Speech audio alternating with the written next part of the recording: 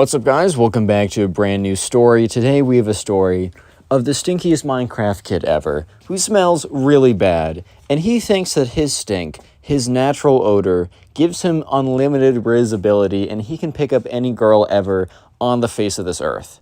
This is quite the story. I know you'll enjoy it, so sit back, relax, leave a like on the video to claim your free nothing, limited time by the way, and let's just jump right into it. So we're going to call the subscriber who submitted this story Wallace. So anyways, Wallace was 12 at the time. This happened not that long ago. Maybe Wallace is still 12. I don't know. He just told me at this time he was 12, right? And he and his boys were kind of hanging out one day when Wallace's mom came down and said, hey, like, guys, and talks to Wallace and his friends. There's a new kid moving into the neighborhood. I thought it'd be cool. I thought it'd be good or cool if you guys went and talked to him. So I set something up with you and him tomorrow, and then also with you and him 2 days from then. Basically, the plan was that Wallace and his friends were going to go over to this kid's house, get to know him a little bit, and then the next day they were all going to go to the mall together, as that was a thing that Wallace and his friends enjoyed doing. So Wallace and his friends really had no objection to this. We're just going to call his friends Ben collectively. Like, I'm going to refer to them both as Ben because they don't really have any like qualities in the story that they need to be separated by. So we're just going to call them both Ben. But anyways, we'll say Wallace and his friends, and I'll say Ben if necessary. Wallace and his friends had no objection to this, as they thought, okay, well, that's cool. New person. No, maybe he's cool. And worst case scenario, he's not, and we're just not friends with him. Like, we'll figure it out pretty soon. So anyways, fast forward to the day where Wallace and his friends go over to this guy's house. And this was the beginning of the end, man. This is where things, they only went down from here. So anyways, they're driving up to the house, and Wallace's mom drops them off and says, doesn't plan to stay as she has to go and do things. And they're basically going to be stuck at this guy's house for 2 hours, which, you know, doesn't sound bad. I mean, especially if you like the guy, or at least you could like the guy, that's probably a good thing because, you know, you're spending more time with your friend. However, this was about to be one of the hardest experiences of their lives. I mean, they're only 12, so it's not like they've went through that much. But anyways, yeah, so they're walking into the house, or they walk up to the house, they knock on the door. The Minecraft kid's mom, we're going to call him the Minecraft kid, by the way. And I have to use this disclaimer all the time just because people don't get it. This is not dedicated towards anyone who plays Minecraft. I think it's pretty clear that I enjoy the game, or at least used to enjoy the game a lot when I was a kid, as shown by the background footage I'm using. Look, the term Minecraft kid, it isn't really even meaning you like Minecraft. It almost means the one that is someone who is embodied by Minecraft, wearing the same creeper hoodie every single day, being on Discord 24/7, and having the hygiene of a Discord mod. That is basically what I mean by Minecraft kid. I don't mean you just like Minecraft. So just stop being mad in the comments and use your common sense for 1 second. So all I ask is 1 second. Anyways, they walk up to the house, and the Minecraft kid's mom greets them at the door, lets them in. Wallace's mom leaves as soon as she sees her kids or her kid and his friends go into the house. They enter the house, and the Minecraft kid's mom says, okay, well, the Minecraft kid's actually upstairs right now. He's in the middle of one of his little gaming sessions. I'm sure you boys know what it's like to be in the middle of a gaming session and have your mother interrupt it. I'm sure it's the worst. They all kind of look at each other like, I guess, bro, like, all right. Okay. I don't know how else to respond. All right. Yeah, so she's like, well, he's actually just up there. So Wallace leads the other two up the stairs, and they go up the stairs, they make a left, and they go down this hallway. And immediately, something just smells wrong. Like, it doesn't necessarily smell, okay, it does smell pretty bad. It's like a little pungent. It's like, I don't know, you left something in the trash that maybe you shouldn't have left in the trash. Like, you left some, like, food in an exposed trash or something, and you forgot to take the trash out for weeks. And it just, like, got stuck somewhere, and then after a while, it starts to decompose and rot and make this little smell, right? So, the thing is, though, as they get closer and closer to the room where they hear creeper explosion noises and Minecraft dragon noises, the smell gets stronger and stronger and stronger. And one of Wallace's friends, Ben, says like, oh, dude, like, do you smell that? It smells awful. And Wallace is like, yeah, it's like something died in the walls, bro. Like, what? So, yeah, anyways, they get closer and closer to the Minecraft kid's room, And the smell gets worse and worse. And that's when they get to the door. And they're looking at the door handle. Thankfully, right, it was a push door. You didn't have to pull it to open it. Because looking at the door handle had all this crust and grime and sludge and probably just like just Cheeto dust that's been molding because it's been there for 3 years. It is the most disgusting thing ever. And also the door somehow has like sludge all over it, which, bro, I get it if you're messy. My room's not always looking the greatest. I try and keep it as clean as possible, but we all have those days where you just forget. But dude, how does it get so bad that the door gets gross? Like, how do you get to a point where the door is getting gross? So I know I've said up to this point the hallway smelled pretty bad, but it was nothing for what they were about to experience. So Wallace, Alex is the name of the last guy, Wallace opens the door, not with his hand, he literally uses his foot to gently push open the door. And when I say jump scare warning, there should have been a jump scare warning for Wallace and his friends, because boom, he gets hit in the face. Not hit in the face with anything physical. It's not like a ball was thrown at him or shot with a Nerf gun or something. Not like the Minecraft kid was playing a prank on him. It was a wall of stink. It was a wall of stench. It was the most foul. It was the most putrid. It was the most disgusting. It was the most egregious smell they have ever smelled in their lives. They've talked about this after the fact, and they all agreed that nothing has ever smelled this bad. Not even close, right? So it's as if, like, I don't know, something died in the Minecraft kid's room, and it was just literally rotting away in the middle of the room. It was as if the Minecraft kid went to the bathroom primarily in his pillow and slept on his pillow every single night. It was as if insert the grossest thing ever that would smell terrible and then just apply it to the smell of this room. This room was terrible. And not only was it terrible, there was crap all over the floor. It was there was flies all in the room. It was disgusting. It was the worst room they've ever stumbled upon. And the kid rolls around, or not rolls around, but is in his spinning chair, spins around, is like, "Hey guys, my name's Minecraft Kid." Actually says his real name, but we're going to use Minecraft Kid. He's like, "Hey guys, my name's Minecraft Kid. What are your names?" And, what do I call him? Wallace. Wallace is like, "Hey, I'm Wallace. That's Ben." And points to his other friend. That's Ben. Maybe they had different names, but for the sake of this, it's nice to meet you. We're the friends in your neighborhood. Minecraft Kid's like, "Okay, cool. If you guys don't mind, I'm going to get back to my Minecraft game." And he literally turns around and he just goes back to, like, clicking. And, like, they're looking at his keyboard and mouse. His keyboard is basically a flat surface.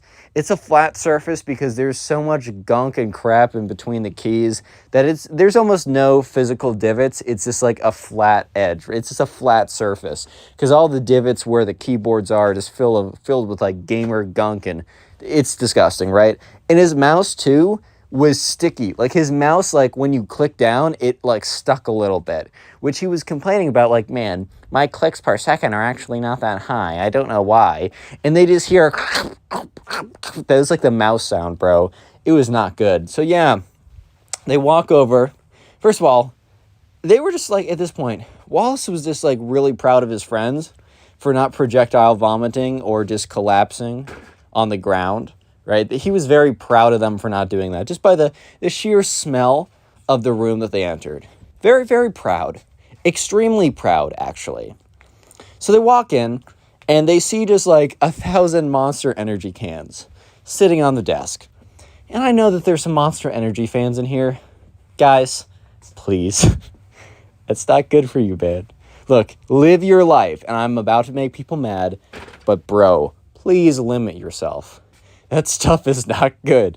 You're basically snorting seed oils and red dye number 40. I know those two things are not in Monster Energy, but it's the health equivalent of doing that.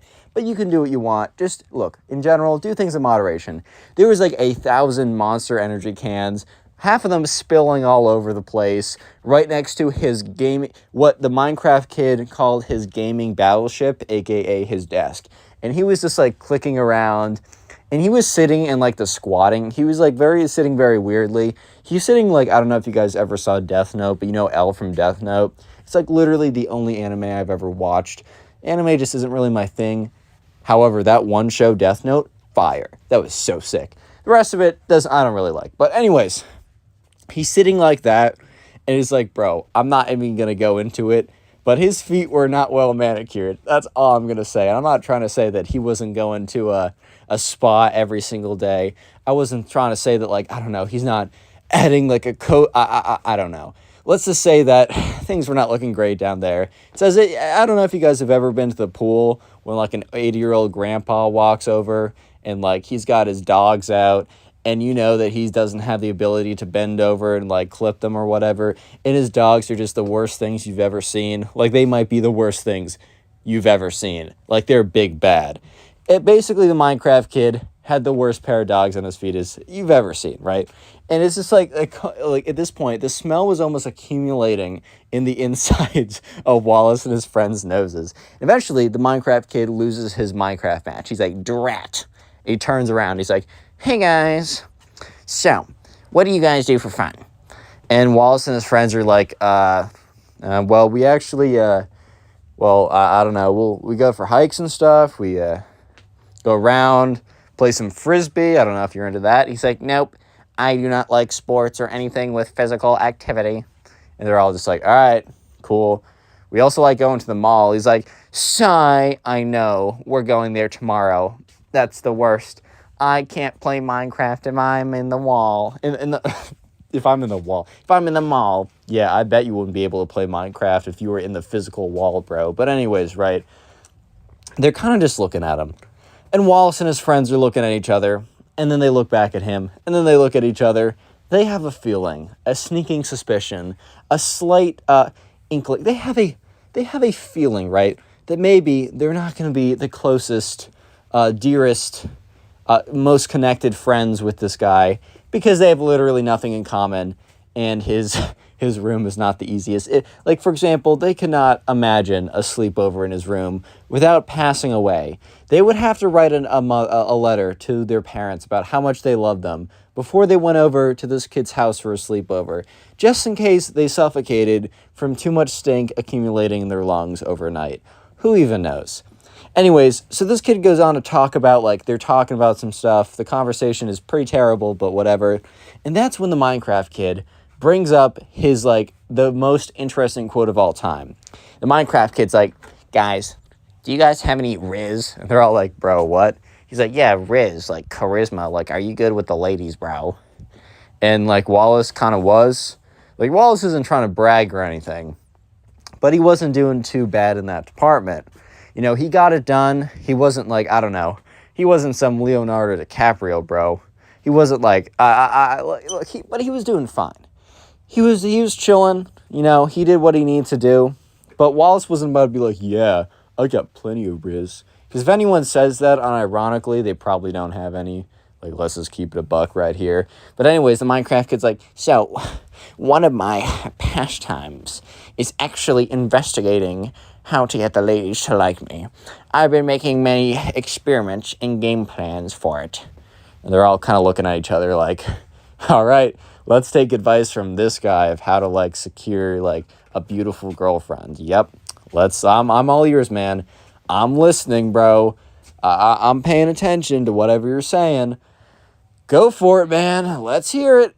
Let's hear it right now. And, yeah, the Minecraft kid goes on to say that he has found the Rosetta Stone. He has found the secret. He has found the fountain of youth, if youth is equal to getting the women, right? He has found the 100% guaranteed guide to getting laid 1,000% of the time.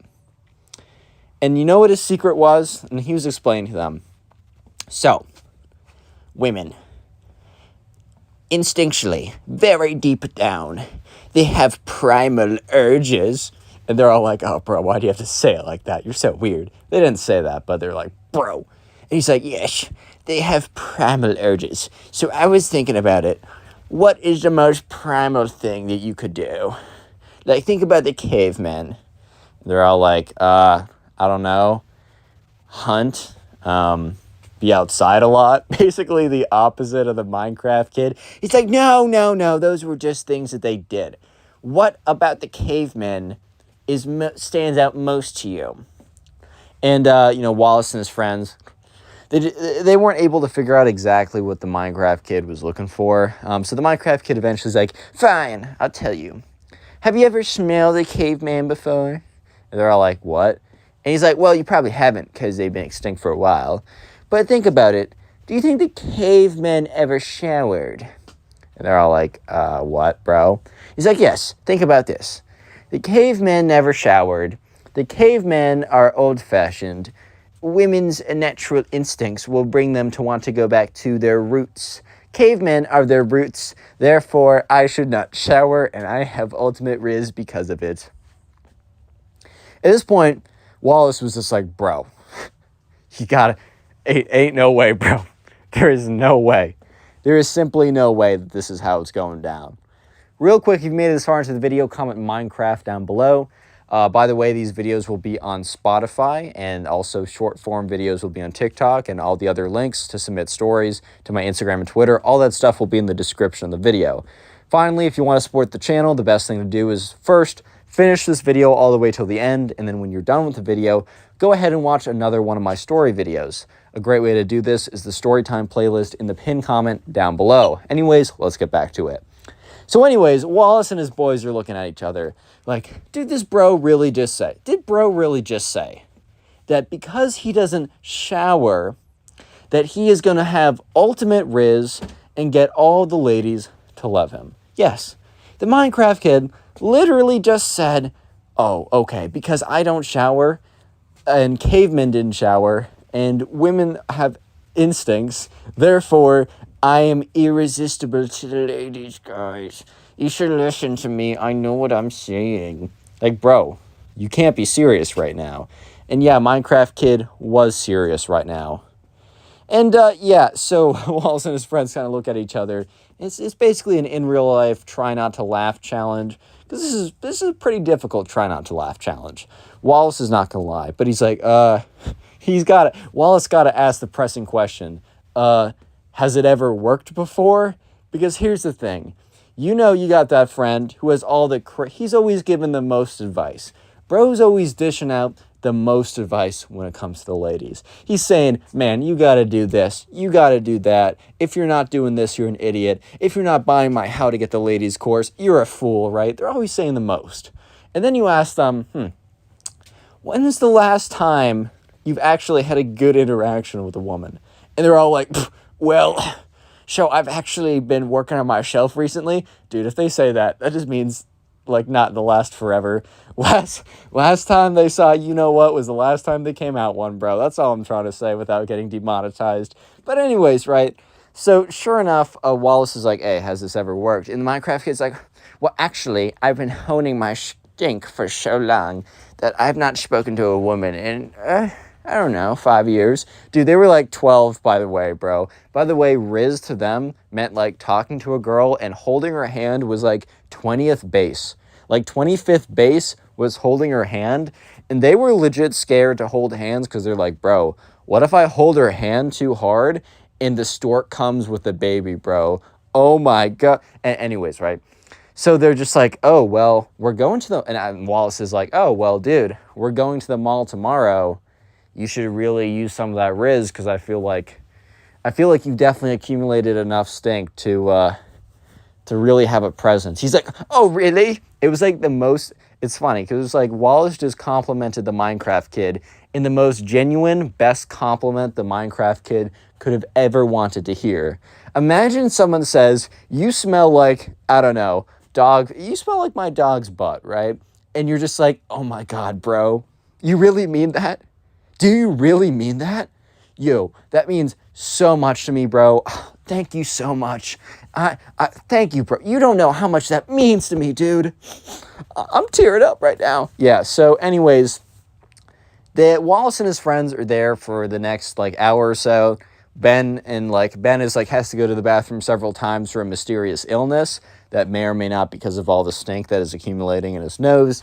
They eventually get picked up, and when Wallace sits down in the car, his mom's like, oh, God, what the bro, what? You all smell so bad. Like, Wallace's mom was super blatant about the fact that they smelled bad. And that's when Wallace and his friends realized that just by standing in this kid's room, they basically got sprayed by a skunk. They basically dove into the dumpster. They basically decided to just go to the bathroom in their pants and not even care about it at this point. So yeah, they had to explain to his mom that it wasn't them just like, I don't know, peeing their pants and letting it marinate for an hour. It was the fact that the Minecraft kid had certain behaviors and tendencies that maybe did not align with peak cleanliness, with peak, hygiene, with peak smelling not terrible. So yeah, after explaining to his mom that the Minecraft kid did not smell so good, his mom's like, oh, well, boys, I can always try and make up something to get you out of the play date tomorrow if you're really thinking about, like, if you really don't like this kid. And Wallace is like, look, I don't think we're going to be friends long term. We have nothing in common. I don't really have a lot of respect for him. All he does is play video games and accumulate stinks by, I don't know, peeing his pants or something and letting it marinate for 8 hours while gaming and playing League of Legends. However, he did say that he was going to pick up a girl tomorrow. And Mom, I don't mean to be a jerk, but I really want to see that. His mom gives him a look like, bro, you're being mean right now. Because we all know this kid is not going to be picking up the ladies. And he's like, eventually the mom's like, okay, fine. It's going to be easier to let you guys go. Just don't be mean. And they all agreed. So anyways, the next day came around. And Wallace's mom drove Wallace, Ben, and Ben over to the mall. And they got out. And Wallace's mom's like, okay, I'm going to be back in an hour. Like, I'm just going to say I have to get you guys early, but don't be too mean. I'll be back. So anyways, right, they walk in and they sit down at, I don't know, there's this little bench or whatever in the mall. And it's a place that they normally meet. And they got the kid's Snapchat or number or whatever, and somehow they text them, right? They're like, hey, we're at X location. And eventually, after 5 minutes of waiting, they see the Minecraft kid walking over in the worst outfit on planet Earth. One of the most... It is so bad. And they can... First of all, not even the fact that he has a walking aroma, but it is a... First of all, the creeper hoodie is not bad. When I was 12, not bad, right? Creeper hoodie, not too terrible. However, he was walking over in the creeper hoodie that had massive stains on it. It had massive blotches of crap that he just spilled all over it and never figured out to clean up. And then he also had the strangest pants on planet Earth. They were like anime girls with like making weird faces or something, and it was like black and white. However, those also had big splotches of crap and big yellow marks all over them. And then he literally came in slides with no socks. Look, a lot of people walk around, and a lot of people I respect. They got the slides on, and they don't have the socks on. And I gotta talk a little quieter so that I don't offend anyone in my suite. But I just don't suggest doing that. And especially if the dogs are not well taken care of. And the Minecraft kids' dogs were very much not well taken care of. They were definitely looking like snakes, bro. They were not dogs, bro. They were snakes. They were coming to bite. They were definitely... The dogs were venomous, bro. It was not looking good. So yeah, he comes in the most atrocious fit on planet Earth. And he also says, oh, by the way, I forgot to say the cherry on top. Bro's rocking a Redditor fedora. He might as well have his Discord mod kitten with him as well. His, in real life waifu. No, guys, she's real. Anyways, right, so he walks over, and they all are just looking at him like, oh my god. And this is when Wallace spots two girls who he kind of recognizes from living in the neighborhood, sitting at a table on the other side. And, the kid sits down, and, he's like, what's up, guys? How's it going? And they're all like, good. And Wallace is like, so, you ready to use your Riz yet? He's like, guys, I don't really know. I'm kind of thinking about letting my stink get a little stinkier, but I guess it's up to you guys. And Wallace is like, no. We need to, test it now, just so you can adjust it. If it doesn't work, you'll know that you need to smell even worse. He's kind of being a dick there, bro. But he's like, yeah, he's like, if we need to know, like, if it doesn't work to, like, ramp up the rancidness on your stink. Yeah, so, yeah, I think we should do it today. And the Minecraft kid's like, fine. You know, I could be playing Minecraft right now. They're all like, yeah, but ladies, dude. He's like, you know, I have plenty of Discord kittens, by the way. I really don't need the ladies right now, but I guess I will cheat on all my various Discord kittens. I've been told by many people I am basically the Minecraft Andrew Tate. Dude, I'm having too much fun with this story right now. But anyways, Wallace is like, bro, what? And he's like, okay, man, sure, whatever. I don't know how to respond to this. My brain is malfunctioning because what did you just say? But anyways, over there. And he points to these two girls. He's like, you think you can rizz them up, bro? And the Minecraft kid's like, dude, there is a 100% chance I bag both of them tonight, bro. They will both be in my crib. They will be on my bed watching me play Minecraft and being like, oh my god, Minecraft kid, you're so good. Sorry. Anyways, Wallace is like, okay, bet. Let's see it. So the Minecraft kid's like, okay. Steps up. Starts like walking over. Walks over to the table. Looks like he's about to walk past them. It's very weird. And he walks past them. And Wallace turns to his friend and is like, bro, is this guy not pursuing the is he dipping? Is he not going through with it? And the Minecraft kid he doesn't walk past them. He walks around them. He starts circling their table. And then he starts running around their table. And then he throws his arms back and he sonic dashes around the table. It is the most insane thing that Wallace and his friends have ever seen. So yeah, this kid is sonic dashing around the table, similar to how like a shark circles its prey. It is the weirdest thing ever. And eventually the Minecraft kid, who is extremely not so athletic because Minecraft and peeing his pants all day doesn't make him the big, strong athlete, right? He eventually sits down, and he's like, hi, guys. And the two girls are just looking at him like, oh, my God, what? And he's like, hey, guys, what's good? My name is Minecraft Kid. And, you know, at this point, Wallace and his friends are sitting close enough to overhear the whole conversation. And they're just like, what? Yeah, the two girls are just not having it right now. He's like, so, I wanted to know what you thought of Minecraft boys. Are you, like, into the e-boys? Because you could say that I'm an e-boy like that. These two girls are just like, what? But no. He's like, that's fine. I was joking about being an e-boy, by the way. Yeah, it's totally not me. I'm like the opposite of that in a super sexy way.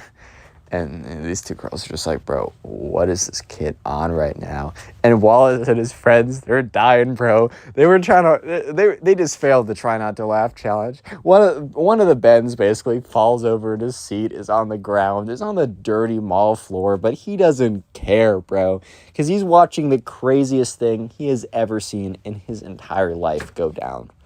And he's trying to hold it together, and he's not doing a good job, which I can't blame the man. I wouldn't be able to hold it together well either. And Minecraft Kid's like, so, with that all being said, which one of you girls coming back to the crib tonight? And they both look at each other. And then one of them is like, oh. And look, Wallace is like, oh no.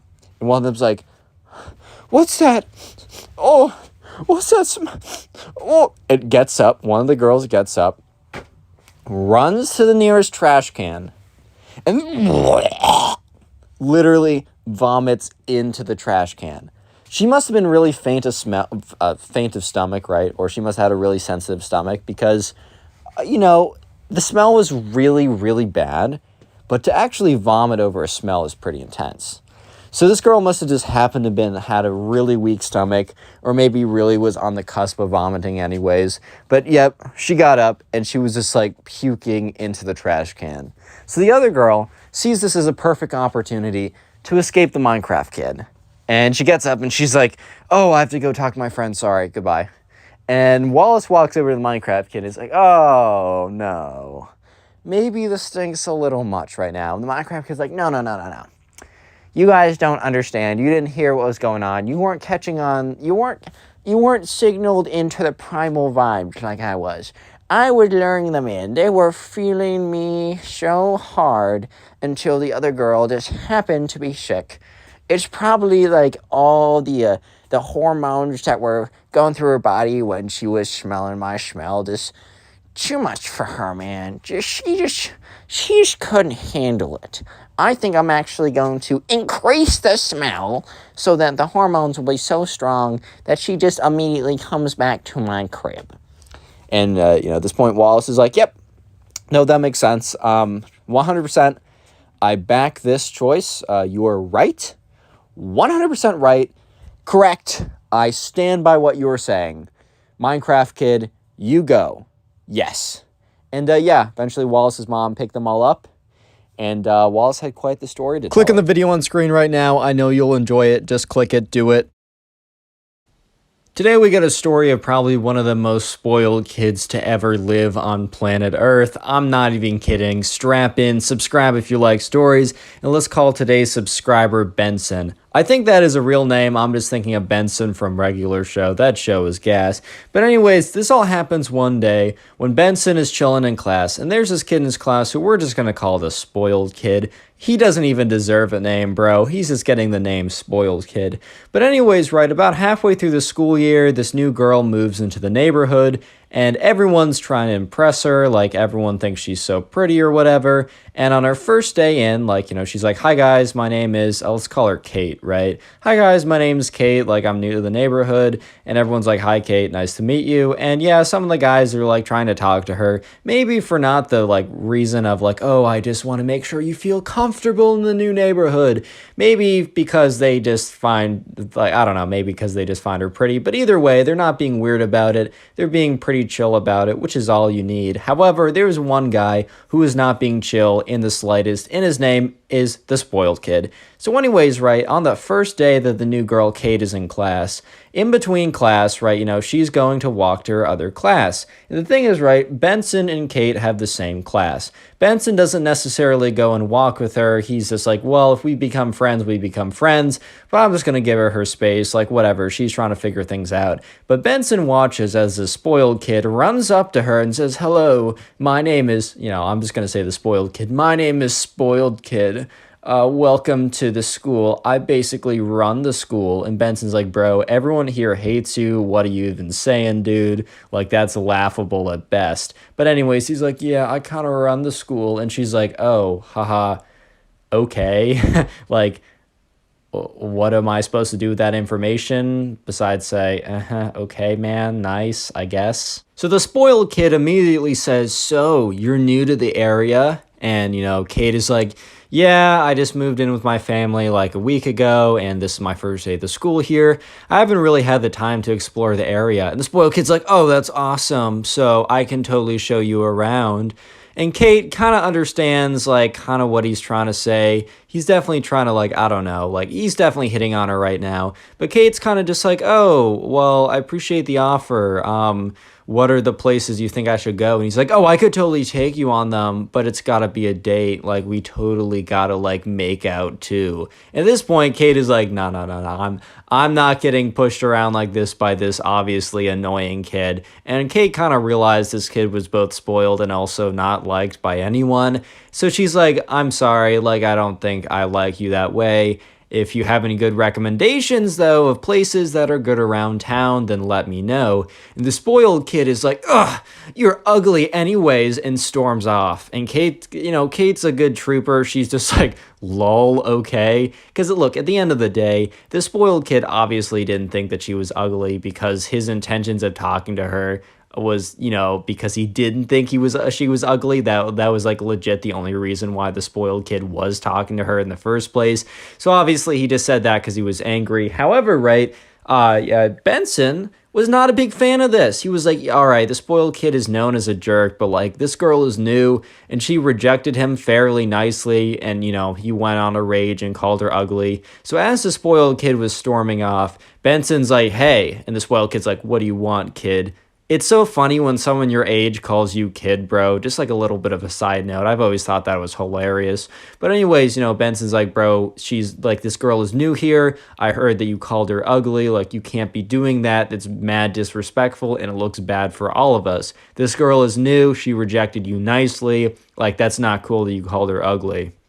Spoiled kid says, yeah, bro, what are you going to do about it? And the thing is, right, Benson's not going to fight him, but Benson's just like, dude, you're such a jerk and no one here likes you. So the spoiled kid doesn't like hearing that. So the spoiled kid decides, like, I'm going to own this kid. Like, I'm going to do something pretty crazy. So, like, there's a few people that are starting to gather around because they're like, oh my God, these two kids are fighting. Let me watch. And so there's a couple kids there. And, you know, the spoiled kid is like, ow, ow, he hit me. And Benson's like, bro, I didn't touch you, bro. And like everyone else watching was like, dude, he was like 5 feet away from you. And the spoiled kid's like, no, he punched me. And then the spoiled kid turns to Benson's like, do you know who my father is? He's a very, very rich lawyer and he will destroy you and your family. We'll take every cent from you. And Benson's like, yeah, right. And, you know, the spoiled kid's like, oh, my arm, it hurts so much. And these witnesses, they're your best friends. So, of course, they're going to lie. The witnesses are like, dude, we don't even know you guys. They were like kids in the older class. And Benson's like, that's not what my father will be able to argue as he's done this before. Basically, what the spoiled kid was trying to tell Benson was that, you know, he was going to tell his dad to sue Benson for hitting him, right, for assaulting him, basically, even when there was no proof. And apparently, his dad was good enough and was able to manipulate stuff well enough that he's done this in the past for the spoiled kid. And spoiled kid's like, wow, if you don't do exactly what I say, I will sue you. And then the spoiled kid, like, is like, by the way, check your text messages in 20 minutes. And Benson is just like, what? Like, what on earth is going on? So the spoiled kid walks away and, like, limps away. And it's like, oh, I've been beaten up. Oh. So Benson's like, bro, this kid is cringe and annoying and super spoiled and entitled. I don't even care. But he gets a text message from a random number. Apparently, the spoiled kid was asking around and eventually got Benson's number. And it was a link to a case, a court case that was, like, on a local news thing. And this case was like talking about like Benson's dad and was talking about Benson too, and was talking about another kid who allegedly like attacked Benson, and there was tons of medical damages and the family was sued successfully. And Benson's starting to realize, or not attack Benson, attack the spoiled kid. And Benson's starting to realize that the spoiled kid isn't bluffing. Apparently, like, Benson didn't know because the article didn't say he faked it. The article was like, oh, he was attacked and, like, medical damages were sued and won. Apparently, right, you know, Benson was starting to realize that the spoiled kid, his dad would basically, whenever the spoiled kid hated someone or got in a fight with someone, would pretend to be attacked, and then his dad, like the super magic lawyer dude, would be able to sue the family and win. Maybe it doesn't work every time, but Benson started to get pretty scared because the thing is, like, he knew that his parents couldn't take something like that, like it was just way too expensive for them, and that they would really be screwed if anything like that ever happened. So Benson was pretty scared. Real quick, comment spoiled down below if you want to heart on your comment. I'll try to heart every comment that said spoiled, as spoiled is a secret word of the day. And by the way, if you're binge watching my videos, watching a ton of them, maybe putting on a playlist, maybe even going to sleep with a playlist on, wink wink, nod nod, let me know in the comments so I can say thank you, as that is like, that boosts my channel more than you can ever believe. It'll help us hit 500K faster, and I do appreciate you. But anyways, so for the next like week or so, Benson is in complete fear of the spoiled kid, because the spoiled kid basically has told him, my dad will sue your parents. And the thing is, right, even if they don't necessarily win, Benson knows that like being in a prolonged court case is super expensive. Like, yeah, I guess you could have the state lawyers or whatever, but then there's a higher chance they'd lose. But if they had like better lawyers, then maybe they would maybe they'd still lose, but either way they'd be very expensive. So Benson right now is in a really bad position where he feels as if that he needs to like basically take all the crap from the spoiled kid and not be able to do anything in return. It's a pretty terrible situation, and of course the spoiled kid is taking advantage of it every chance he can get. So this like bullying starts immediately almost as the next day, the bully is not the bully, but I mean, I guess he is a bully, but the spoiled kid goes up to Benson and basically says, "So how's it feel to be so poor?" And Benson's like, "What?" And the spoiled kid's like, "How's it feel to be so poor?" And Benson's like, "You don't want to mess with me." And the spoiled kid's like, "Did you not see my text?"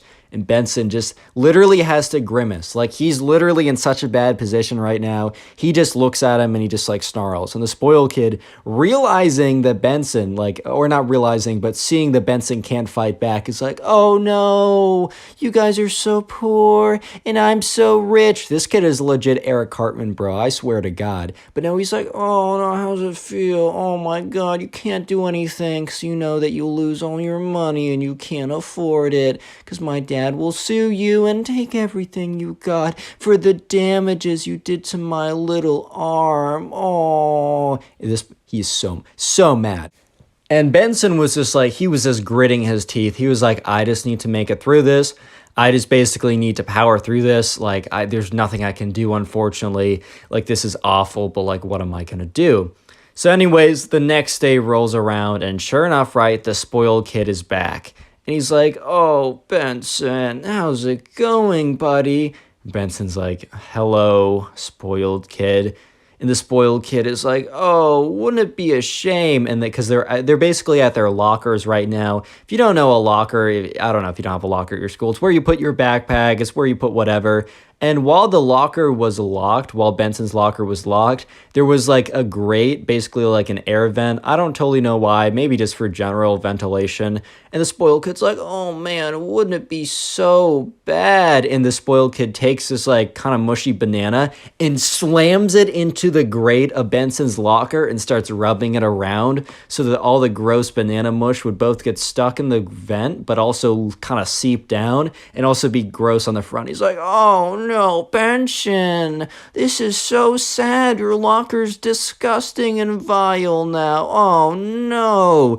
And Benson is just like, "I swear to God, bro, like, you don't understand what you're doing." And the spoiled kid's like, "Oh, what are you gonna do about it, Benson? Oh no." Keeps rubbing the locker in, like the banana. And, "Oh no, Benson, oh, this is so sad." Benson is so mad at this point. So eventually, right, Benson, later that day, he calls up one of his friends who goes to the school. And he's like, "Man, I got to talk to you." Explains the entire story I just told you. And the friend is like, "Oh my God, this kid is a psychopath and he legitimately needs to be stopped. And you need to be freed from this kind of cycle of hell because you're going to break and then he's going to sue you." And all of that like nonsense would have been for nothing. And so Benson and him are like, "All right, we need some way to counter him. How are we going to counter him?" So they think about it for the second. And they're like, "Wait a minute. Like, what if we catch him on camera doing something terrible?" So the plan is now that Benson's friend will kind of follow around Benson, but kind of from afar, kind of like know where Benson is walking out of class.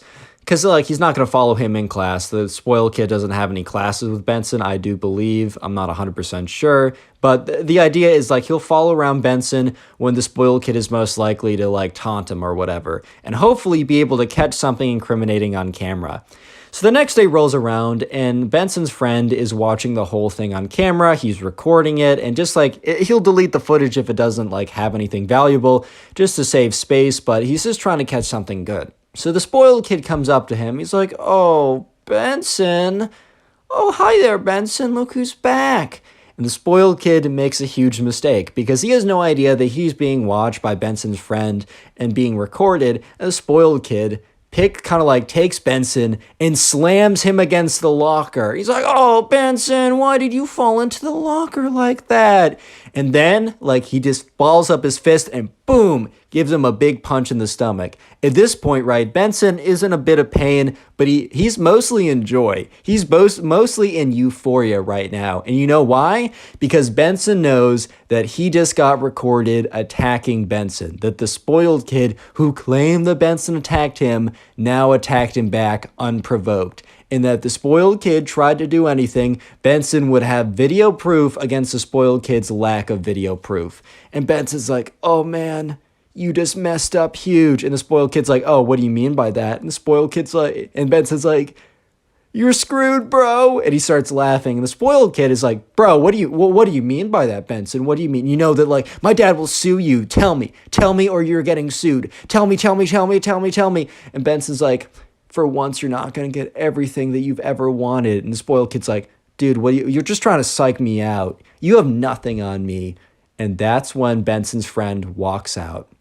And he walks out and he starts like slow clapping. He's like, bravo, spoiled kid. You just played yourself. Spoiled kid's like, what are you talking about, man? I don't know who you are. And the guy's like, I've already uploaded the video to the cloud, so it doesn't matter if you take my photo and my camera and try and delete it. But I just took a video of you attacking my friend, slamming him against his locker and punching him unprovoked. And I have it on video. And yes, it is very clearly you, and it is very clearly my friend.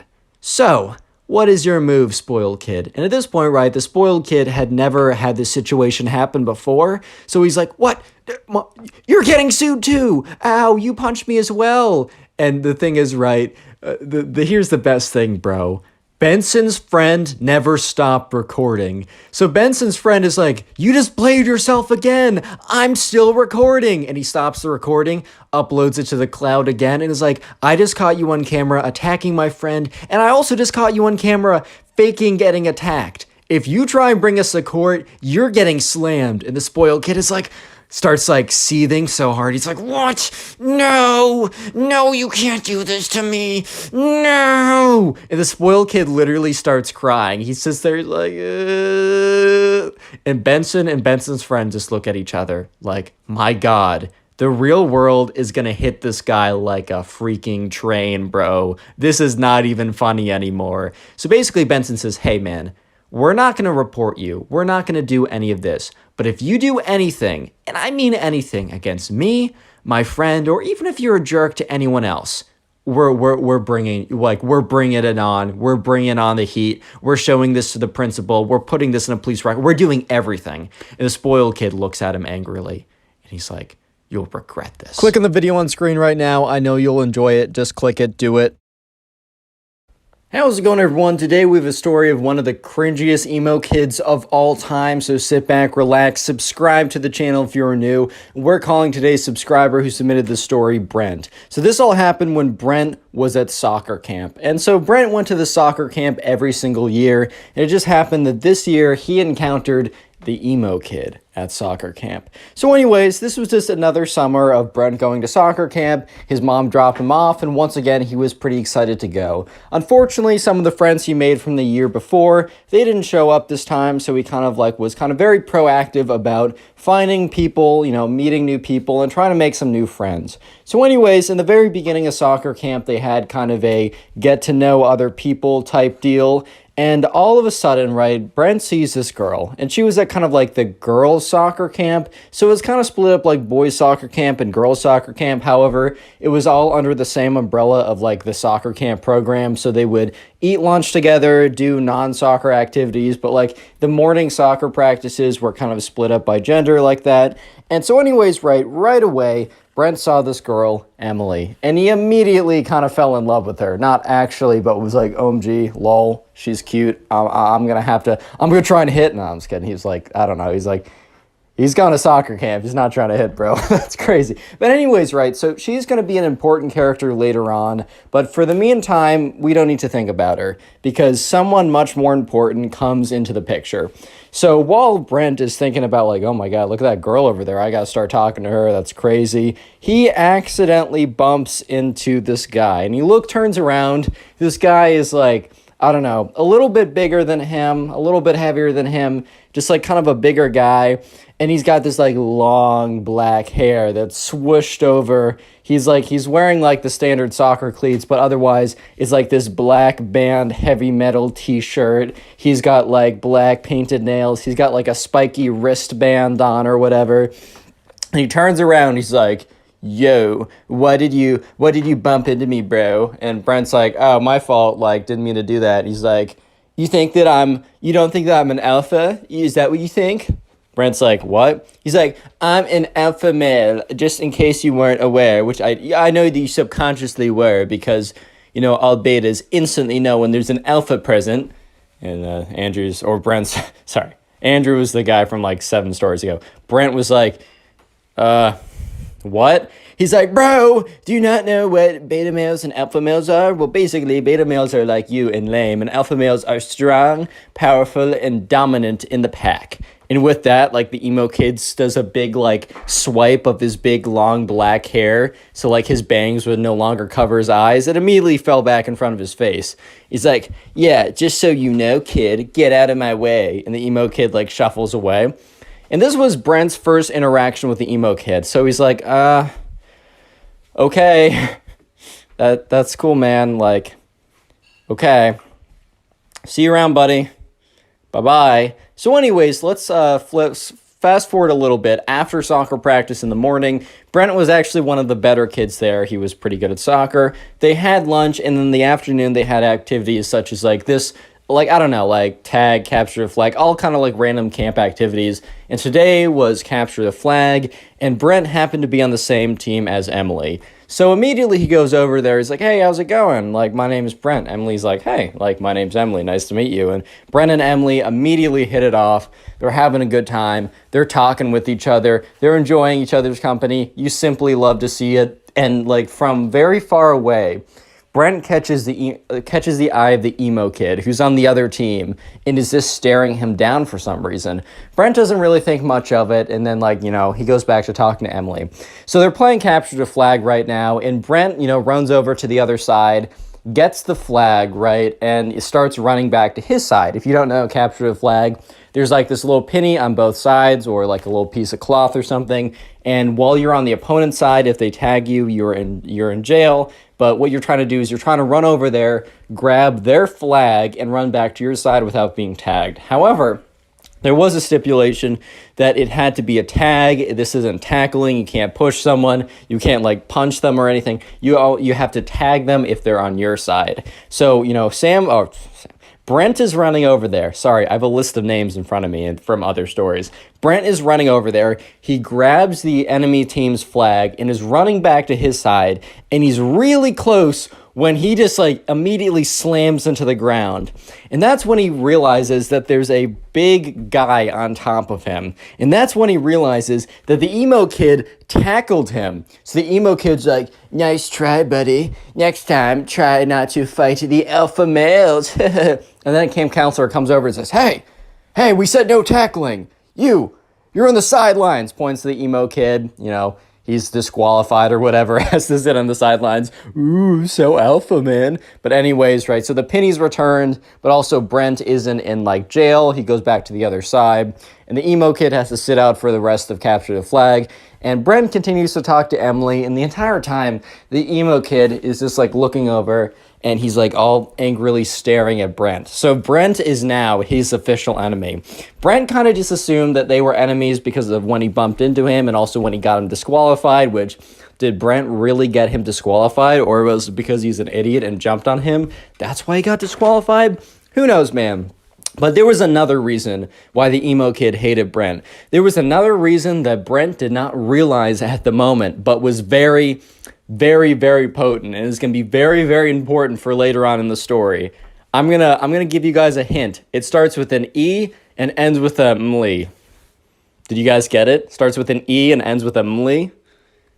Emily? I'm just going to tell you, yeah, it is Emily, the girl. So emo kid likes her. Anyways, so Brent and Emily talk for the rest of that capture the flag game. The entire time the emo kid is staring Brent down. Brent just simply assumes, well, this kid hates me for that reason only. But let me just say that the next week of soccer camp was the craziest week that Brent has ever had.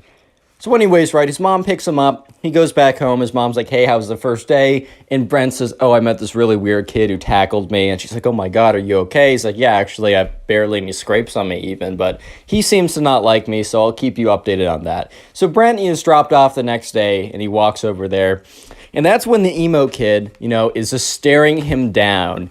And, Brent is kind of walking over because there's a little bit of like a 5, 10, 15-minute period where the kids are just standing around talking with each other, waiting for them all to be dropped off. And then the soccer camp officials or camp counselors would then split them up into groups, do soccer drills, play games, whatever, standard kind of affair. And he's just kind of waiting around. And that's when the emo kid comes up to him and says, so you're challenging my authority as the alpha man? And Brent is kind of just like, what? He's like, I'll say it again, just in case your little beta ears couldn't hear me. So you're challenging my authority that I am the alpha male of the pack.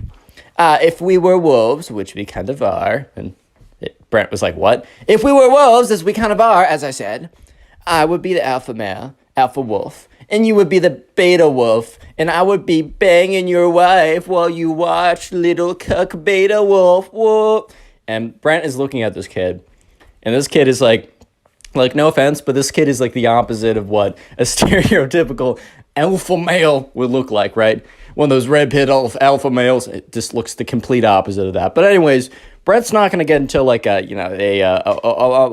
not gonna rebuttal this kid, because like, what is there to rebuttal? Everything, man. Like this kid has no argument. But anyways, Brent's like, okay, and the emo kid's like, well, you say okay, but remember yesterday when you got me kicked out of the game, which you obviously tipped off the ref? And Brent's like, bro, you tackled me. It's very clearly stated in the rule books that you're not allowed to tackle anyone. How is this on me? He's like, dude, it was so clearly on you because the ref understood that I was the alpha male and I was simply asserting my dominance, bro. And, Brent's just like, dude, the frick are you talking about, dude? Like, I paid him off with what? The $5 allowance I get a week? With what? My used smelly, stinky socks? What do I have? And he's like, I don't know, man.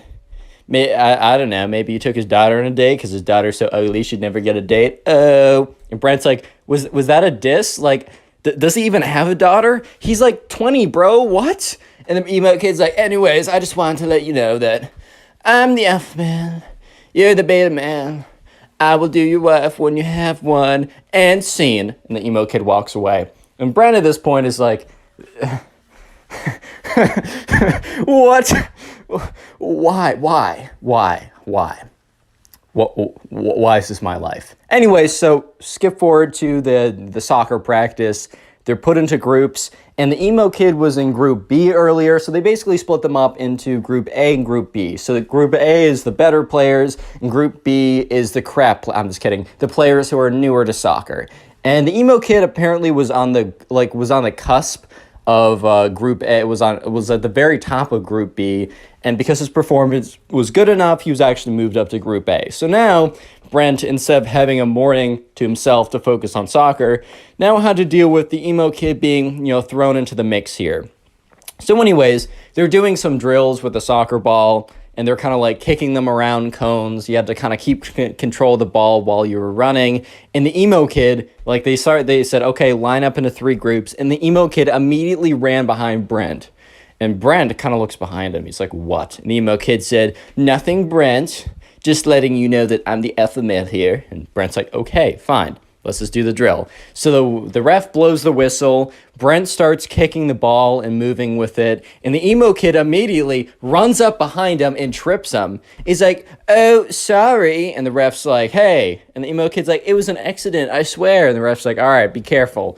And Brent is starting to get really angry because, if you get an injury in soccer, especially if you get a foot injury, he could be out for the entire week. I mean, this is one of his favorite camps that he has every single summer. He loves going to it. It's one of his favorite things to do. And this emo kid, for the second time in the last 24 hours, has, has gotten really close to causing him a pretty big injury.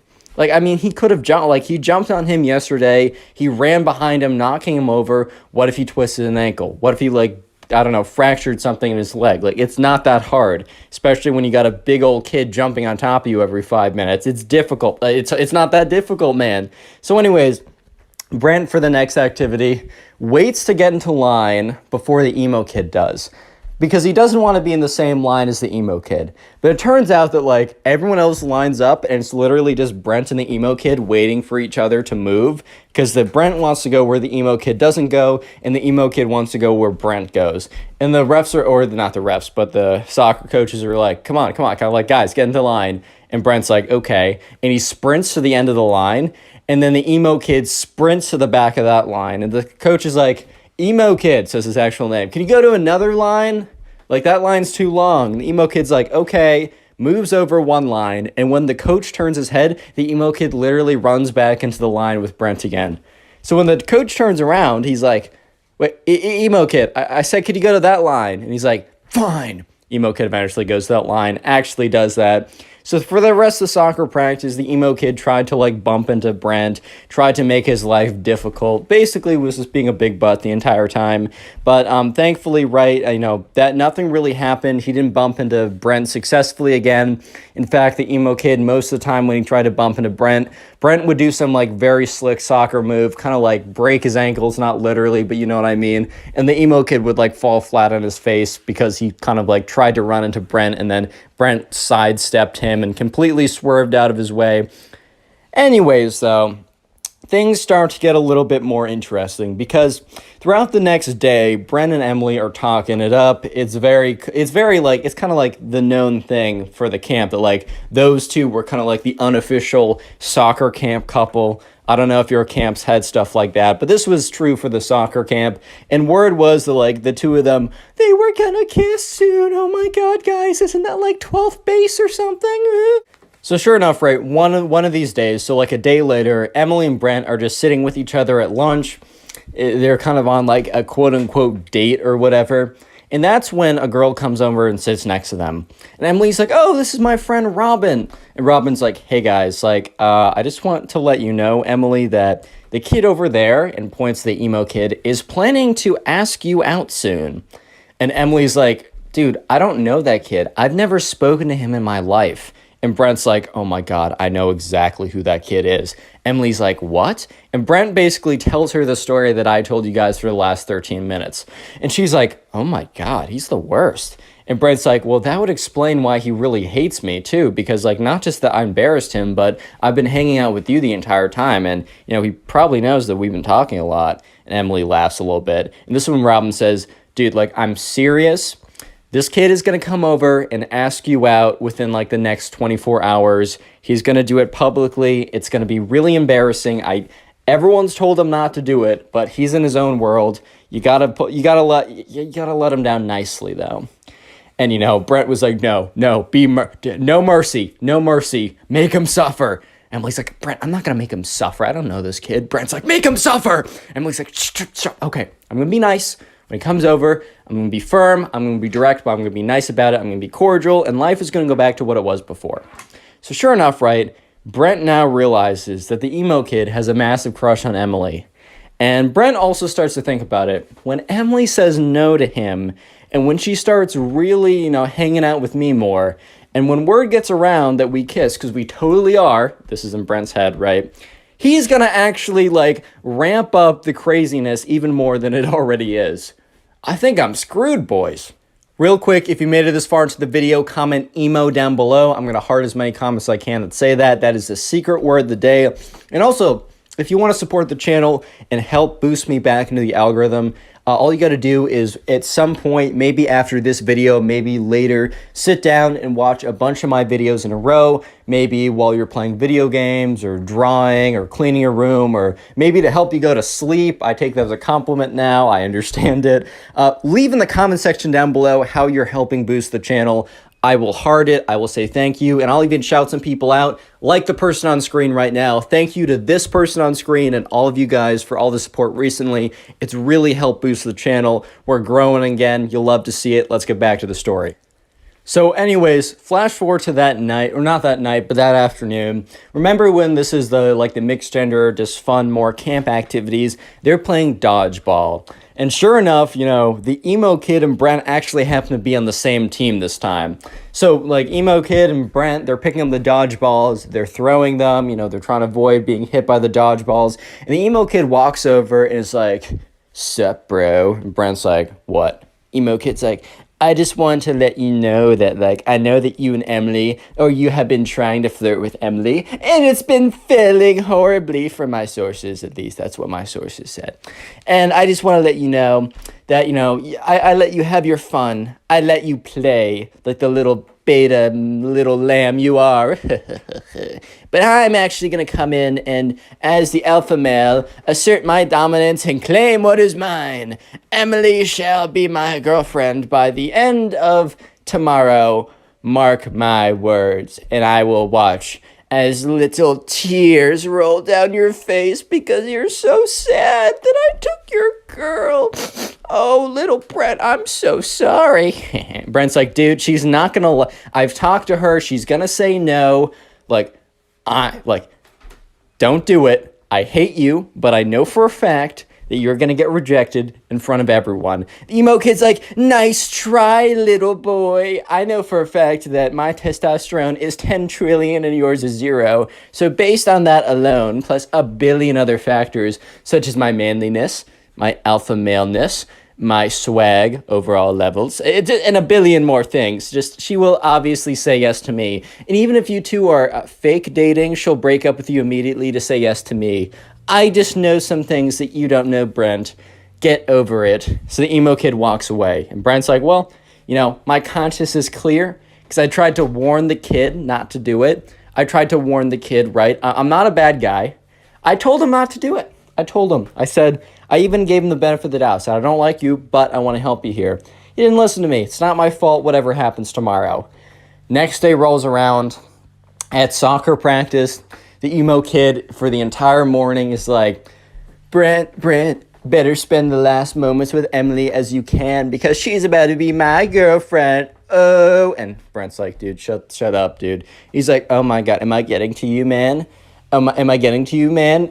Oh, man, it was so easy to break your thin, weak beta skin. Oh, my God, my words are hurting you so much. I'm going to lick up your little salty tears.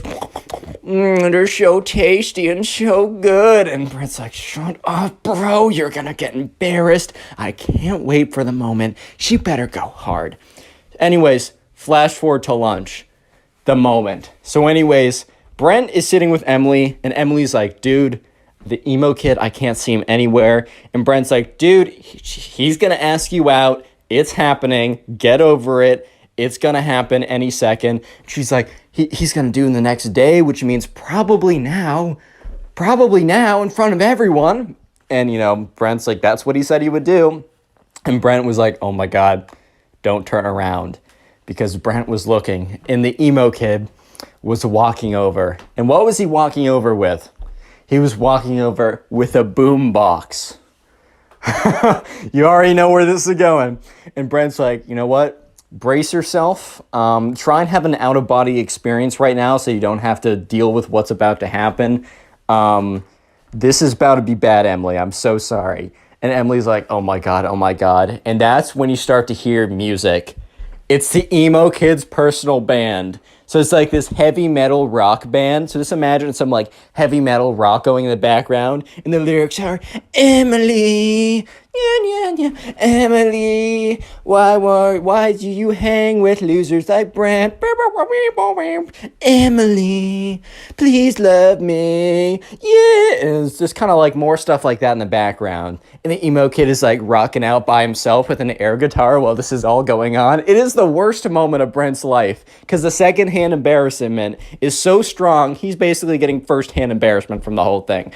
Everyone has stopped eating and turned around, including the camp counselors. They're just watching this kid bounce around with an air guitar with his like super long black bangs flying all around the place as this boombox plays one of the crappiest songs they've ever heard, terribly mixed, the worst lyrics, basically saying that Brent sucks and that she should be in love with him, and he's bouncing around, and then after 5 whole excruciating minutes, and everyone at this point is laughing and trying to hold themselves together, after 5 whole long excruciating minutes of the worst music ever and some like really bad air guitar and bouncing around, the song stops and the emo kid says, Emily, it is clear who you shall choose.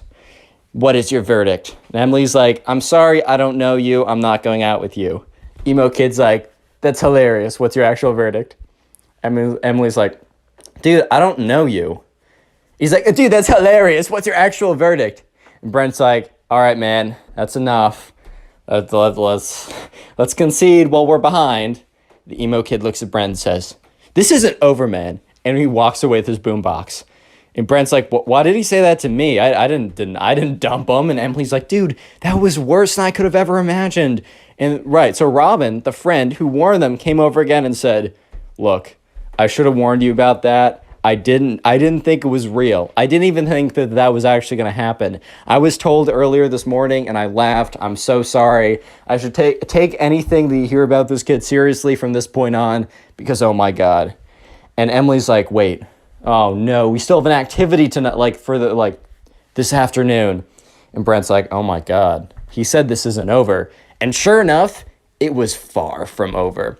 So they get to the activity that afternoon. So it was probably the worst possible activity that it could have been, because it was small groups of charades. They kind of ran out. They had something else planned, but since it started to rain, they had to go inside. So they're like, all right, we're going to break you off into small groups of 3, and we're going to have you play charades with each other. And at this point, like, they're like, okay, what are the odds? Brent's like, what are the odds that I'm put with? And the person says, Brent, Emily, and Emo Kid. And Brent's like, you gotta be joking, man. You gotta be joking.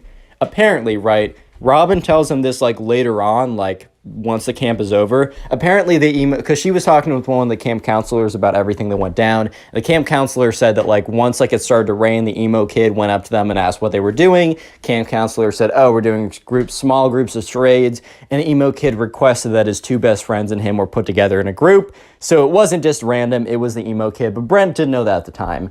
So Brent looks at Emily, and Emily looks at Brent. And they're both basically just like, oh boy. And they both look at the emo kid, who has a massive smile on his face. So all 3 of them go away to a corner.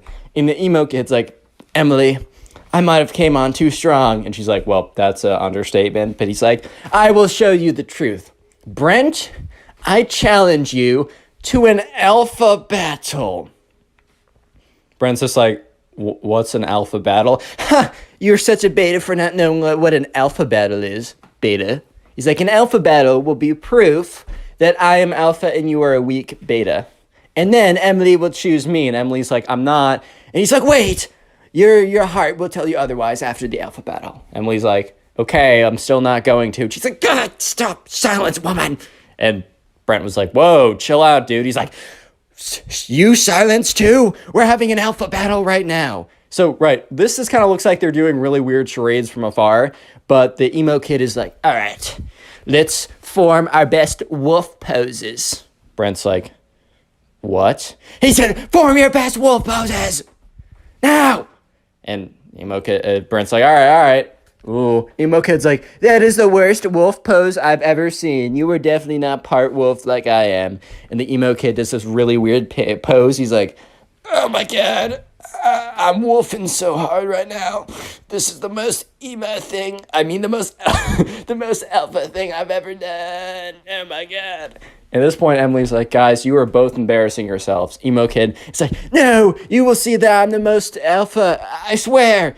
Emo kid's like, all right, let's do it. Wrestle me. And, Brent's like, what? Emo kid jumps on top of him, just tackles him to the ground. Because he's like 20 pounds heavier, right? And a little bit taller. And Brent was completely taken off guard. He's like, bro, stop. What are you doing? And the emo kid's like, I'm out alphaing you. That's when the camp counselor comes over and says, all right, guys, break it up.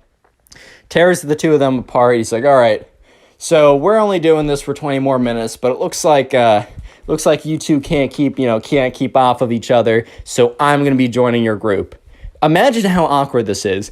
It is Emily, Brent, the emo kid, and a random camp counselor. So they do normal charades, right? And the entire time, the emo kid is like sneaking in punches to Brent's arm. He's like, ow. And when the camp counselor looks up, the emo kid puts his arms behind his back.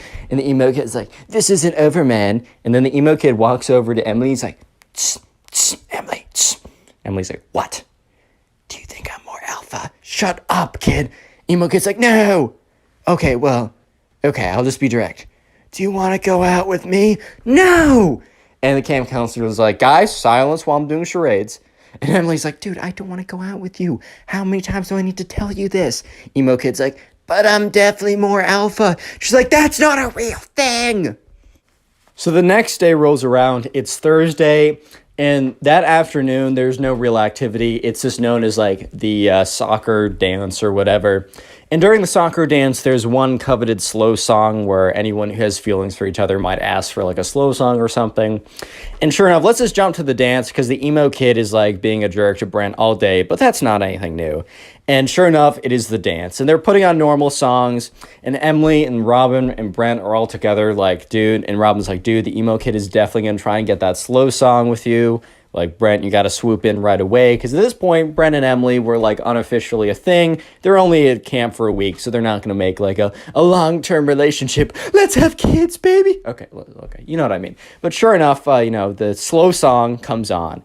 And Brent's like, oh my God. And Emily's like, quickly. And you can see the emo kid sprinting from the other side of the room. So Emily and Brent quickly like get together in the slow song, kind of like whatever. And Emily's standing there and she feels Brent being ripped off of him. And the emo kid grabs Brent, rips him off Emily, and tackles him on the ground. And this is what the camp counselors are like, oh, okay, foul play. They go in, they grab the emo kid, and they like run a, like they take him off. They're like, all right, buddy, this is like your third strike and you are out. So they call up the parents of the emo kid. They say, your son can't come tomorrow. He's like fighting this one kid again and again and he won't stop. And so sure enough, the emo kid was picked up, taken away, and Brent and Emily finished off with a slow song together. The next day rolls around. It is Friday. It is only a half day where basically the parents come and watch a little like soccer presentation that all the kids have done. And by the end of it, right, most people are packing up. Brent and Emily are gone. And you remember the friend Robin from the beginning? One of the camp counselors and Robin were like friends or whatever, or like friendly. And the camp counselor's like, do you happen to know about that like emo looking kid? Like, do you happen to know what was up with him? And Robin's like, do I have a story? Click on the video on screen right now. You? I know you'll enjoy it. Just click it. Do it. From a kid who argues with the teacher over if the sun is real or not, yeah, the sun, to a kid who thinks sitting in chairs is offensive, these are the craziest Gen Z kids you've ever seen. Let's go.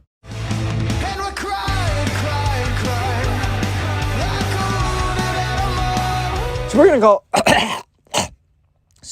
We're going to call the subscriber who submitted this story Jesse. Anyways, so in Jesse's class, there is a kid, and we're just going to call him the Gen Z kid, right? So the Gen Z kid is sitting in class, and today they were learning about space or something. I don't totally know why this happened. So this was in 5th grade. I think they were just doing like a small unit on space or something. And the teacher was saying something about like yada yada, this planet, whatever. And then she said something about the sun. And this kid spent a lot of time on TikTok. And the thing is, right, TikTok, super addictive. The algorithms are made to keep you on there. But also, there's a lot of misinformation that spreads on there because you see someone who says something and it blows up and it reaches a bunch of people and there's no real fact-checking or sources cited. And you kind of just take them at face value. Or maybe not you, but a lot of people do.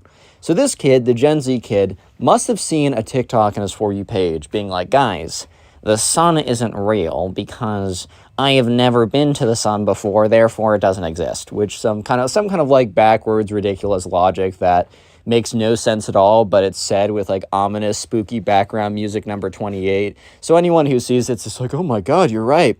So yeah, anyways, this all happened when the teacher mentioned something about the sun. And the TikTok kid literally smirks, gives a little laugh, and says out loud, the sun?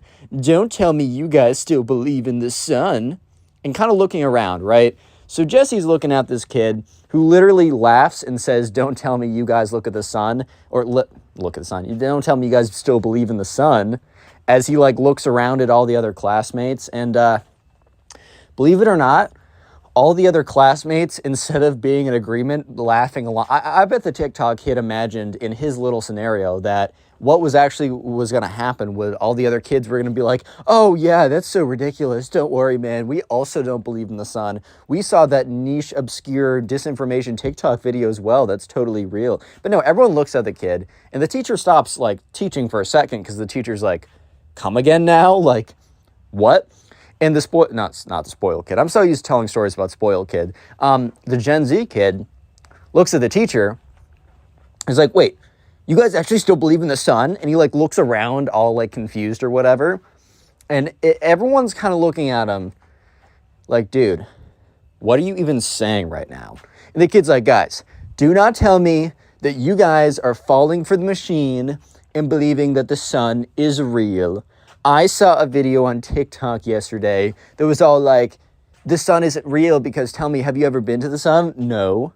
So, and I was thinking about it. I was like, dude, my mind just opened up. It's true. I've never actually been to the sun before. So it probably isn't even a thing. So you guys are really believing into the system.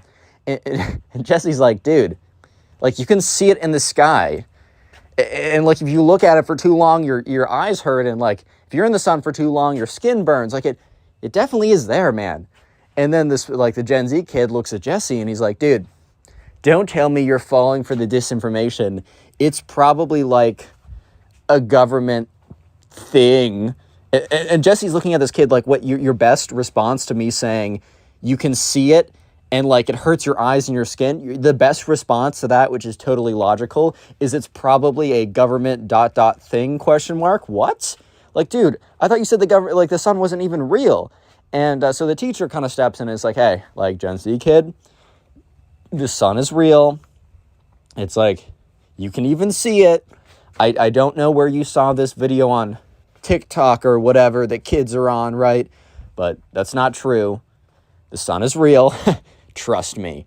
And, you know, the Gen Z kid's like, dude, why should I trust you? Like, you're definitely in bed with the government and because of this teaching gig where you're making all this money to spread disinformation. And the teacher's just looking at this kid like, bro, you think I became a teacher for the money? And the teacher starts laughing because if you guys don't know, teachers do a really important job, but they are definitely not compensated that well. You do not go into teaching because you're trying to make some fat stacks. Not a single person would do that unless they had no idea, unless they knew literally nothing about teaching, and especially teaching compensation, would they ever go into teaching to make money, right?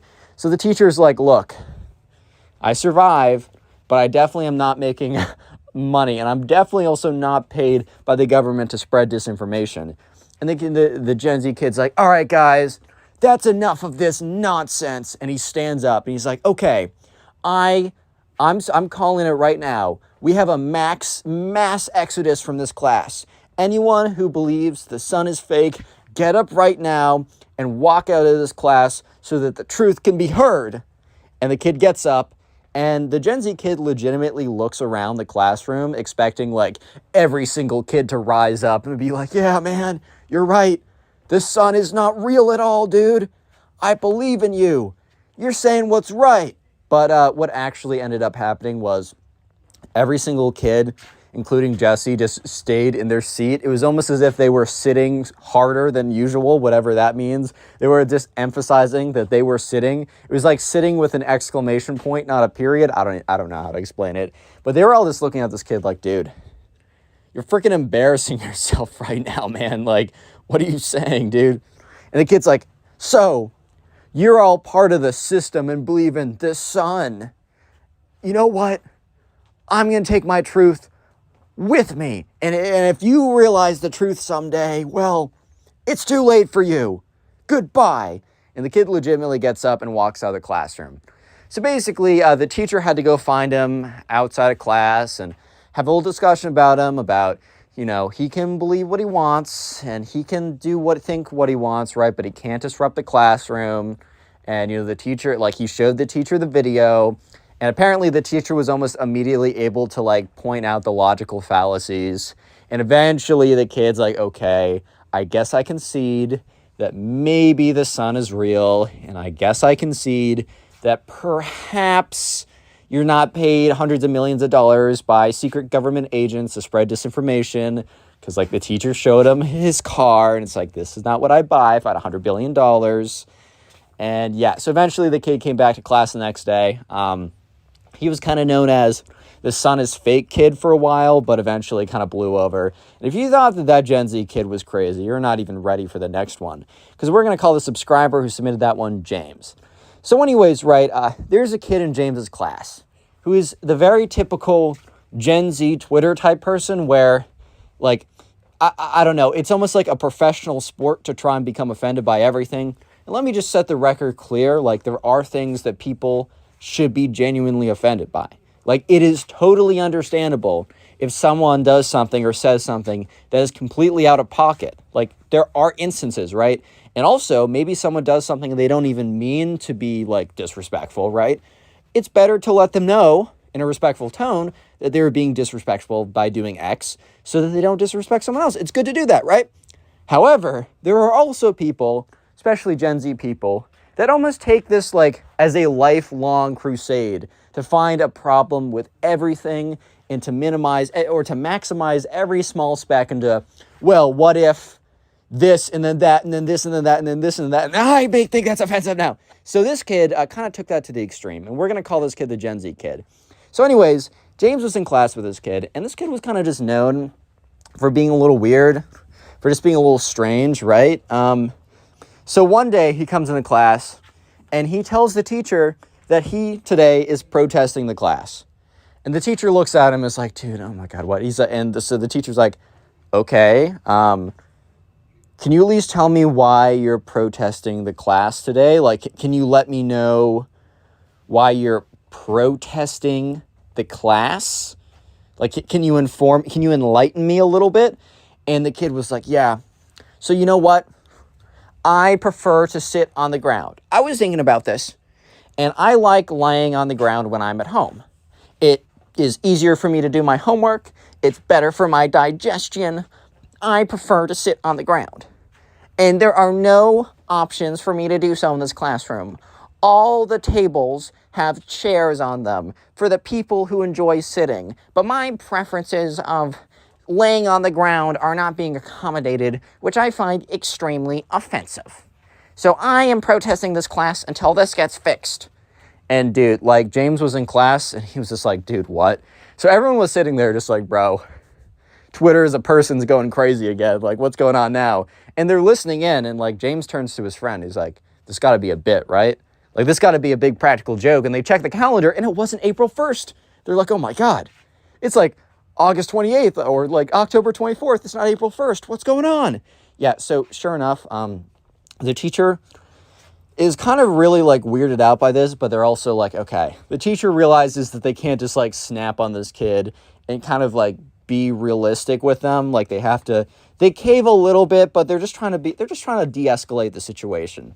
So the teacher's like, okay, I really don't think you should protest the class. I can definitely see if there's like a rug or something in the, the closet, if you really wanted to lay on it.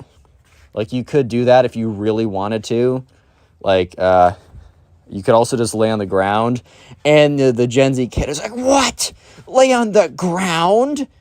And which is just like, I don't know why they were so like, wow, that's insane. Because didn't they just say that they like laying on the ground at home? But sure enough, they're like, I want something built for me to lay on. Which is like, bro, the whole point of laying on the ground is you're laying on the ground. You're not laying on your bed. Basically, what this kid ended up, like, because at this point, James is starting to realize that all this kid was saying was that they don't prefer to lay on the ground. They prefer to lay on a bed.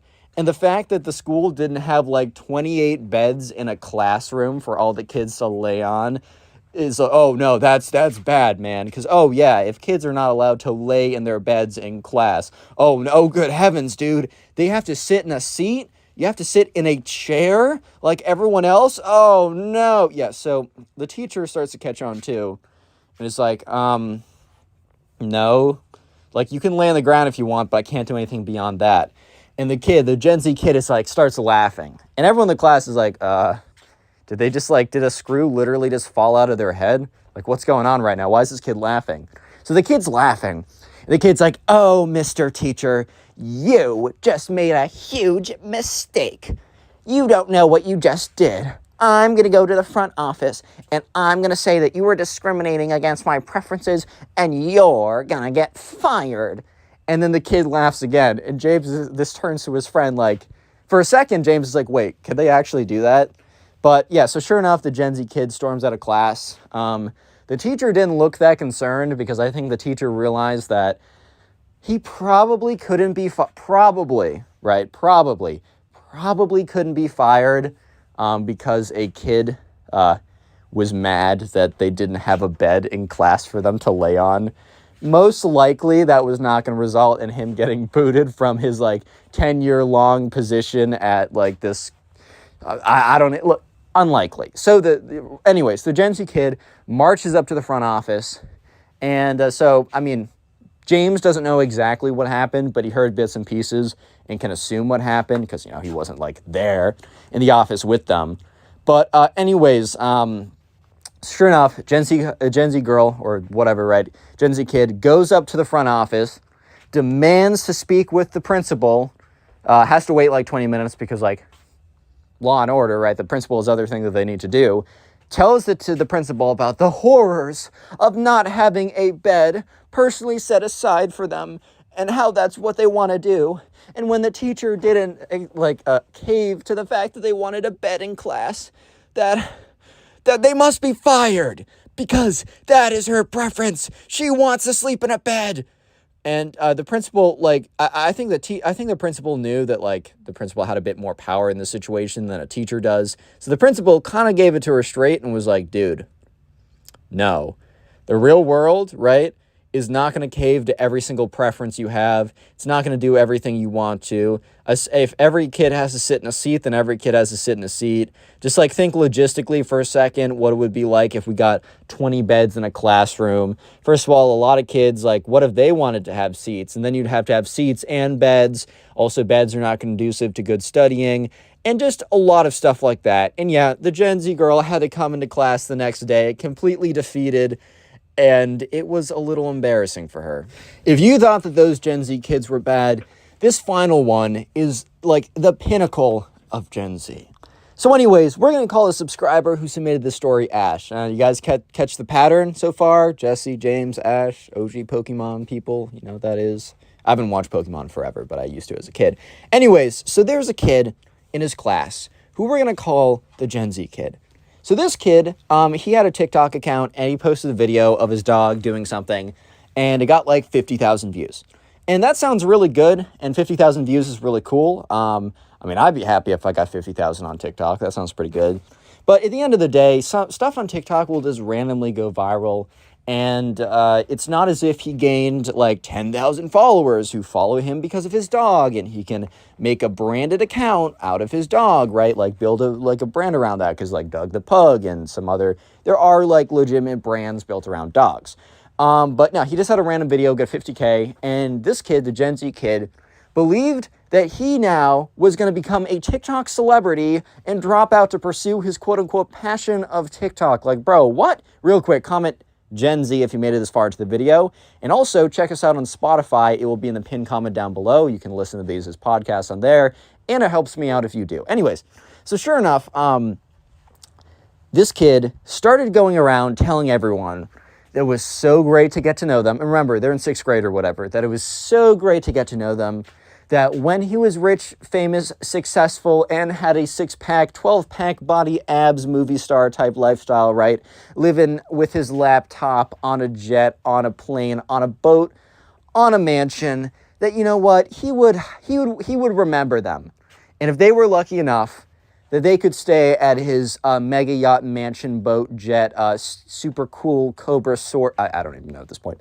Anyways, he was going around telling people that he came to the conclusion that he was going to drop out to pursue TikTok, which, look, I'm actually not 100% against people really like honing in on their skills. If they get a shot of virality on a social media platform, I don't suggest dropping out unless you have a very scalable, sustainable 6-7 figure income from that stuff, because it can go away insanely fast. But I do actually suggest if you get a short burst of attention on a social media platform, I am all for you digging in and trying to build something out of that maybe can turn into something bigger. But that's a more serious discussion for a different platform at a different time. I do not suggest you drop out of school because one of your TikTok videos goes viral by accident and you gain no traction from it.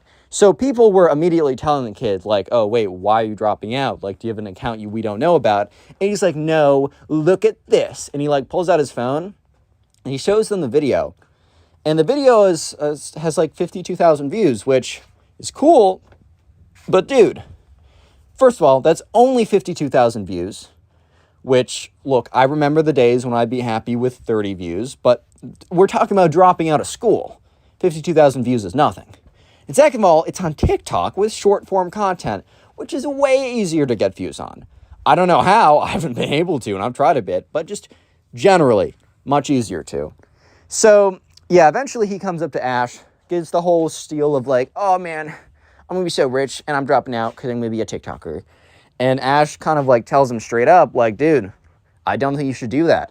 Like, I get it, like, you had a video do well, which, like, you totally could have the time to, and also they're in 6th grade. It's not like, I think you still, like, legally need to be in school at that point. It's like, dude, like, first of all, I don't even know if you can drop out of school. Second of all, why can't you just do both? Like, I really, like, think you could put in the time for both, doing both. And also, look, this video going viral is cool and all, like, congratulations, man. But this isn't enough to really stand on alone. Like, this really isn't as impressive as maybe you may think it is. And, you know, the TikTok kid immediately when he hears this is like, dude, you're just jealous of my success on this platform. Like, you're just jealous that you're not going to be able to drop out of school and live the laptop luxury safari mega jet victory yacht mansion lifestyle that I'm going to. And Ash is like, all right, bro, like, cool, live your life. And so, yeah, actually, this kid stopped showing up to class entirely because Ash had 1 or 2 classes with them.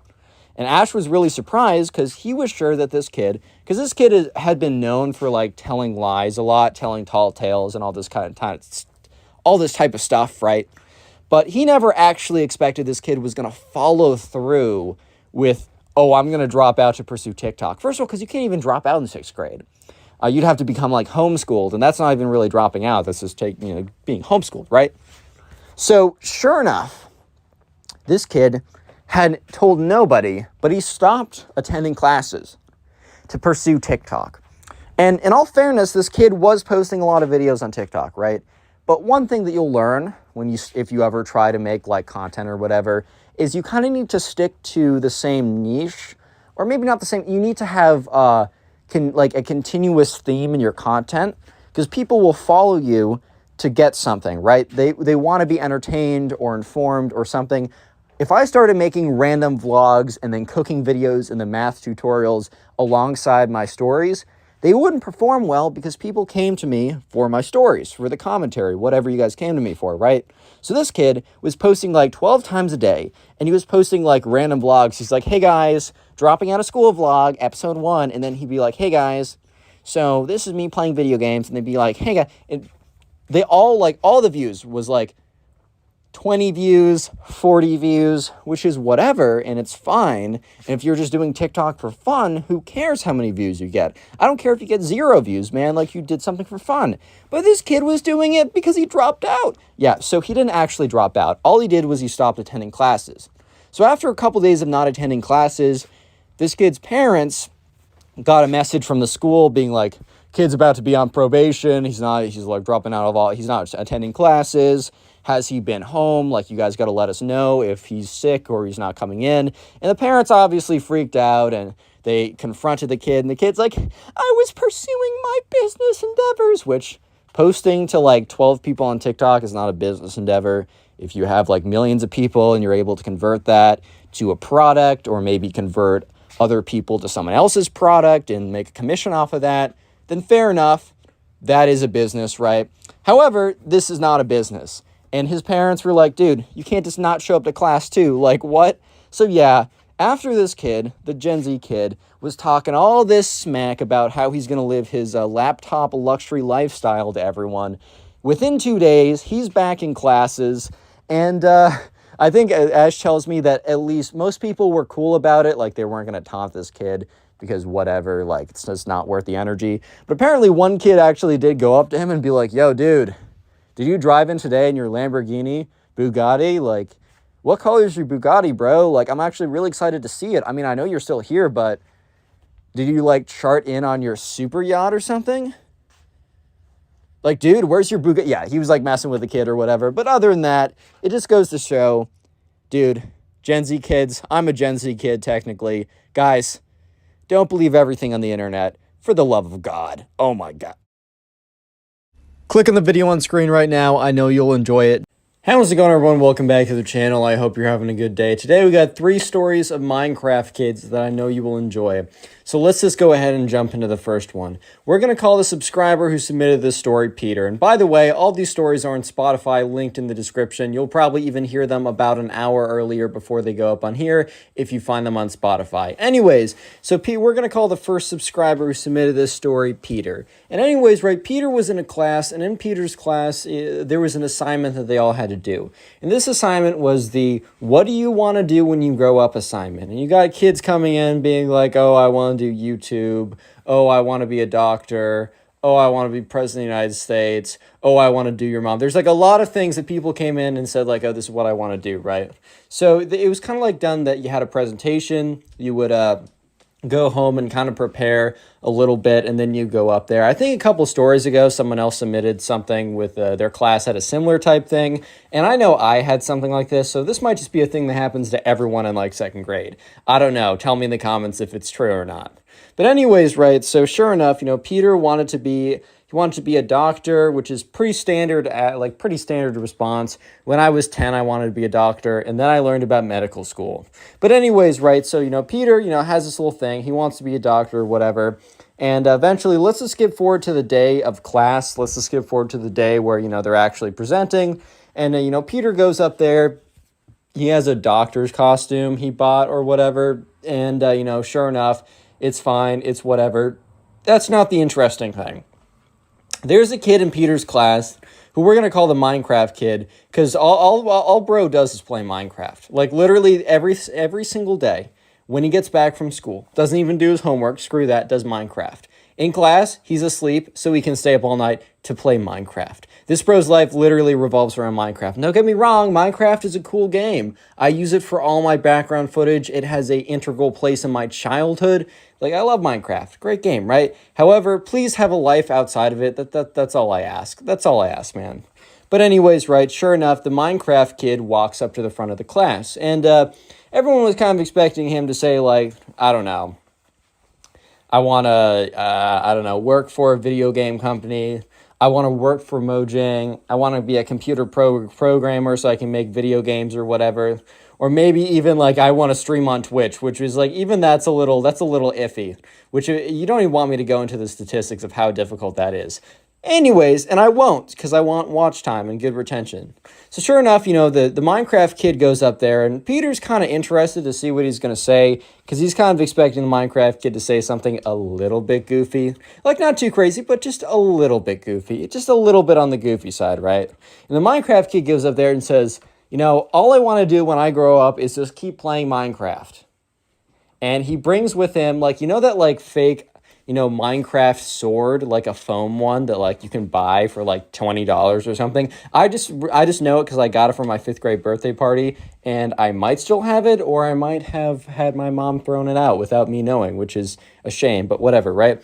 And so he brings this and he kind of swings it around. It's like, yep, all I do every day is I play Minecraft. When I go home and I play Minecraft, and I stay up all night to do it. That's why I'm never paying attention in class or doing anything like that. And I want to let you know that no one can tell me otherwise. All I'm going to do with my life is play Minecraft every single day. And the teacher's like, hey, this project wasn't about, what's your favorite hobby? What's your favorite pastime? This project was about, like, what are you going to do with the rest of your life? Or what do you want to do as a profession? There's a difference between, choosing to do something casually and choosing to do something professionally.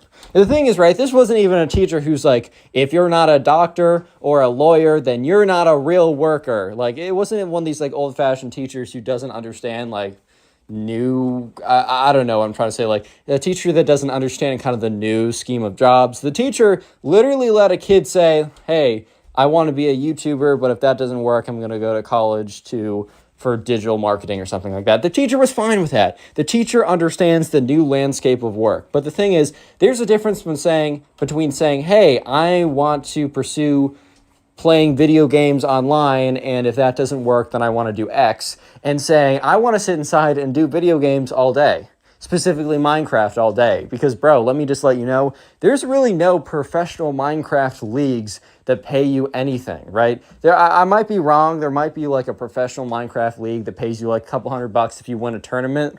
But dude, that's not enough to sustain yourself. Like there are no, like maybe if you wanted to say, yeah, I want to be professional, like Counter-Strike or a game like that, maybe. But even that is a massive stretch. And sure enough, the Minecraft kid didn't even say anything like that. He just said, I want to sit inside and play Minecraft all day. So Peter's just like, oh boy, because Peter's sitting down, he's watching the teacher really just like not be cool with this, and the Minecraft kid not even like adapting on the spot. Because one might have thought that, okay, the Minecraft kid realizes that the teacher is not a fan of what he just said, and that maybe if he wants to save his grade, I don't know, adapt it a little bit. Like just switch things up a little bit. I don't know, man, like just be like, oh, haha, what I meant is I want to go and learn how to make video games. Like, sure, that's fine. Go to school for programming or something like that.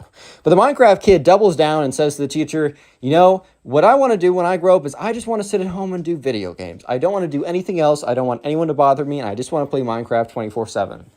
And, you know, Peter's just like, oh, boy, this teacher's not going to be happy. And the teacher's like Minecraft kid. Says his actual name, but it's like, Minecraft kid, I want you to know that, you know, I'm going to give you, you know, sit back down, step outside, and I'm going to give you 10 minutes to come up with a real job. Like, I'm going to give you 10 minutes, and I'm being very gracious right now, because at the moment, you have a fail on this assignment. Not like the Minecraft kid was really caring about his grades. I mean, he handed in 0 homework and basically was failing everything else. But the teacher's like, I'm going to give you 10 minutes of standing outside to come up with something new. And when you're ready, come back in and you may present again. So the Minecraft kid very angrily like walks outside. And the teacher's like, all right, who's coming up next? And the teacher's like, okay, Ben, how about you come up? And within 10 seconds, the door slams open again. And the Minecraft kid says, I'm ready. So the teacher, I don't know if the teacher was just being hopeful because, I mean, come on. He was out for like 3 seconds. You really think he came up with a new job? No. The teacher might have just been hopeful and was like, oh, that was fast. Sure. Come on up. Like, what's the deal? Like, what's going on? Like, come tell me about your new job. So Minecraft kid walks to the front of the class again and says, when I grow older, or when I'm an adult, I just want to sit inside and do Minecraft all day. I said it before and I'm saying it again. Boom. The teacher's like kind of turns to the Minecraft kid and says, I was generous with you. Like, I gave you time to reconsider what you're doing. Like, to present again. Like, this isn't just what you want to do. This is like a presentation. This is an assignment for the front of the class. And at this point, the Minecraft kid says, so you're saying I can't do that? And the teacher's like, yes, I'm saying that when you're older, you're not going to be able to do that. Sure, you can play video games on the part. Like, you can partially play video games. That's totally fine. But you can't entirely play video games. You've got to do other stuff with your life as well. You have to find something that's going to bring you an income. You have to do something more productive than that. And, you know, the Minecraft teacher, sorry, I'm jumbling my words. The teacher probably would have even been fine if he said, I want to, you know, I want to make content around me playing Minecraft. The teacher was in tune with, you know, you can entertain, like entertainment is decentralized. Almost anyone can make entertainment. Not almost anyone will be successful, but almost anyone can. This isn't like the 80s and 90s where really you either had to like score a really big role in TV or radio or a movie. You can just post something on your phone. It's incredible. So at this point, the Minecraft kid was starting to get really angry. And he's like, teacher, I'm going to give you to a count of 3 to take that back. And the teacher is so taken aback by the fact that the Minecraft kid just said, I'm going to give you a count of 3 to like pretend that you didn't just say what you said. And the teacher's like, are you insane? The Minecraft kid is like, 3. And the teacher's like, you don't understand. They're like, I am supposed to be the one giving you a countdown. Minecraft kid's like, 2. And the teacher's like, what is so wrong with me saying that you can't just sit around and play Minecraft all day? Like, that makes total sense. Like, I asked you in the presentation what you should do as a job. And you said sit around and play Minecraft. How do you expect to make any money from that? And the Minecraft kid's like, 1. The teacher's like, what? What are you going to do at the end of the countdown? And the Minecraft kid steps over and just like kind of like goes down on one knee and is like bent down, is like, it starts making like weird noises. He's like, and the teacher's like, dude, what are you doing? Okay. Teacher probably didn't say dude, but the teacher's like, what are you doing? And the Minecraft kid jumps up, springs up, and is like, I will fight you in a 1v1 PvP battle. And he grabs his Minecraft sword and starts like swinging it around, trying to be like intimidating. But dude, it was a foam sword. You're playing Minecraft. You're not intimidating anyone, dude. Like, that's just not happening.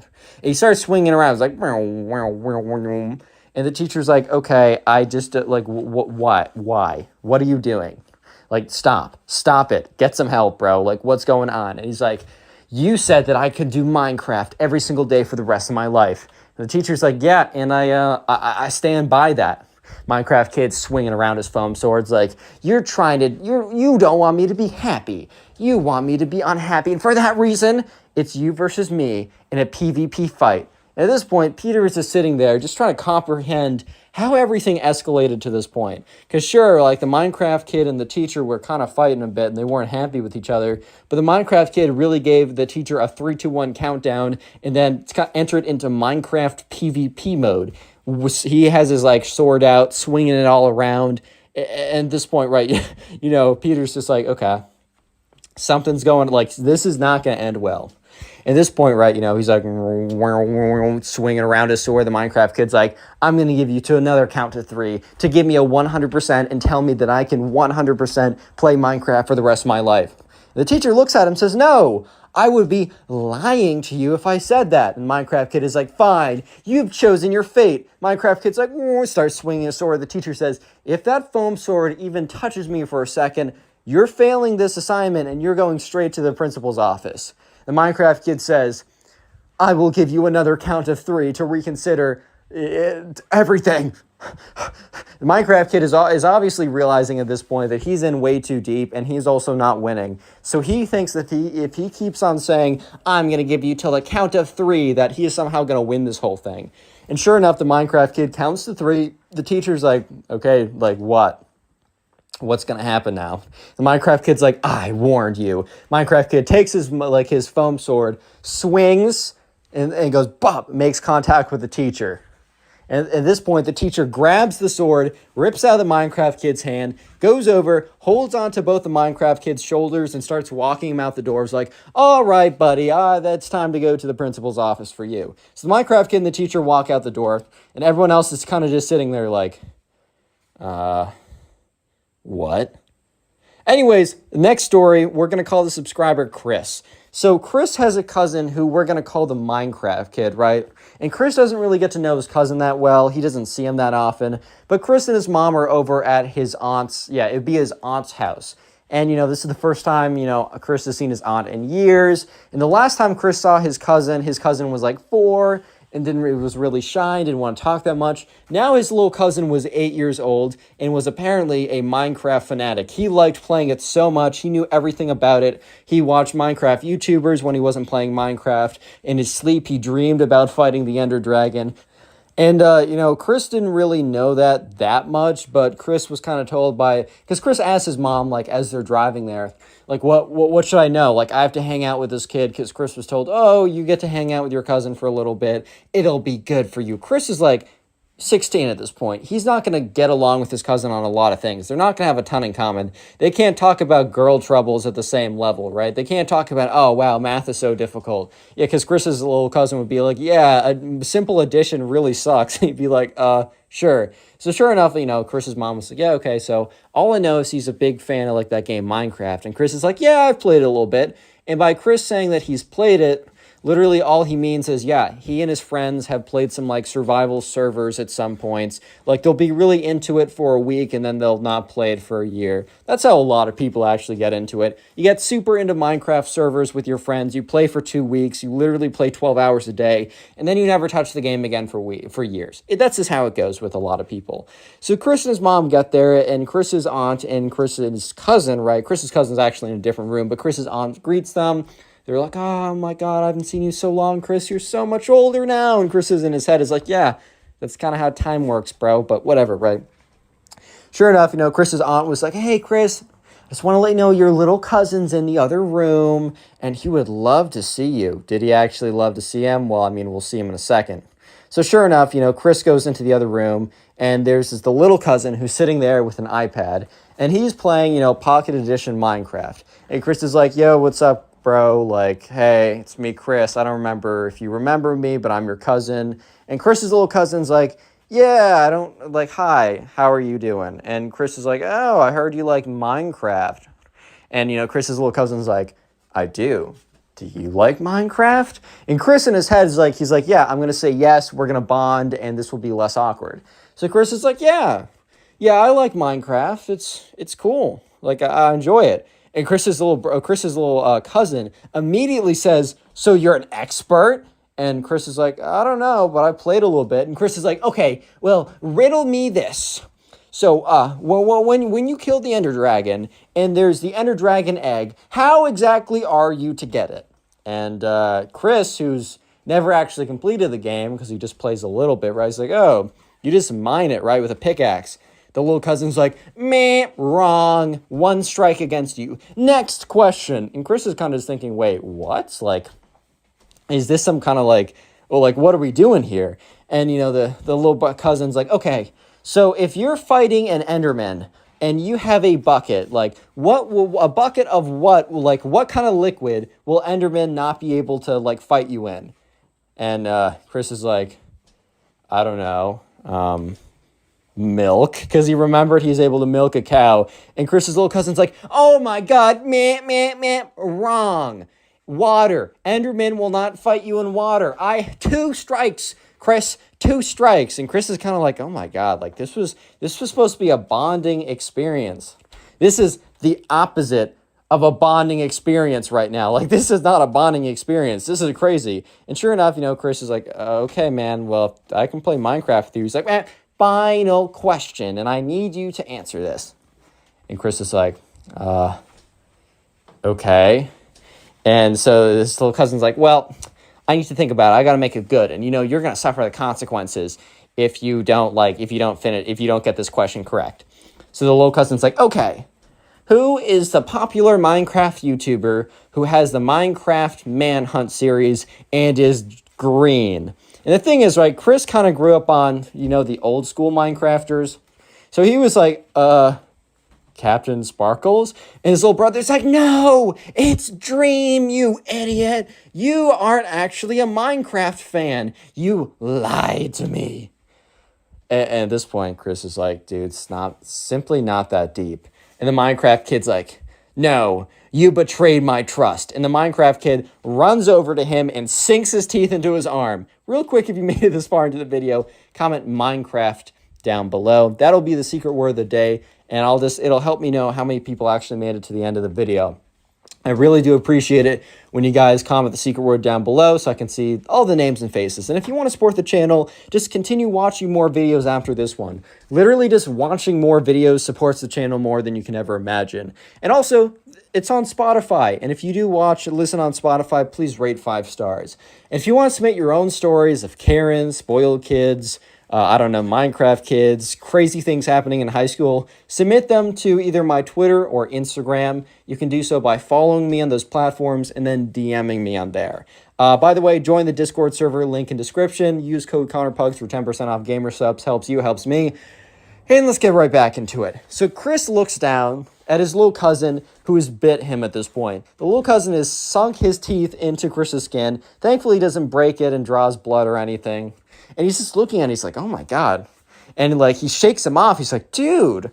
And the little cousin's like, well, that's your punishment for not actually enjoying Minecraft. You're a fraud, a phony, and a fake lover of Minecraft. You don't actually love Minecraft. You're a fraud, and that's your punishment. So Chris very angrily walks out.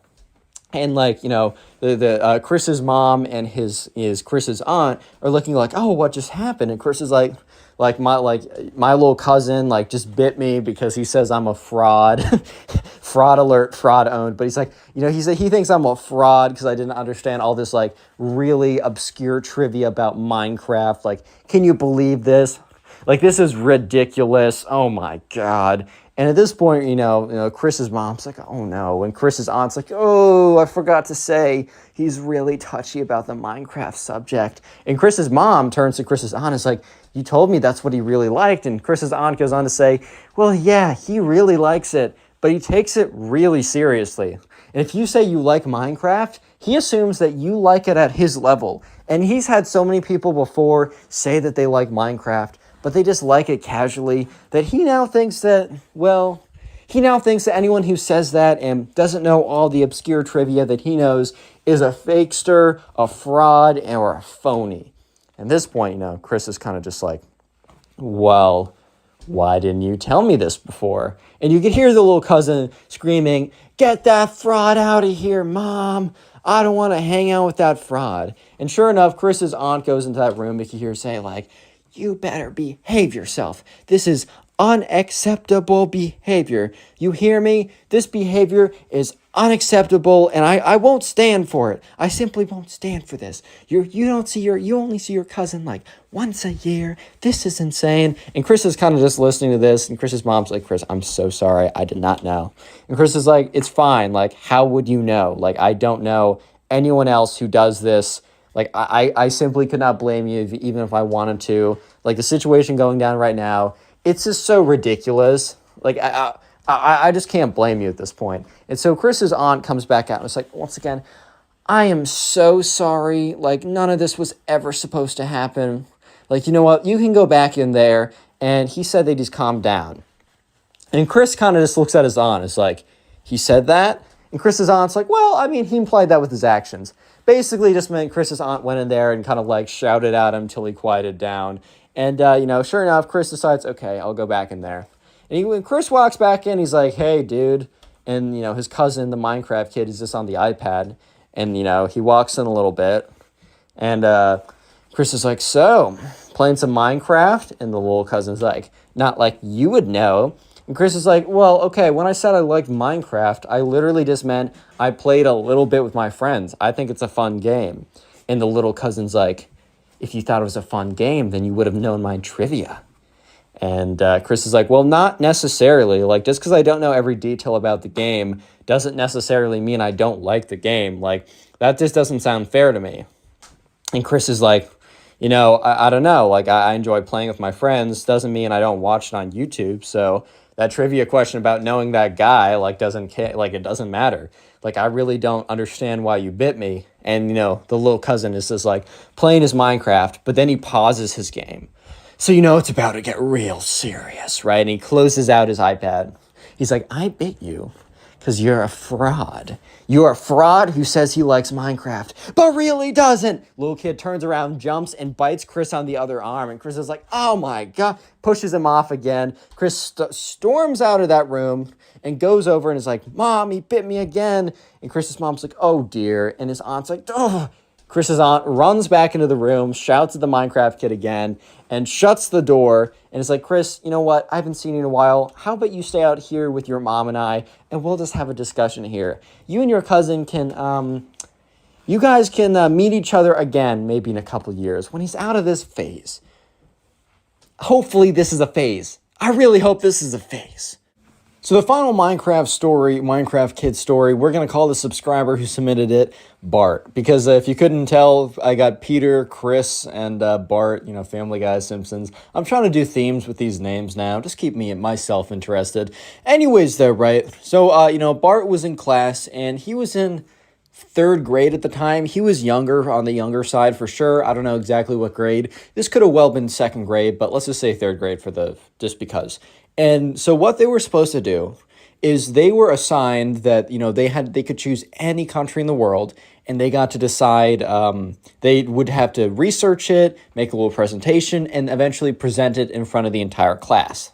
So there was a kid in class who we're just going to call the Minecraft kid. He wasn't even that obsessed with Minecraft. He just really enjoyed the game.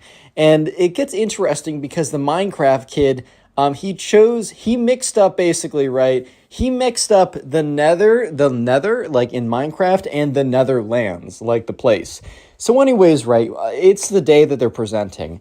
Bart is sitting next to the Minecraft kid, and he leans over and he's like, hey dude, like where did you choose? And he's like, oh, the the Nether. And Bart's like, what? Like, you have to choose a country. And the Minecraft kid's like, yeah, it's next to like Sweden, Norway. It's like in that part of Europe. And Bart's like, oh, okay. So Bart knows about the Netherlands, right? He just kind of thinks that, the Minecraft kid learned like a shorthand way to call like, oh, maybe the cool people call the Netherlands the Nether, and I just don't know any better. The thing is, though, so Bart went up, he did his presentation, it was totally fine. But the Minecraft kid, he went up to go do his presentation. And the thing is, right, when the Minecraft kid went to go look up, like, the Netherlands, right, he must have written down the Netherlands wrong and wrote down the Nether and maybe couldn't read the rest of it. So when he typed into Google the Nether, he got, like, Minecraft Wiki. He got articles about the in-game Minecraft universe, the Nether. And he actually ended up, because, look, he's in 2nd or 3rd grade.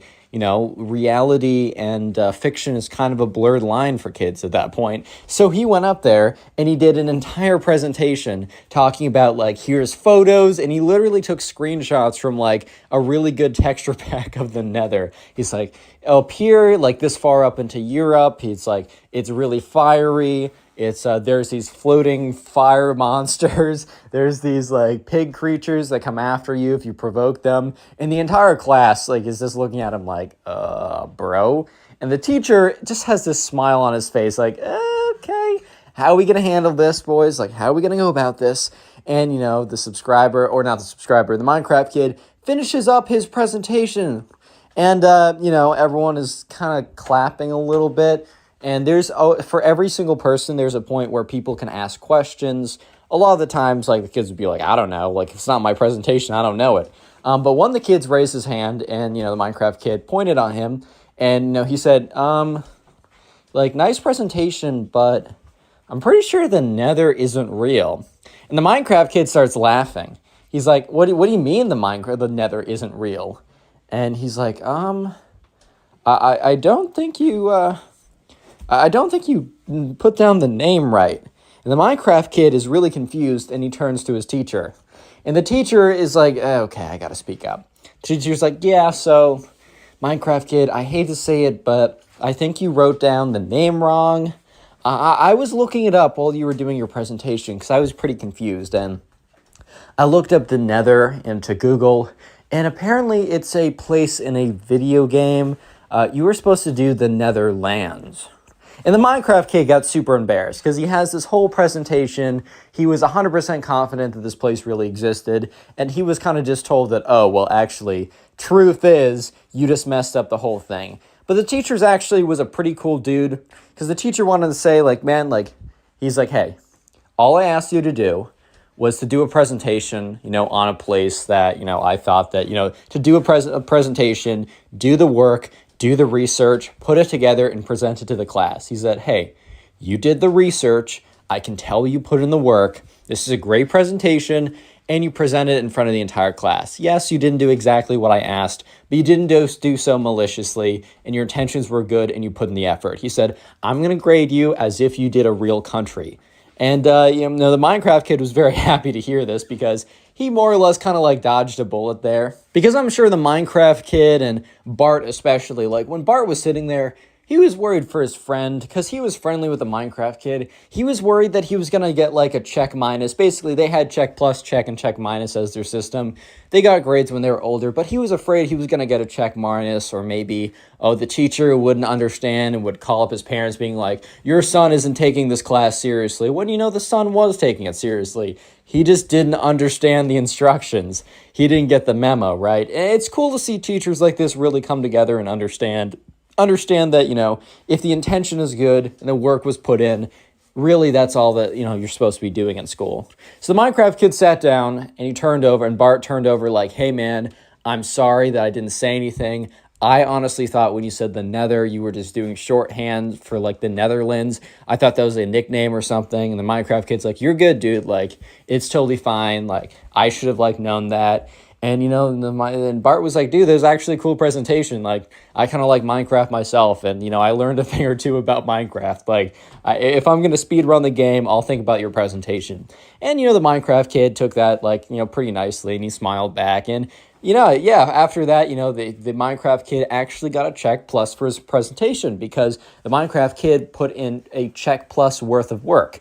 And most kids got check pluses. Some got checks if they really clearly didn't put in any work. But the majority of kids got check pluses, including the Minecraft kid, who did a presentation on the Nether, which I just thought was pretty funny, but also W teacher. 100% W teacher. He gets it. He's the GOAT. Anyways, if you want to support the channel, keep watching videos after Click this on the one. video Thank on you. screen Bye. right now. I know you'll enjoy it. Just click it. Do it. How's it going, everyone? Hope you're having a good day, because today we have a pretty crazy story of this Minecraft kid who believes that after playing Minecraft that he needs to go back to his caveman roots. And going back to his caveman roots literally just meant not showering, I guess. And he thinks that this will get him all the ladies. And let me just say that that may or may not be the case, but you'll have to wait and see. So anyways, sit back, relax, subscribe to the channel if you are new, and let's just jump right into this. So we're going to call the subscriber who submitted the story Alex. And by the way, my Instagram is in the description. It's also connorpugs. Go follow me there, and you can submit stories like this to me on there. I'll get to them when I get to them. And anyways, so Alex was in 8th grade, and he had this kid in his class who we're going to call Ben. Yes, we're bringing back the name Ben for random secondary characters. And anyways, right, Ben was like, he wasn't like super into Minecraft. Actually, he knew nothing of Minecraft until like a couple weeks before the story. And that's when he was introduced to the game by one of Alex's friends. We don't need a name, right? And anyways, right, Ben got super, super into it. Alex doesn't really know how Ben didn't know what Minecraft was. Like, it wasn't like Alex wasn't, or it wasn't like Ben wasn't on the internet.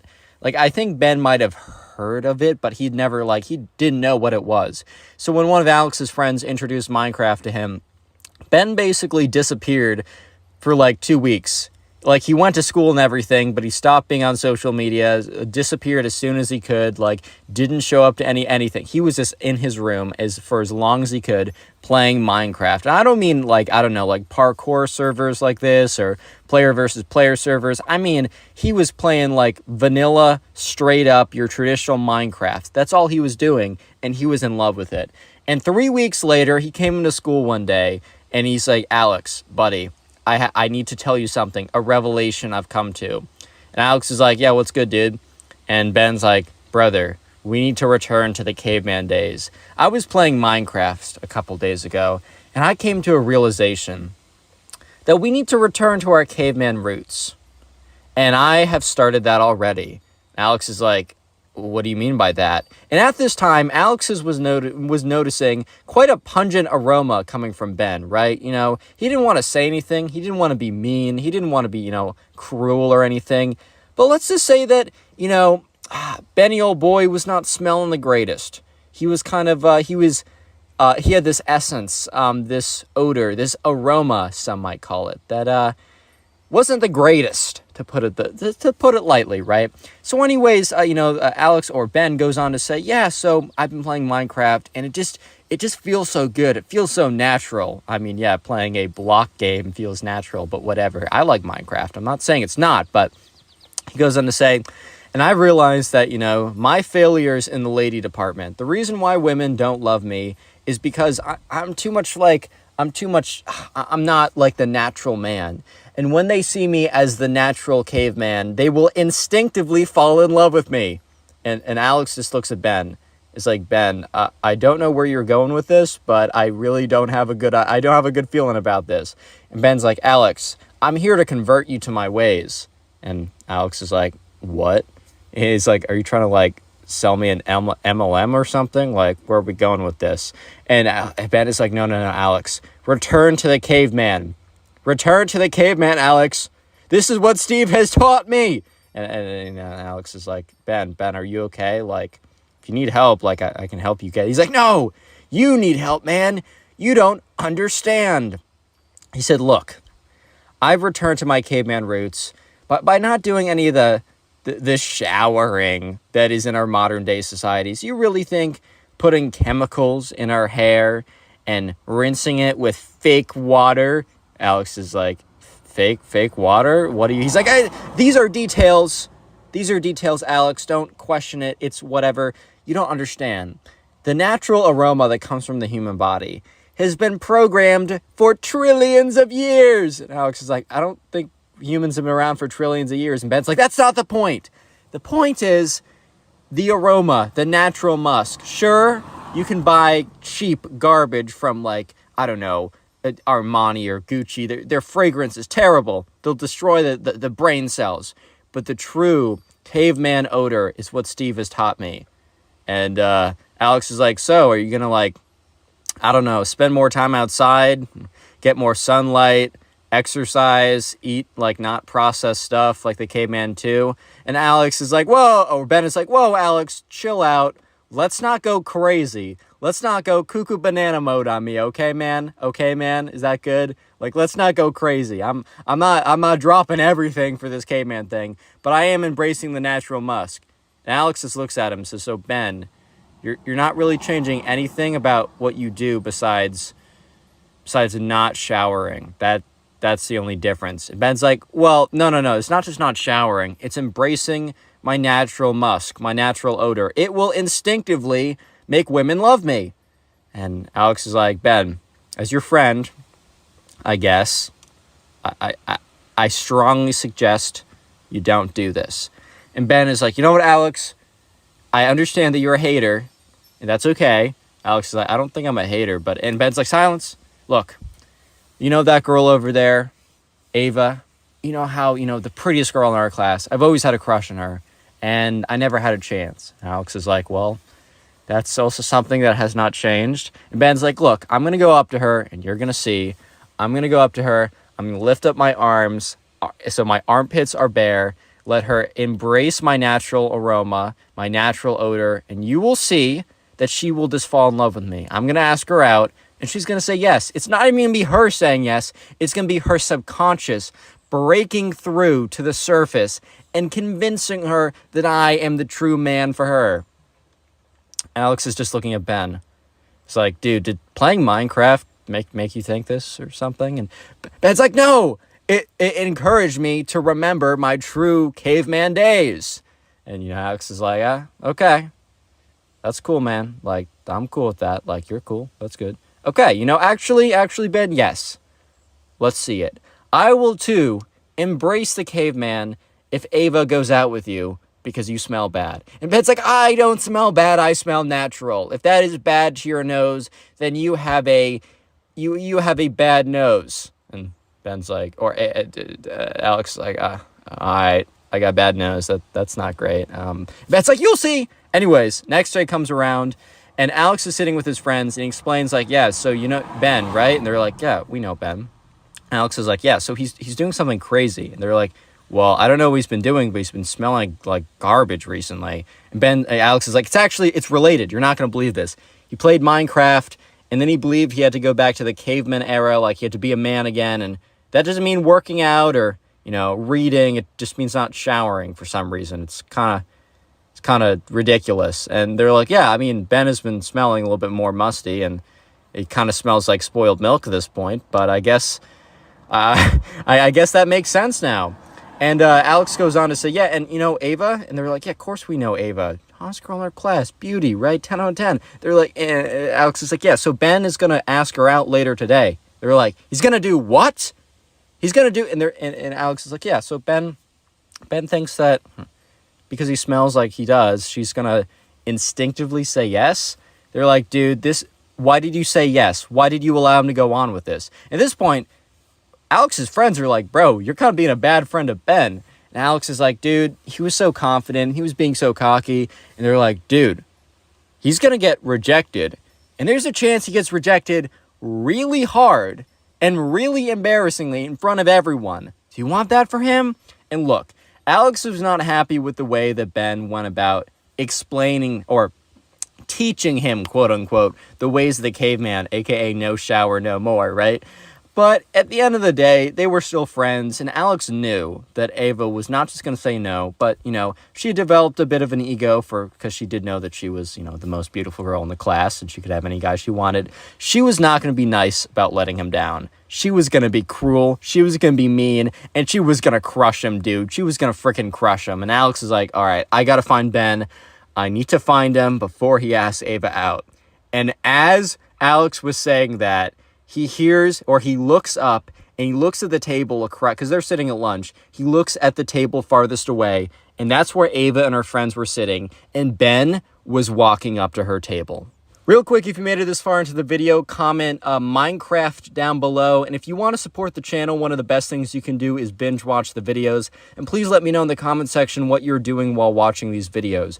And also, final thing, a bit of a new request I have. If you haven't already done so, if you have a TikTok account, go follow my TikTok. It is connorpugs. I have about 7,000 followers on there. I'm reposting clips from here. I'm just trying to reach a new audience on TikTok and hopefully bring them to the family over on here. And if you could just, even just following me in there and occasionally watching my videos, basically no one watches them on there, and I need a little bit of traction from you guys to help them reach new people, and I really would appreciate it. Anyways, let's get back to the story before I bore you guys. And also, if you're going to buy some gamer sups or any of their stuff, wait about a week. I have a pretty cool surprise coming for you guys. But anyways, enough of teasing that. I can't say too much right now. Anyways, right, so Alex looks over and he notices that Ben is walking to Ava's table, and he's like, oh my God, no, this can't be happening. And he goes and he starts to like walk over, and you know, the people Alex was sitting with are like, Alex, go, he's gonna do it, don't let this happen. So Alex is basically sprinting over to the table, but he doesn't get there in time, and he kind of stops. He's like, no, I'm too late. So Ben goes up to Ava and goes, ahem, Ava? And Ava looks up and is like, yes. Oh my, the next part's the most ridiculous thing I've ever heard. Ben goes up to her and literally lifts up both of his arms. You know how, like, after you run and you're, like, really exhausted, you'll put your arms above your heads to, like, make it easier to breathe, right? Or you're told to do that or whatever, right? That's basically what he did. And you could see Ava's face. Like, first you saw her nose kind of twitch as she was smelling what was going on. And then you saw her eyes water, her face crunch up. And you could almost hear like like it was a bad smell. It was not good. And Alex is like, oh no, oh my God, I'm partially responsible. Oh my God, I'm partially responsible, man. This is on me. Anyways, Ben goes on to say, so Ava, now that, you know, I've let your senses, you know, acclimate themselves, and if you have any primal urges, wink wink, that are coming up from, you know, the surface that are breaking through, would you like to go on a date? You know what, let's just skip that. Would you like to be my girlfriend? And Alex is like, in his head, he's like, no, Ben, no, and so sure enough, you know, Ava's just looking at him, blinking, not even responding, not laughing or anything. She's just blinking because she's just so dumbfounded by the, did this kid just straight up ask me out? Because remember, Ava and Ben, they're not friends. They're not dating each other. They're not close like that. What? And he also smells terrible. And Ben is like, if you don't know your answer yet, maybe you'll know it in a second. And Ben literally gets closer to her and like pushes his armpit in her face. And she's like, ew, get away from me, and kind of pushes him back. He's like, looks over at Alex, and Ben's like, yells over, don't worry, Alex, don't worry, give it a second, you'll see, man, you'll see, it's crazy, you're not gonna believe it, she's gonna fall in love with me. And Ava looks up, fall in love with you? I don't know who you are. I just know that you're a guy who came over here and is smelling terrible and is pushing his stinky armpits in my face. No, I will not go out with you. And like at this point, everybody in the cafeteria has turned their heads. Everybody has turned their heads and is looking at this because it's a scene. It's a spectacle. I mean, Ben is standing up there with his greased out armpits, and Ava, known as the prettiest girl in the class, has just demolished him in front of everyone, spectators of the entire class. At this point, there's an awkward silence because people have stopped speaking. Like, they have stopped speaking because they want to hear what's going on. And Ben is like, I see. Let me know if you change your mind. And Ava's like, no, I will never change my mind. As I said, she's a little extra, right? And Ben just walks over to Alex. And Alex looks at him. He's like, dude, I was trying to come over to tell you not to do it. Like, I'm sorry. This is my fault. Ben's like, bro, this is not your fault. She just needs time to realize. Like, Ben goes on to say that, you know, this is totally part of the plan. He knew that there's a chance that, you know, her like primal senses would be stopped by her like brain, but it was only a matter of time till like they break through. And now that he's like broken through to the senses through like essencing out the stink or whatever, that like eventually within like the next 24 hours, she will come to her senses, maybe privately, maybe not publicly, but they will be dating. And Alex is like, dude, you can't seriously think that. And Ben is like, it's my theory. Like, I know it's to be true. You have your opinions, and I have my facts. I'm sorry, I stole that from Baskets. Greatest show ever. Rip Christine Baskets, bro. Brings a tear to my eye. Anyways, and so sure enough, next day rolls around. It has been 24 hours. And Alex just goes up to Ben. He's like, yo. Ben's like, yeah, what's up? He's like, hey, did she ask you out yet? And he's like, no, it hasn't been 24 hours. Ben looks at his phone, looks at the time. He's like, dude, it's been like 22 hours. And Ben goes on to say, see, you're proving my points. Once again, my facts destroy your opinions. And Alex is like, okay, but I mean, she hasn't asked you out yet. And 2 hours go by. Alex goes up to him and Ben's like, dude, I don't want to talk about it. Alex is like, that's fine, man. Like, you don't have to prove anything to me. Like, I get it. Alex is like, dude, you're good. Don't worry about it. Just please go home and take a shower. And sure enough, Ben, while he actually continued to play Minecraft, no longer believed the whole caveman philosophy of you must smell like garbage for women to like you. And that was partially due to the fact that it doesn't work, and he has firsthand experience in why it doesn't work. And yeah, him and Ava did not ever date from that point on. It was a pretty bad first impression. By the way, that was a first impression practically. I think they knew of each other beforehand, but yeah. Moral of the story is, don't do that, guys. Click on the video on screen right now. I know you'll enjoy it. Just click it. Do it. How's it going, everyone? Hope you're having a great day today, because today we have probably one of the most insane stories about a Minecraft kid to date. I mean, you do not want to miss this, so sit back, relax, subscribe to the channel if you are new, and let's call today's subscriber who submitted this story, let's call him Dave. So anyways, right, Dave was in the 3rd grade, and in the 3rd grade, like at this time, Minecraft was huge. I mean, Minecraft was really big now, but it was like really, really big back in like 2013, 2014. Dave is quite older, but this is a story from back in his childhood. So anyways, right, one thing that was starting to get pretty big, 2015, 2016, I don't totally know exactly when the story happens, was something called, Minecraft PvP, where basically people would fight each other in Minecraft. And there was this kid in Dave's class who we're going to call Ben, because of course we're going to call him Ben. So anyways, right, Dave and Ben, they weren't necessarily best friends, but they started to get to know each other because they both were really into the whole Minecraft player versus player battles. And so they would start to like play a little bit, with each other after school. They would go on Minecraft servers and they would fight each other, and it was actually quite fun. So Dave and Ben started to become friends in class. And the thing is, though, Dave was not friends with Ben after what is about to happen, which is absolutely crazy, but you'll have to wait for that one, right? So anyways, right, Dave and Ben, they're talking at recess. So there's a swing set at this school's recess, at the school's playground. So Dave and Ben, they're both on the swings, and, Ben is like, man, I don't know, I really don't like Miss Davenport. So Miss Davenport's going to be the name of their teacher for their math class. And Dave's like, dude, I know, she's the worst. And Ben's like, bro, like, I wish I could just, like, spend my entire day getting better at Minecraft PvP, like, learning how to, like, be better, but instead I have to spend all this time learning my times tables, bro. I hate those. Little side note, I hated my times tables, because I would be, like, timed to be, like, you have to do all these in 1 minute. I'm terrible under pressure. I did not like those. But anyways, Dave and Ben, they were talking about how they really didn't like, the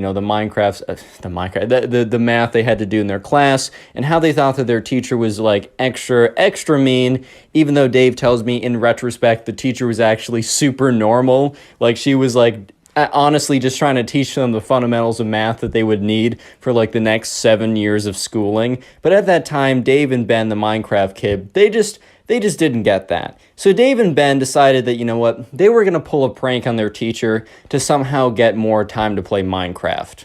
So what they were going to do is they were going to find a way to bring their, like, computers into class and to play Minecraft, like, during class, so that they can, because, like, what they were thinking is Dave and Ben, the Minecraft kid, were like, you know what? I hate math. When am I actually going to use it? But you know what I'm using every day? My Minecraft player versus player battle skills. Oh yeah, baby. So yeah, basically they were thinking to themselves, like, we gotta practice in class because we're wasting all of our time doing math. This is ridiculous. So anyways, they conjure up a plan, and the whole plan is that they will, like, put their backpacks on their desk, because they actually had pretty big desks, and they would also sit all the way in the back of class, and their backpacks would be, like, on the desk enough so that it would be kind of blocking their computers. Then they'd whip out their computers, and, you know, they would have their mouses or whatever, and then they would play Minecraft in class, and they just, like, attach to the school Wi-Fi. This was so far back then that, like, the school Wi-Fi, like, people, like, the administrators in the school didn't even know about, like, how to do, like, Wi-Fi blocking. You know how, like, when you go to school Wi-Fi, you can't look up certain sites or use certain things? This was back in the day when, like, they didn't even know about this. They're just like, oh, internet connection, cool. Anyone can use it. We don't really care. I don't know if every school was like this, but at least Dave and Ben's school was like this. So anyways, the next day rolls around, and they bring their computers into school. And on the way out, Dave's mom was like, oh, honey, why do you have your computer with you? And, you know, Dave was like, I need to think quick on the spot. He's like, we need it for class. And Dave's mom's like, oh, cool. So anyways, Dave goes into school. He meets up with Ben before class. He's like, bro, are you ready? And Ben's like, yeah, dude, I got my PC. I'm ready for this. So they go into class, and they both sit in the back of the class. And the teacher's like, all right, class, today we'll be learning about long division. By the way, screw long division. That is the worst thing ever. But anyways, right, so Dave and Ben, you know, they're sitting in the back of class. They pull out their backpacks, and they put them on their desk. And the teacher kind of looks over and doesn't think anything of it. She's like, weird. But if you want to have less desk space, then be my guest, bro. Like, that's not on me, that's on you, so whatever. And then Dave and Ben, you know, they pull out their computers, and then they pull out their mice, and they barely have enough room to fit everything on there. But barely is still it. You know, they still have enough room, even if it's barely enough room. So anyways, right, they get their laptops out, they connect to the Wi-Fi. They're like, all right, this is perfect. So they go on whatever player versus player Minecraft server where they can fight each other and other people. I don't know if it was Hypixel back in the day. I don't know if it was like a Bad Lion or whatever. I don't even know. I don't know the history that well. But they go on their server, right? And the thing about, like, Minecraft PvP, if you don't know, when you fight someone in Minecraft, you normally have, like, a sword. Normally, I mean, you can have, like, bow, rod, lava bucket. You can have a lot of stuff. But normally it's sword fighting, and for sword fighting, you need to click. And neither of these kids had auto clickers or anything like this. So if they wanted to swing their sword, they needed to click. And the thing is, right, they didn't have some kind of, like, ghost mouse that makes no sounds when you click it, which I don't know even if that's a thing, because, like, why would you want that? Except for this very specific situation, which doesn't come up often. Well, actually, I don't know, man. I mean, I'm not typically in class pretending to be, like, hiding behind, like, a backpack, secretly playing Minecraft, ignoring my math schools or my like, math class or whatever. That doesn't normally happen. But anyways, right, so the thing is, for them to play, they need to be clicking. And remember, this class isn't super loud and rowdy, and no one else is on their computers, and no one else is clicking a mouse. So they don't even really think of this. They're just like, Dave and Ben are just so excited to the fact that they're able to play Minecraft during their math class that they legitimately just they get on the server and they go, actually, I have a mouse with me right now. They just start like going crazy, and they're clicking away, and they're fighting people, and they're doing pretty well, right? So Dave is super focused right now. He's playing this kid who's actually pretty good, and they're really close. They're basically have the same number of hits, and he hears Ben whisper, Dave, Dave, Dave, Dave. And Ben, and Dave's like, Ben, stop, I'm in the middle of a fight. And that's when the teacher says, then he hears his name again, but he hears Dave, and sure enough, it is Miss Davenport. And he looks up, and he immediately closes his computer. At this point, like, Ben is like, oh my God. And Dave is like, hi, Miss Davenport. How's it going, Miss Davenport? How's it going there? Haha, what's good? Miss Davenport, and sure enough, like, Miss Davenport's like, you two, you're coming with me. And they pack their bags, and they walk up to the principal's office, and they get in trouble because you're not supposed to be doing that in class. And, yeah, And the principal, ends up calling their parents. When Dave gets back, Dave's mom's like, you were playing Minecraft. You were playing, like, video games. I don't know if she knew if it was Minecraft exactly. So, you were playing video games in class. You're supposed to be paying attention. Like, this is foundational material for the rest of your, academic career. Like, you're going to be in college math class, and you're going to be thinking back, why didn't I pay attention to that long division? Bro, I've never done long division, like, since fourth grade, bro. Just a little tip. I mean, learn it because you need to pass, but I've never used that stuff again. Oh, my God. Anyways, though, Dave is not happy. And, Ben is also not happy. So the next day, while they did get in trouble, they still had their recess privileges. So they went out back to the swing set. And Ben was like, dude, Miss Davenport is the worst. And Dave's like, bro, 100%. She is the worst. Even though, like, in retrospect, Dave tells me that Miss Davenport was literally just doing her job and that Dave back then and Ben, his friend, were just a bunch of dumb kids. But anyways, at the time, Dave and Ben were like, bro, she is the worst. We need to actually get back at her for what she did to us. Dave's like, bro, what were you thinking? And Ben's like, you know what? Last night, I was just so angry that I was sitting there and I was just trying to come up with something. I was trying to come up with an epic prank that would truly get her. So Dave and Ben end up doing something which you guys will hear in just a little bit. That is something that I have to do a little bit of a disclaimer. Do not do this. I have personally never done it, and I actually don't know anyone who's done this. And it's also pretty illegal, and it's a jerk move, and you should never do something like this. That's just my disclaimer coming from me, so I can freely tell the rest of the story. So anyways, on the swing set, Dave and Ben, since they live close to each other and they're allowed to kind of roam around, Ben's like, dude, I figured out exactly where Miss Davenport lives last night. And Dave's like, bro, what? And Ben's like, dude, Miss Davenport, she lives really close to us. Like, she lives like 5 minutes away. And Dave's like, bro, okay, what do you want me to do with this information? And Ben's like, dude, my mom just bought eggs. And she probably, so much stuff goes in her fridge, she won't notice if she loses some eggs, right? And Dave's like, bro, Ben, I don't understand what you're trying to say. And that's when Ben says, you and me, tonight, we're going to go egg her house for what she did to us. Real quick, if you made it this far into the video, comment door down below. That's for the OGs of this channel. If you don't get it, that's all good. But if you've been around for a while, that probably brought you back. But anyways, if you made it this far into the video, comment door down below, D-O-O-R, or the thing that, like, you enter a house with or a building with.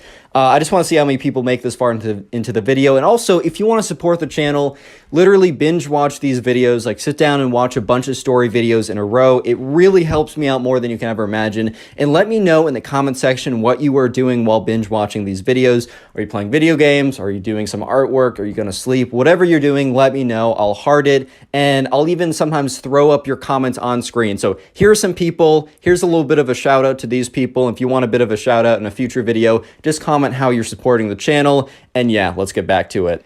So anyways, right, at this point, Dave and Ben, they kind of commit to, doing the thing that they're going to do.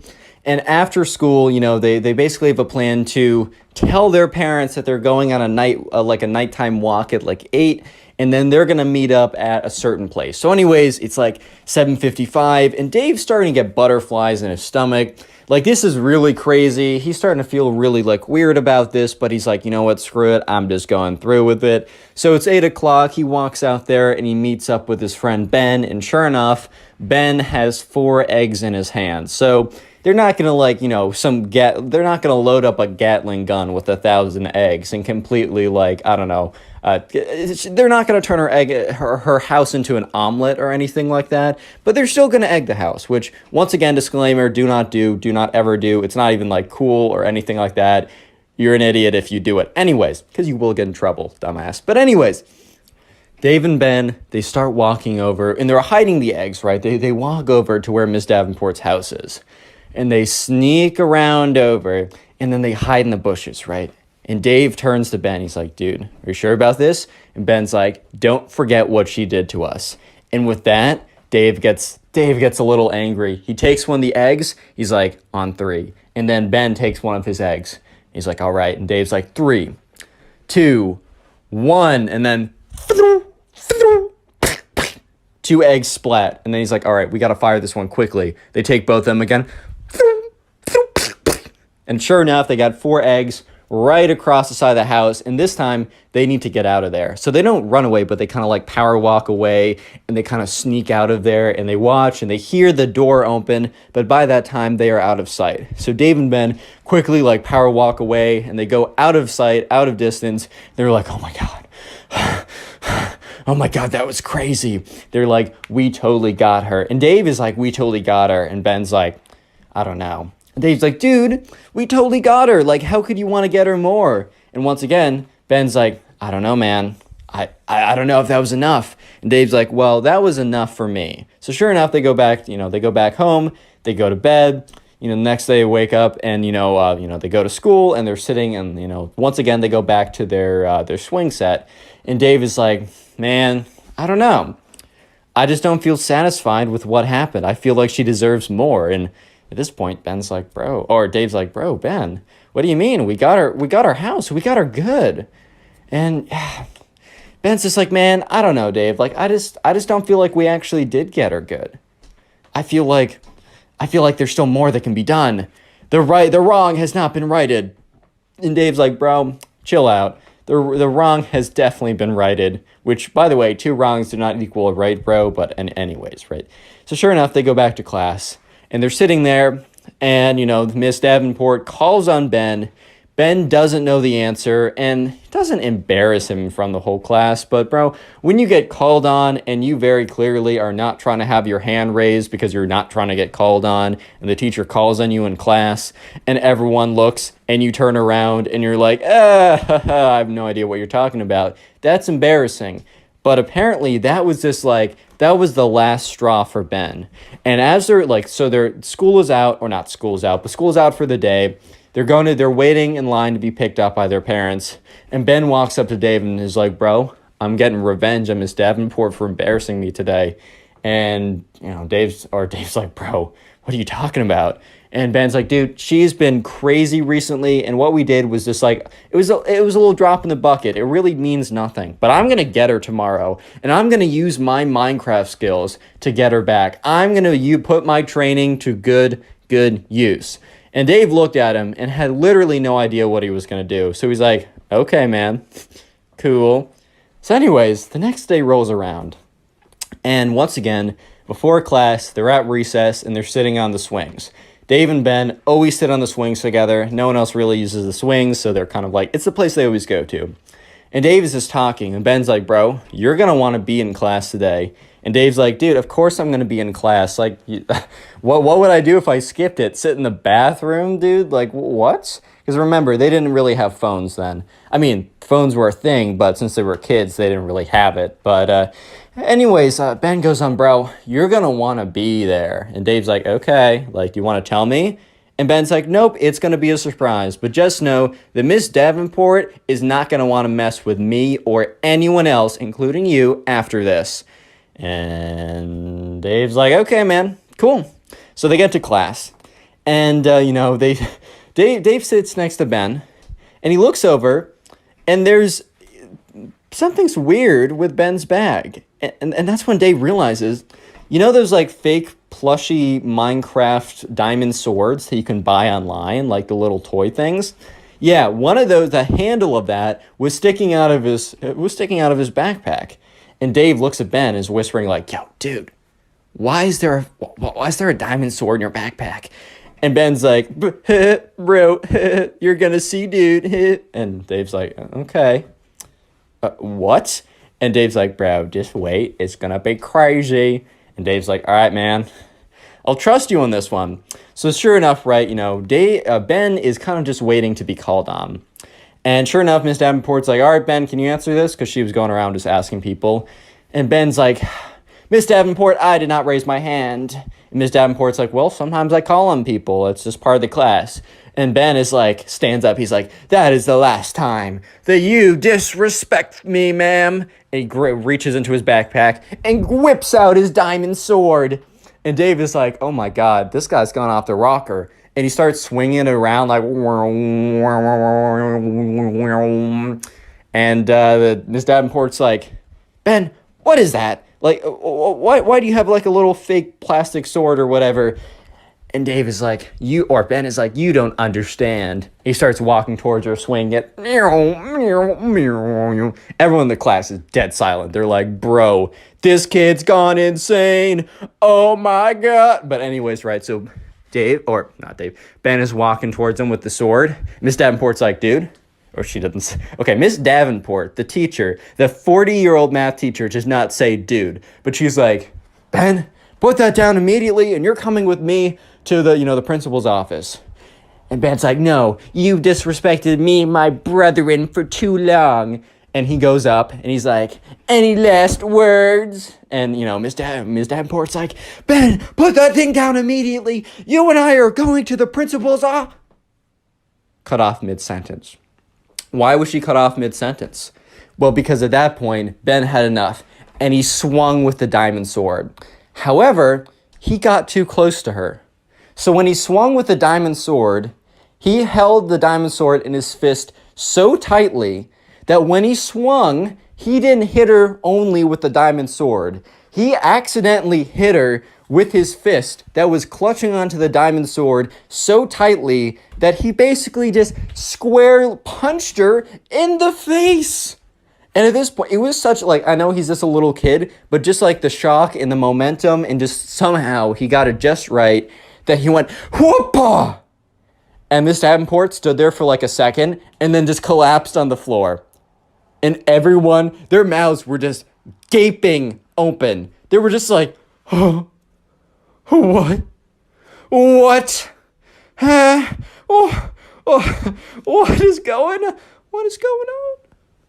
What? And so sure enough, one girl just runs out of the room immediately. And Ben is kind of just standing there, just kind of shocked with what happened. Because, bro, you're not expecting to knock out the teacher with your diamond sword. I don't care how delusional you are.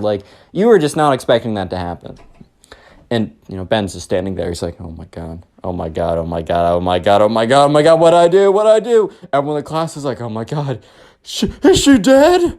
Oh my God. She was not dead. She's just knocked out. But within 5 minutes, the girl that ran out actually ran out just to go get help from security or whatever. And sure enough, security walks in and they look at what's happening. They see the kid with the diamond sword and the teacher slumped over and the girl points to him and says, that's the kid. Security goes up, grabs Ben, is like, you're coming with us. And the other security officer goes and checks Miss Davenport's pulse to make sure that she wasn't actually, destroyed by that. And sure enough, she was fine, but she was knocked out.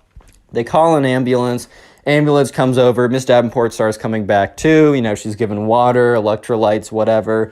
And Dave is just sitting there oh my God. So Ben actually gets up getting expelled from the school. He's not suspended. He's not in trouble. He's expelled from the school. They have a zero tolerance for anything like that. However, there was some questioning to Ben about the recent egging to her house because she did report it to the school. And thankful to Ben did not say anything. Ben kept his mouth shut, said he knew nothing of it, that was ridiculous, and they didn't look any further into it. And Ben and Dave never really spoke that much afterwards because Dave's mom I don't want you hanging out with Ben. He's a bad influence and all that kind of stuff. And to this day, Dave and Ben have not seen each other since. And Dave does not know where Ben is. Ben might be at some other school. Dave thinks that the parents moved because he actually walked over to see if Ben was at his house because he wanted to see how he was doing. And it was a totally different family in that house when he went over. It was kind of weird, but whatever, right? And to this day, Dave has no idea what's happening, and it was probably the craziest story of his life. Today I get a story time of another one of these Minecraft kids deciding to fight back against his babysitter in a quite unconventional way, you might say. I mean, I bet you can read the title right now. So, yeah, with that being said, sit back, relax, subscribe if you haven't already, and let's call today's subscriber who submitted this story to me, let's call him Ryan. So, Ryan was friends with this kid who really liked Minecraft. So we're calling him the Minecraft Kid because that always works in the title, and you guys like the Minecraft Kid stories, and I like telling them.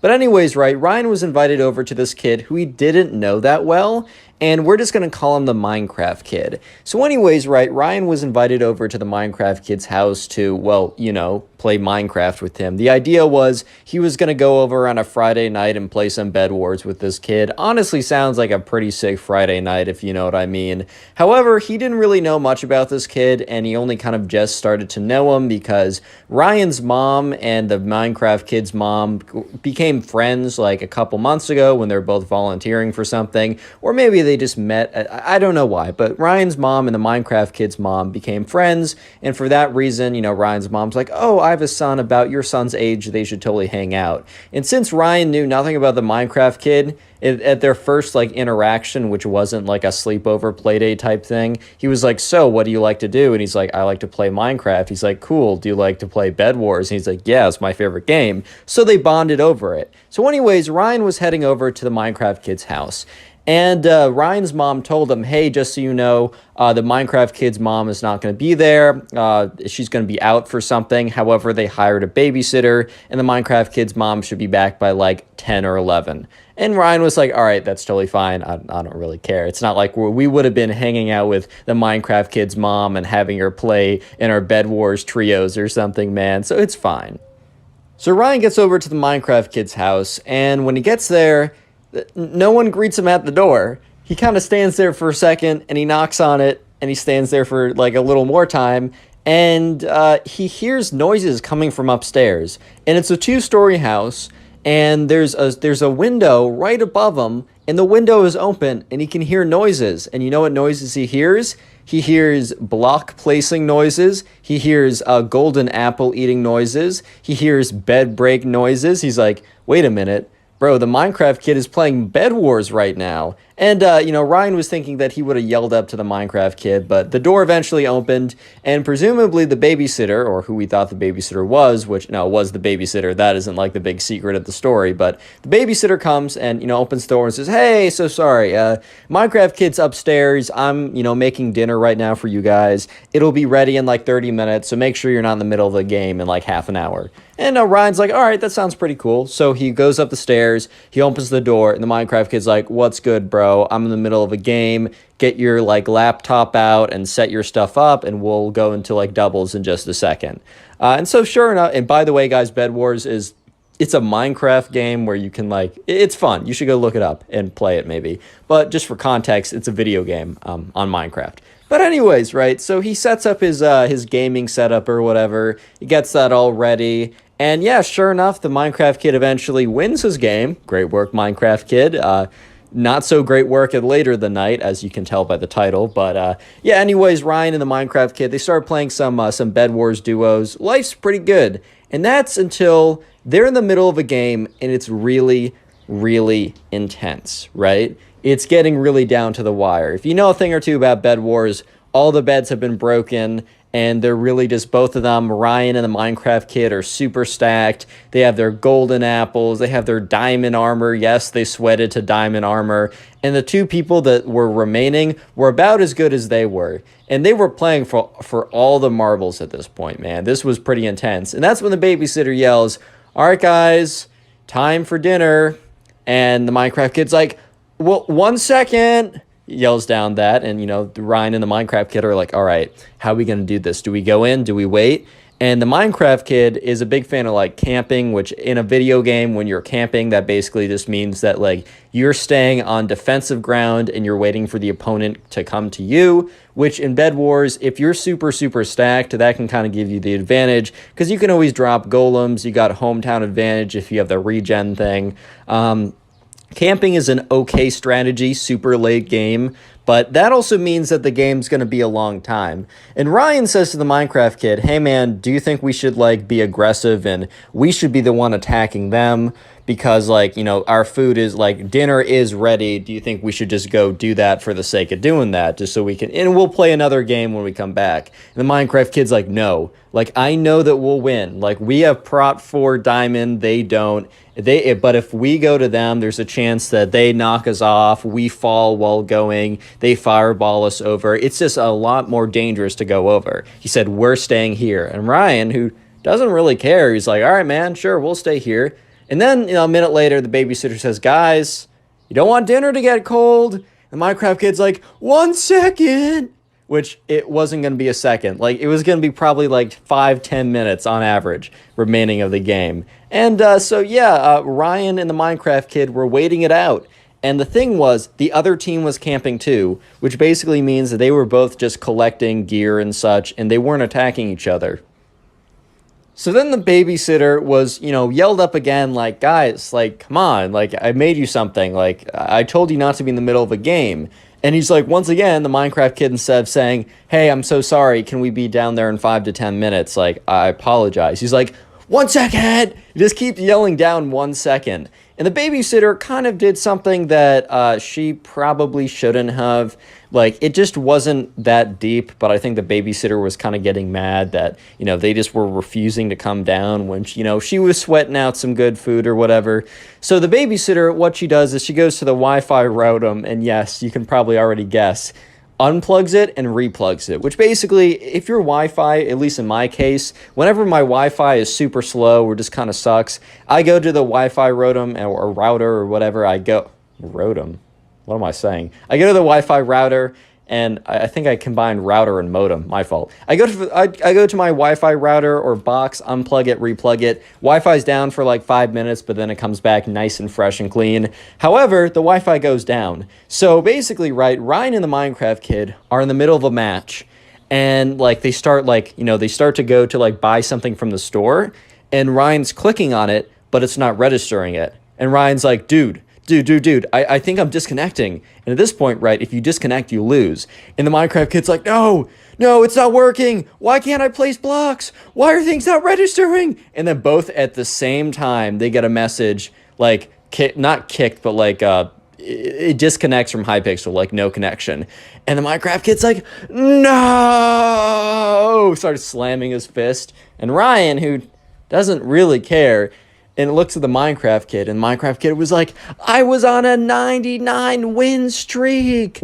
I won 99 games in a row. I was going to go to 100. I've been recording the whole thing. I was going to clip it and post it on YouTube, man. I was about to get 100. Basically, he was pretty upset. So Ryan and the Minecraft kid, Ryan just looks at the Minecraft kid and be like, all right, man, I'm so sorry. Like, we'll grind it out tonight. We'll get you back to at least halfway, which was a lie. They were not going to play, nevertheless, win 50 games in a row. But, Ryan's just trying to calm the air. And he's like, yeah, man, don't worry. We'll get back to it. So they walk down, and the babysitter is waiting there. And she's like, guys, like, I asked you to come down. If you weren't going to come down, you should have at least told me. I would have put it back in the stove. Now the food is cold. It really took me, turning off the Wi-Fi to get you guys to come down. Teenagers these days. Or not teen, I guess. She's a teenager. She's the babysitter. I guess preteens these days. And that's when Ryan is like, oh my God, she turned off the Wi-Fi. That's why we frozen the game. And Ryan looks over at the Minecraft kid, whose face, he's just stood there. Like he's been frozen by like a spell that turns you to stone. He's just frozen there, looking at her. His like jaw starts to slack a little bit, like, oh my God, it was you. It was you who got in between me and the 100 Bed Wars win streak.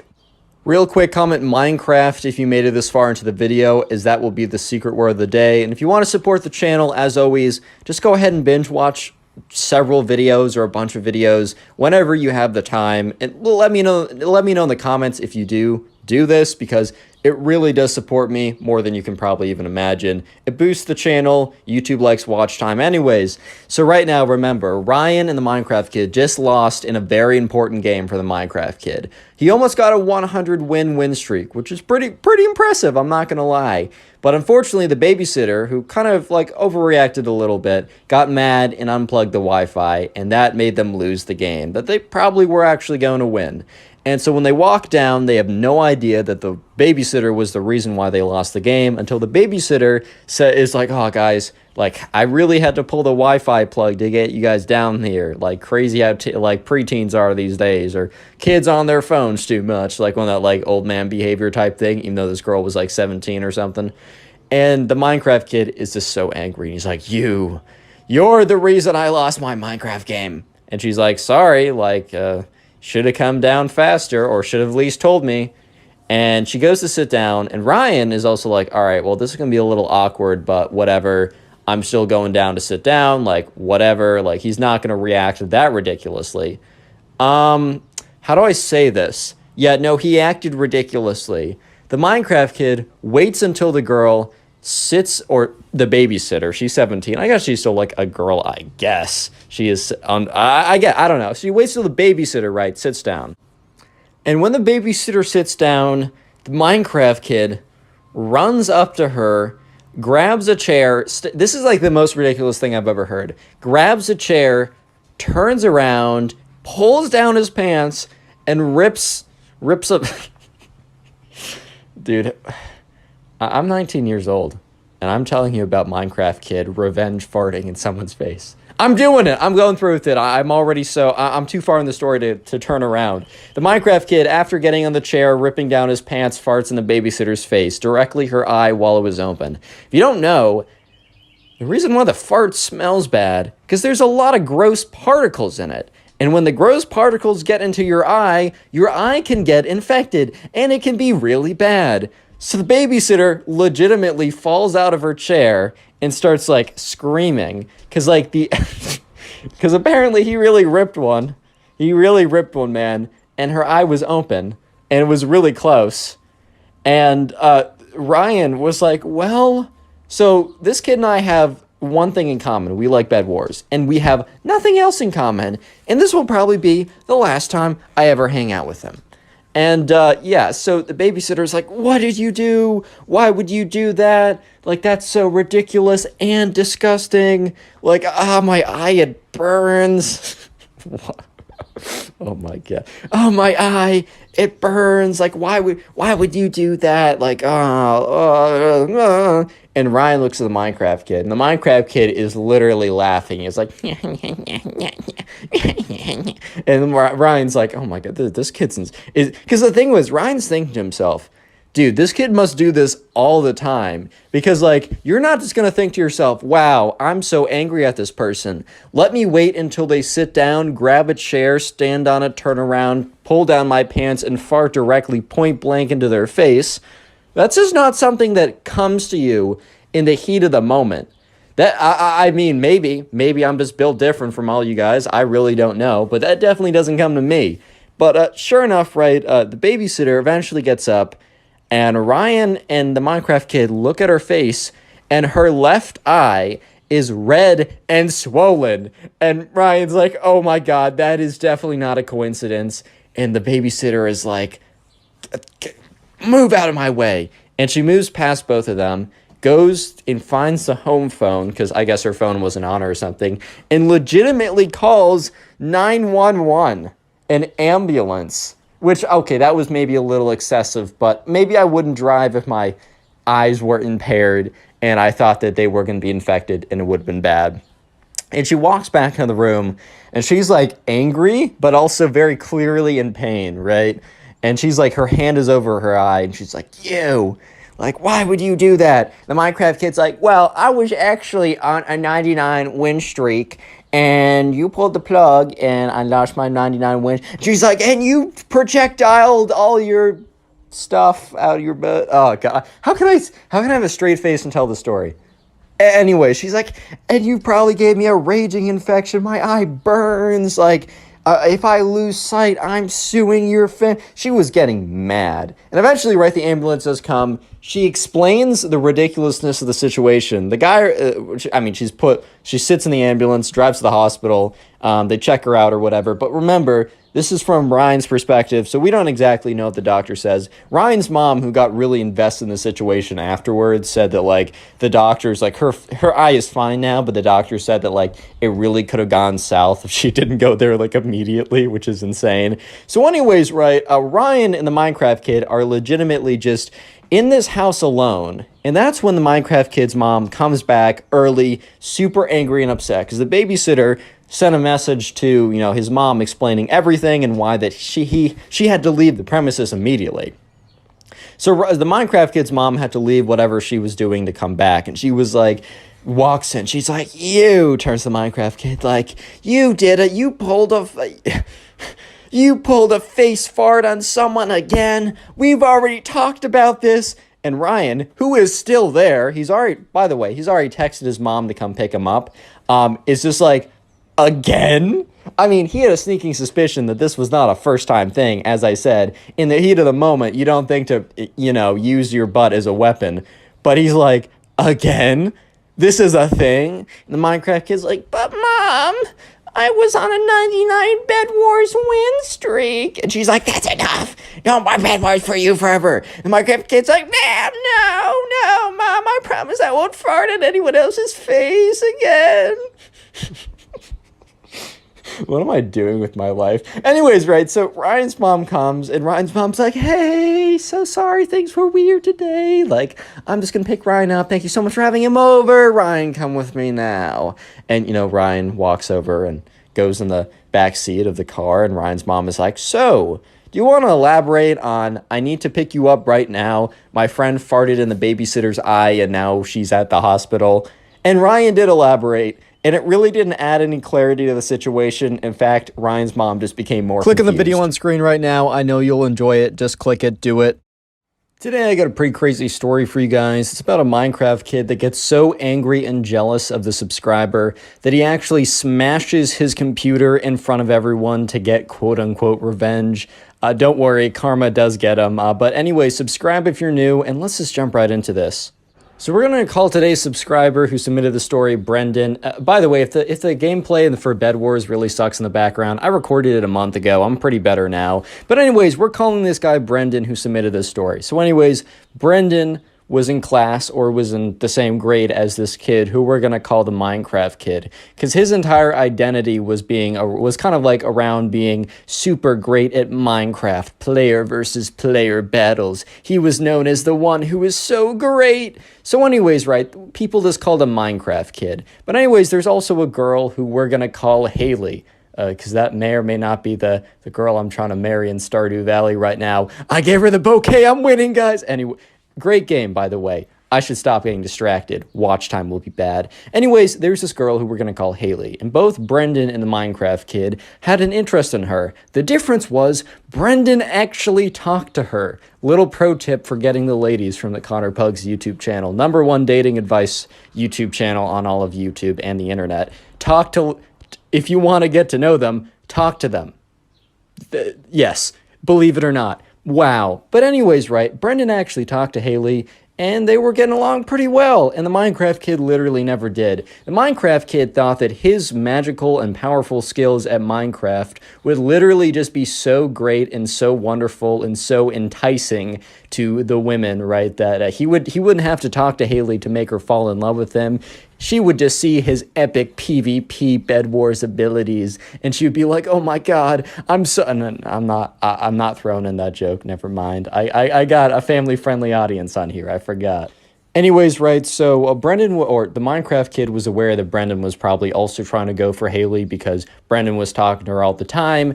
The word on the street was that, Brendan and Haley, oh my God, they're going to be a thing soon, dude. They're in 6th grade. Like, that's how it goes. Oh my God, are they going to get to 5th base, aka holding hands? Oh my God.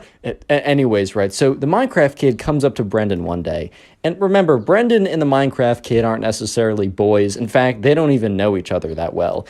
But the Minecraft kid is like, so, I see that you're trying to court Haley. And in Brendan's mind, he's like, bro, this is 20 whatever, right? I think this story was a little old. I'm not sure. I actually don't know when this story happened. It was submitted to me on my Instagram. You can go follow it. You should go follow it. Anyways, Brendan's thinking to himself, did this guy just say court like it's literally the 21st century? Are you serious? And then the Minecraft kid goes on to say, I offer you like a quest, or I ask you that we duel in Minecraft to decide who will get Haley's hand in dating. And, Brendan was kind of just like, in his head, he's like, all right, well, first of all, I'm not dating her. Second of all, the winner of a Minecraft PvP battle is not going to decide who she decides, right? It's not up to them. This isn't like, I don't know, the barbaric era of like, oh yeah, like, I actually have, like, all men have control, women have no say. Like, oh, I want to marry you, so you're marrying me. And also, I don't think there ever was an era where you did PvP battles to decide who was like, who would marry the girl. I'm better at Minecraft, I get all the women. Nah, that's never been true. It doesn't matter what parallel universe or anything like that you go into, man. I am sorry, Minecraft sweats. I am so sorry. But Brendan, who kind of knows that, he's going to be getting with Haley anyways, thinks to himself, all right, well, this will be kind of funny. Like, whatever, man. Who cares? So Brendan says, sure, we'll do a PvP battle to decide who gets Haley's hand. Because he's kind of laughing, he's kind of goofing. But the thing is, the Minecraft kid takes it super seriously. He's like, yes, you fool. Don't you know that I am super great at Minecraft? And then Brendan's like, chill out, bro. Like, all right, yeah, we'll PvP fight to decide who gets Haley's hand in marriage. Lol, like, okay. So sure enough, the Minecraft kid is like, all right, tomorrow at recess, we go to the table. Basically, at their school, there was a table where if kids wanted to bring in their computers, if they were in the 6th grade or higher, they could, and they could play on them. I know at my school, you weren't even allowed to have your phone out, but I guess each school's a little different. So basically, right, the next day rolls around, and Brendan and the Minecraft kid, they both bring their gaming setups, which I guess both of them have laptops, because I play Minecraft on a laptop, man. I don't have a desktop. I want to be able to move my thing around. But anyways, right, they both bring in their computers, and Brendan just has a kind of a crappy MacBook Air. And this is coming from someone who, up to my first 100,000 subscribers on YouTube, I got all my Minecraft gameplay from my MacBook Air at like 20 frames per second. So I understand the struggle, bro. I get it. So anyways, Brendan comes in with his crappy MacBook Air, and the Minecraft kid comes in with his like, I don't know, his Alienware $3,000 super gaming laptop with his super fancy keyboard. And it takes him like 5 minutes to get his setup all perfect. He's like, all right, I'm ready. And so sure enough, they both sit down, and Brendan is like, all right, so how are we doing this?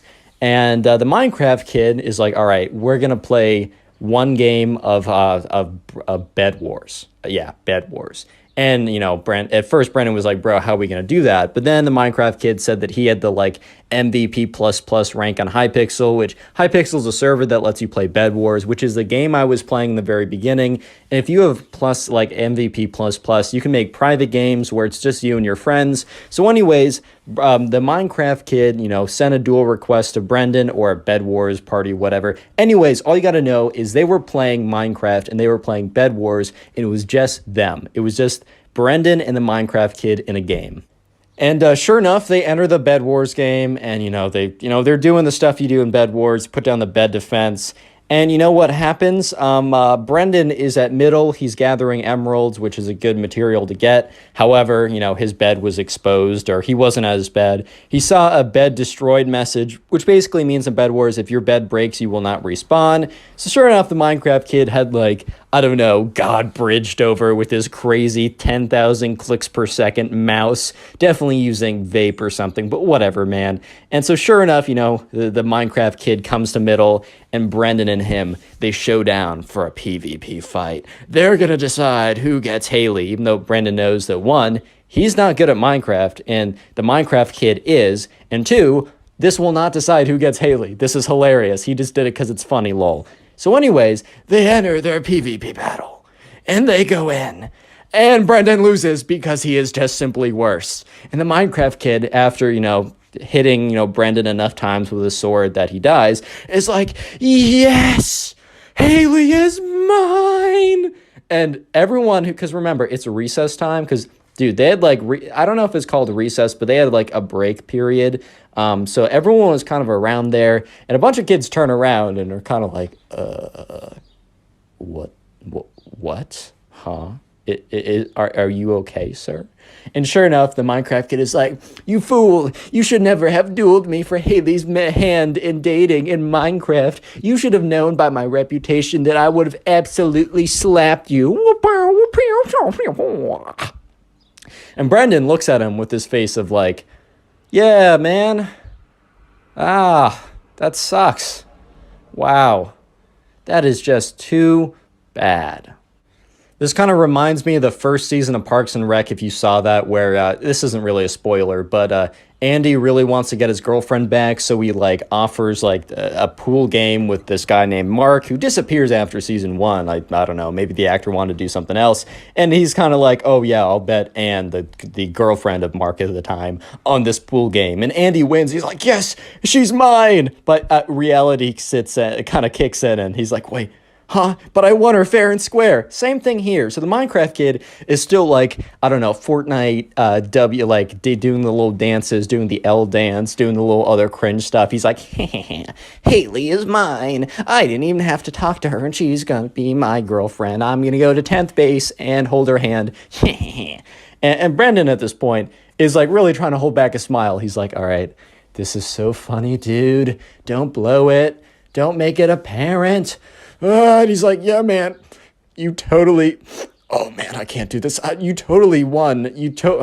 I can't do this, man. He's really trying to do it. He's like, yeah, you totally won Haley's hand in dating because you beat me in Minecraft. Yep, that's totally what happened. Holding back the laughter, holding back the tears at this point. And sure enough, right, Brendan's like, all right, man, go ahead. And he's like, yes, I'm gonna tell everyone about my victory dance so everyone knows that you lost to me in Minecraft, and that's why Haley is mine. The Minecraft kid runs away to go tell his other friends. Well, I don't know about that. I think his friends are his Bed Wars win streak and nothing else. But whatever, right? So Brendan goes over and finds Haley. Says, hey, so I just played this guy because he wanted to duel me for your hand in dating. And Haley's like, what? And Brendan's like, yeah, I thought it'd be funny. So, by the way, I lost the duel because obviously you can't do that, but I thought it was funny. And I lost. So he's going to come over to claim his prize, I guess? And Haley's like, all right, well, this is kind of funny, but this is an awkward situation. And Brendan's like, yeah, I probably should have told you about this beforehand.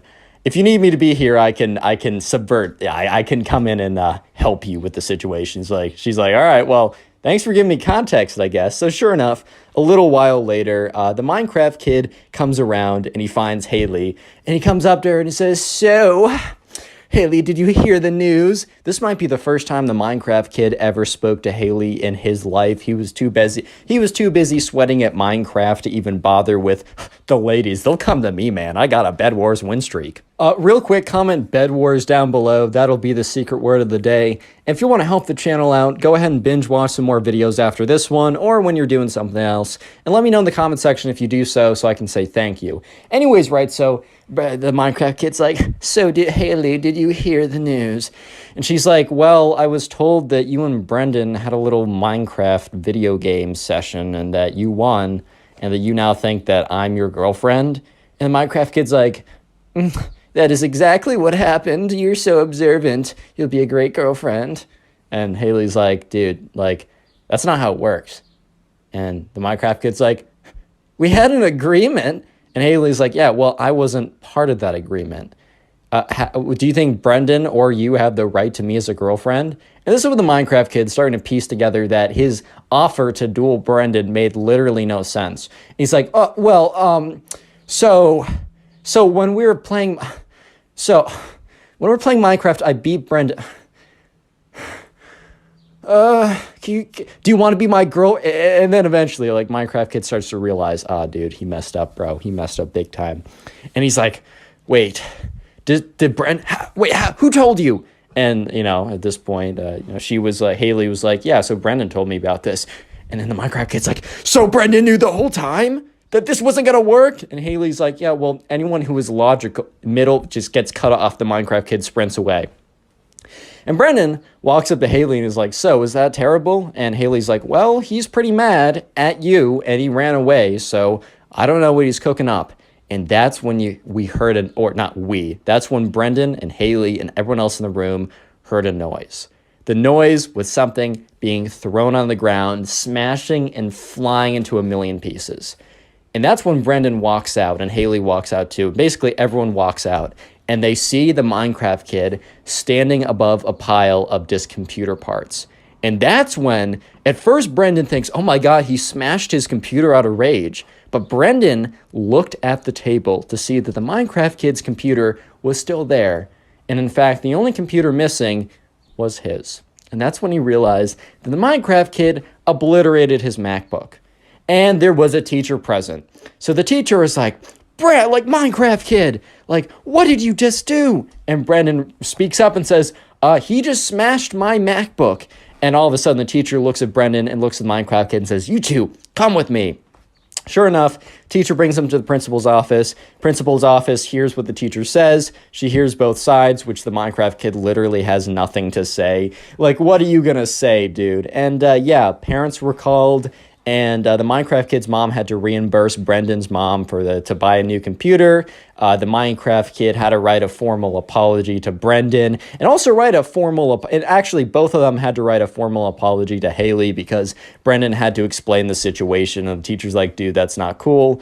And also the Minecraft kid got a week of detention for this. So moral of the story is, one, if you're just playing Minecraft all day, that may not be the most ideal or most optimal strategy to get the ladies to love you. Maybe I'm wrong, man. Maybe I'm wrong. Don't listen to me. I don't know. Okay. How do I introduce a story like this, man? I mean, you guys can read. You've read the title. All I can say is strap in, buckle up, because this is going to be quite the ride. Subscribe if you're new and you enjoy stories. And let's call today's subscriber who submitted this. Let's call this guy Mason. So this all happened one day when Mason was in class, and Mason was in 4th grade when this whole thing went down. And there's a kid who, once again, kind of like wore the same creeper shirt every single day. And it was like the creeper hoodie, and really that's not a big deal. They're like, if you want to wear the creeper hoodie, I don't really care. However, we're just going to call him the Minecraft kid, right? Because of the creeper hoodie. He wore it every single day, and maybe, right? Maybe he has a closet full of like 18 different varieties of the creeper hoodie. Or maybe his mom does a load of laundry every single day. Or maybe he's just wearing the same creeper hoodie every single day. I mean, you guys can believe whatever you want, but I think one of those three are a little bit more likely than the other. But anyways, right, so there's this kid called the Minecraft kid because he wore the creeper hoodie every single day. And he was a little bit strange. And there's nothing wrong with you being a little bit strange. Like, I'm a little bit strange. I mean, I run a YouTube channel, man. I mean, that's already putting me in the strange category, unfortunately. But hey, man, I love the YouTube too much to like drop it or anything like that. But sure enough, this all happened one day when the Minecraft kid was in class with Mason. And the Minecraft kid raised his hand. And another thing you need to know about the Minecraft kid is he would take bathroom breaks like 6 times per class. And I don't know about you, but back in the day, I definitely used to go to the bathroom to like go on my phone or just take a break from the class. However, I would be very like strategic with it. I wouldn't do it every single day. I'd do it like every other day. I would make sure that I wasn't away for too long, like maybe 5 minutes max. But this kid, bro, would just abuse the bathroom break button. He was like spamming it, just try to like, I don't know, man. But every single day, you can go to the bathroom, minimum 2 times, maximum like 6 times. That's what I'm told at least. And sure enough, once again, one day, the Minecraft kid raises his hand for the 3rd time in class. And this has been going on for months. And I just think at this point, the teacher kind of just snapped. And he looks at the Minecraft kid. He's like, yes. And the Minecraft kid says, hey, can I go to the bathroom?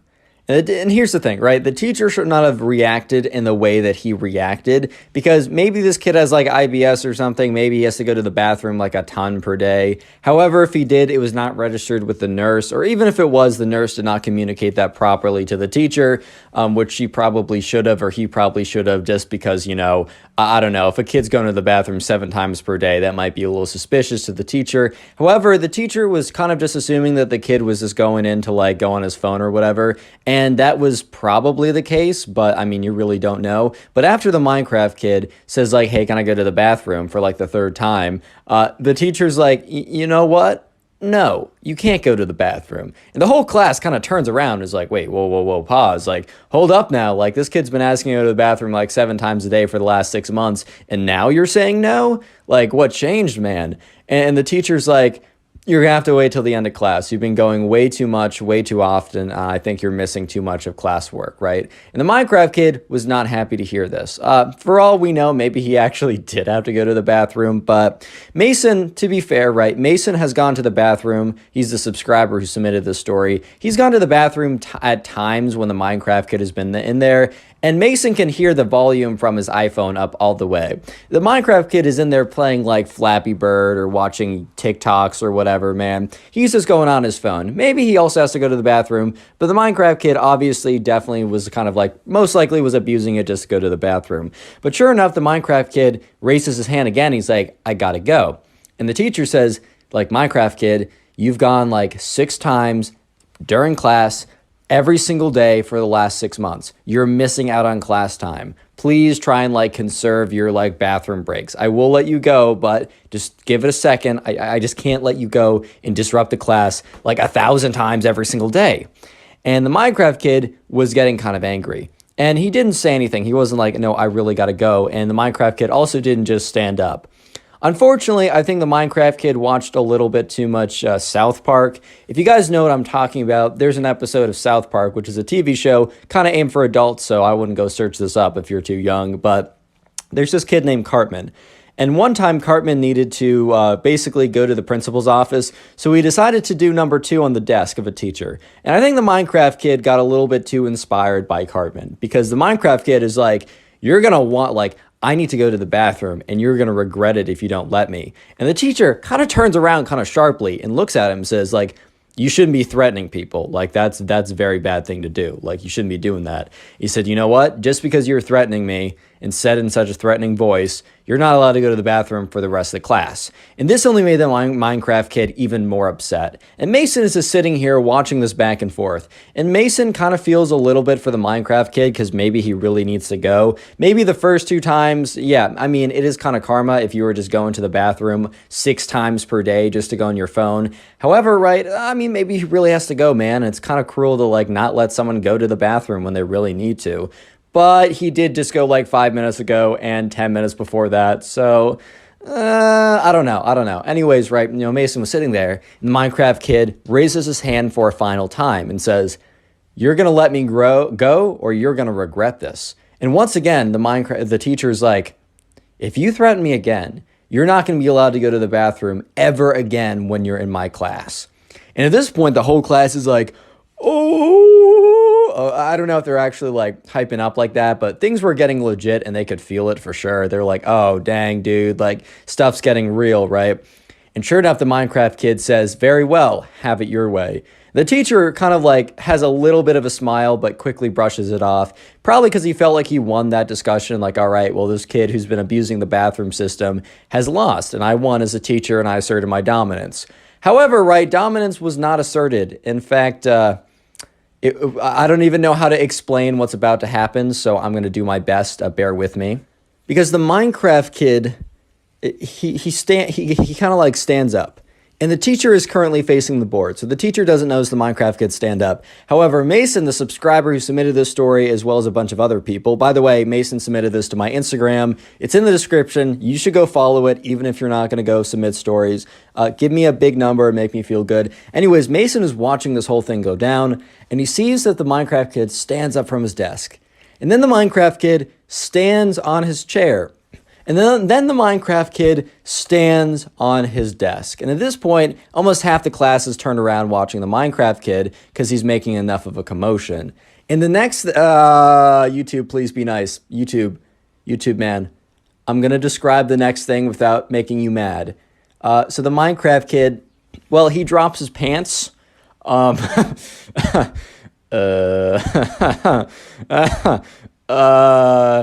drops his pants. And he says, teacher, and the teacher turns around and is about to be like Minecraft kid for the last time. And he turns around and is like, what? What? Huh? And the Minecraft kid is like, teacher, I told you you would regret not letting me go to the bathroom. And just to put it very, just to be point blank, just to be straight up, just getting right to the point. Yeah, he just number 2 on the desk, man. It wasn't like anything crazy, right? It was pretty, just a little bit, but yeah. And everyone in the class starts like screaming. Like some of the girls are like, ah, Some of the guys are like, yo, what? That's disgusting, dude. And the teacher's like, Minecraft kid, what on earth are you doing? And the Minecraft kid's like, I told you you should let me go to the bathroom, dude. Now you're just paying the consequences. The Minecraft kid was like feeling all full of himself. And the teacher was like, go to the principal's office now. And I don't think the Minecraft kid totally realized what was going on. And the Minecraft kid starts to panic. And the Minecraft kid looks to his left and looks to his right. And when the Minecraft kid looks to his right, you know who he sees? He sees the subscriber. He sees Mason. And he makes eye contact with Mason. And Mason is looking directly at the Minecraft kid and is thinking to himself, oh my God, what? Wow. But then he's like, wait, why is this kid making eye contact with me? And he's like, Mason made me do it. He dared me. And the teacher's like, Mason. Mason's just like, dude, I swear I was just sitting here. What do you mean? And the teacher's like, you know what? Minecraft kid, Mason, and anyone else involved, go to the principal's office right now. And Mason is just like, why? So he gets up, and because he's not going to fight with his teacher when the teacher's literally going through a massive rage moment. And, he starts walking up, and he walks up to the Minecraft kid. He's like, dude, I don't even know who you are. The Minecraft kid's like, just doesn't say anything. So he walks up to the principal's office, and he sits down, and the principal's like, what happened? And Mason explains the side of the story, that he was just a bystander sitting there. And then, eventually the Minecraft kid walks in, because he had to, it wasn't like he could, okay, I'm not going to explain why it took him longer, but he got there, right? And sure enough, the principal's like, Minecraft kid, why would you do that? And the Minecraft kid's like, explains the side, and then she's like, and why is Mason here? And the Minecraft kid, who kind of panic blamed him to kind of lesser the punishment on him, is like, Mason dared me to do it. And Mason's like, dude, I don't even know who you are. You're just in my class. And the principal's like, I don't know, Mason, why would he lie about this? There's literally nothing for him to gain. And Mason's like, dude, I don't know. Real quick, comment Minecraft down below if you want to heart in your comment. That will be the secret word of the day. And I'll try and heart as many of those comments as possible. And also, if you want to help us get to 600,000 faster, binge watch the videos. YouTube really likes promoting my channels when you guys binge watch a bunch of my videos. So after this video, or when you have the time to sit down and watch a bunch of videos, I've made playlists. You can just go to my channel page and let me know in the comments when you do this, so I can heart it and say thank you and just give a little bit of appreciation for you guys really helping me out. And I really do appreciate it. Anyways, the story gets even more insane, so stay tuned. So anyways, right, back to the story. Mason is in a position where he was just dragged into this. Honestly, Mason to this day doesn't totally understand why the Minecraft kid even singled him out. Mason and the Minecraft kid weren't close friends. They didn't even really know each other.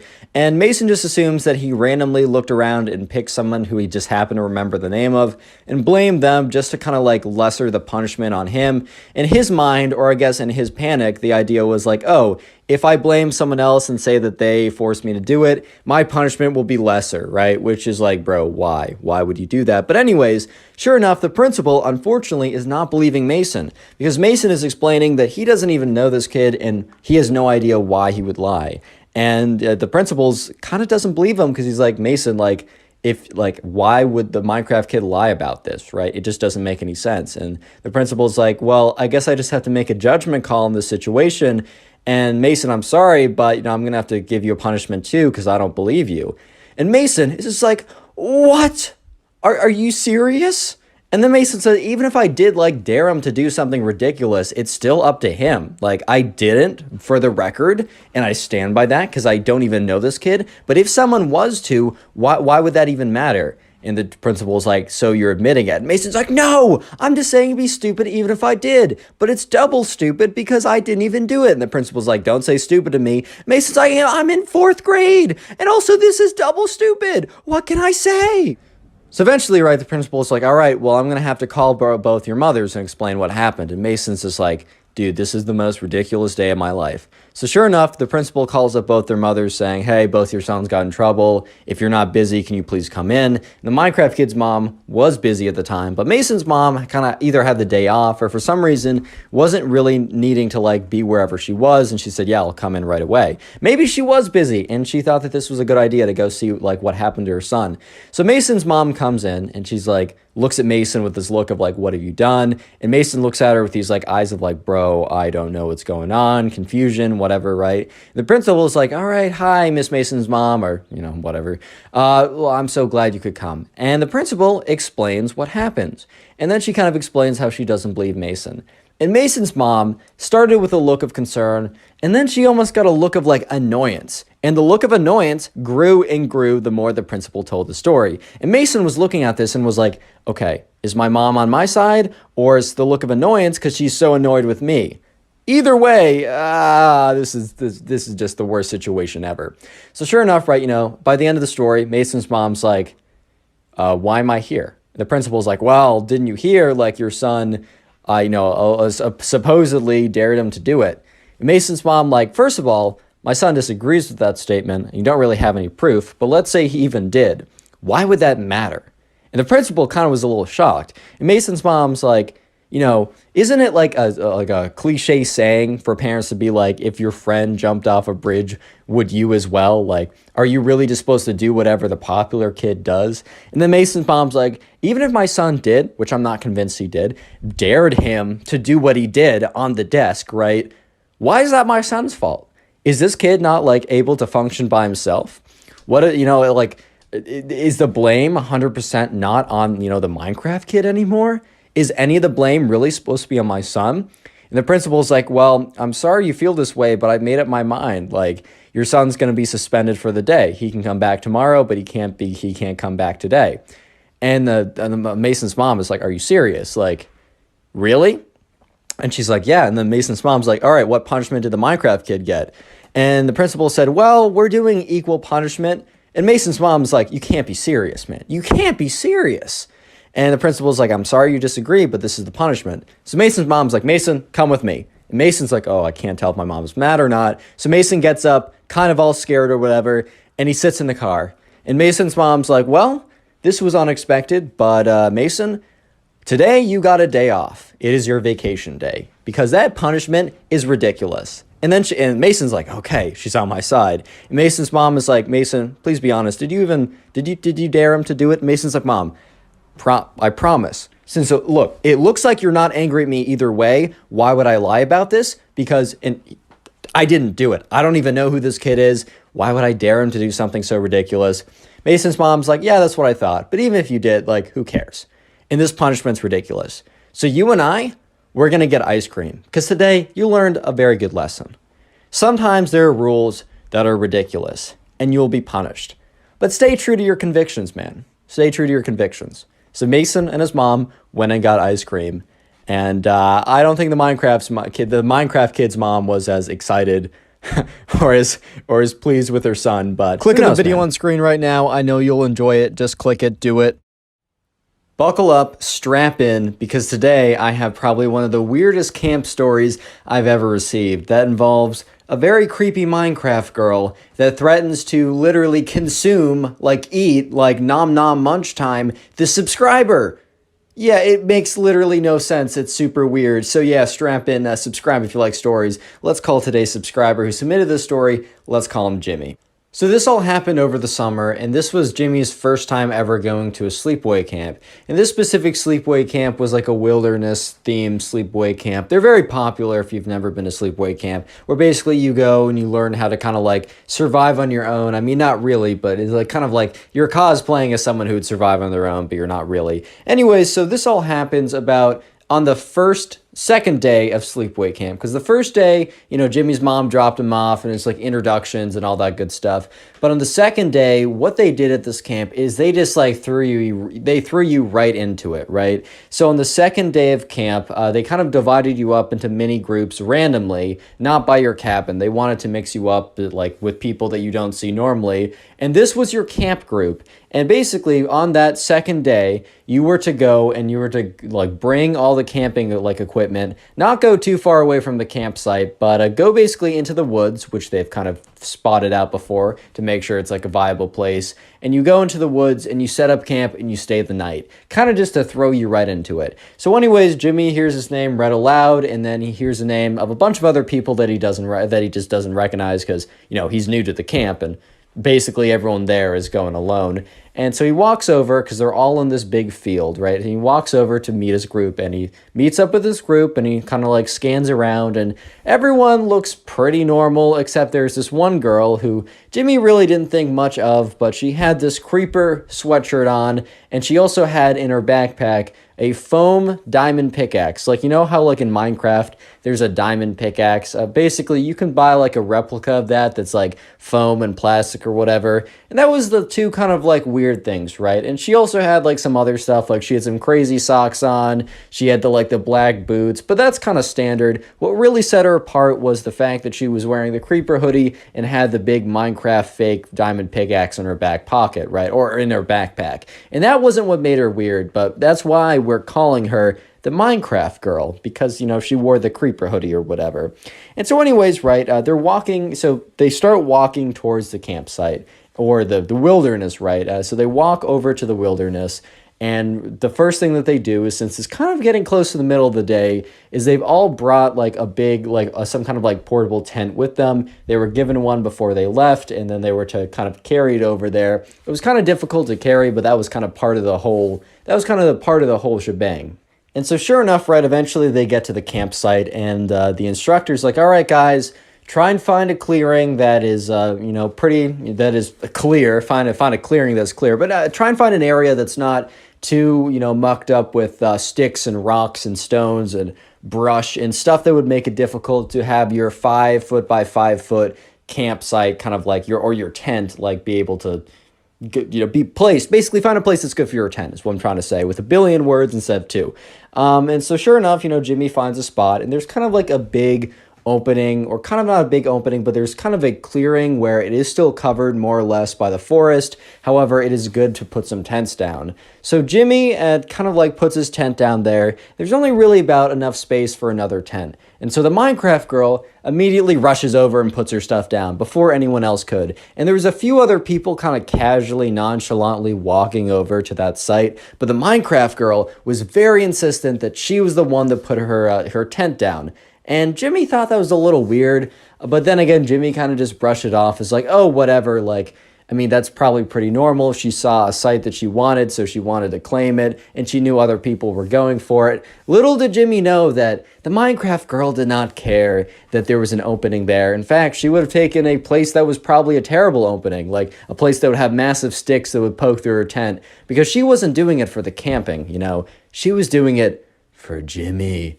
And the only reason why she wanted that spot is because Jimmy was right there. But Jimmy didn't know this as of now. And so Jimmy and the Minecraft girl and, a few camp counselors, helped them set up their tents or whatever. And other people were not far away at all. Like, Jimmy could see, at least 5 or 6 other campers, a little bit farther out, I don't know, 10 or 20 feet farther, finding more openings and setting up their camps as well, or their tents.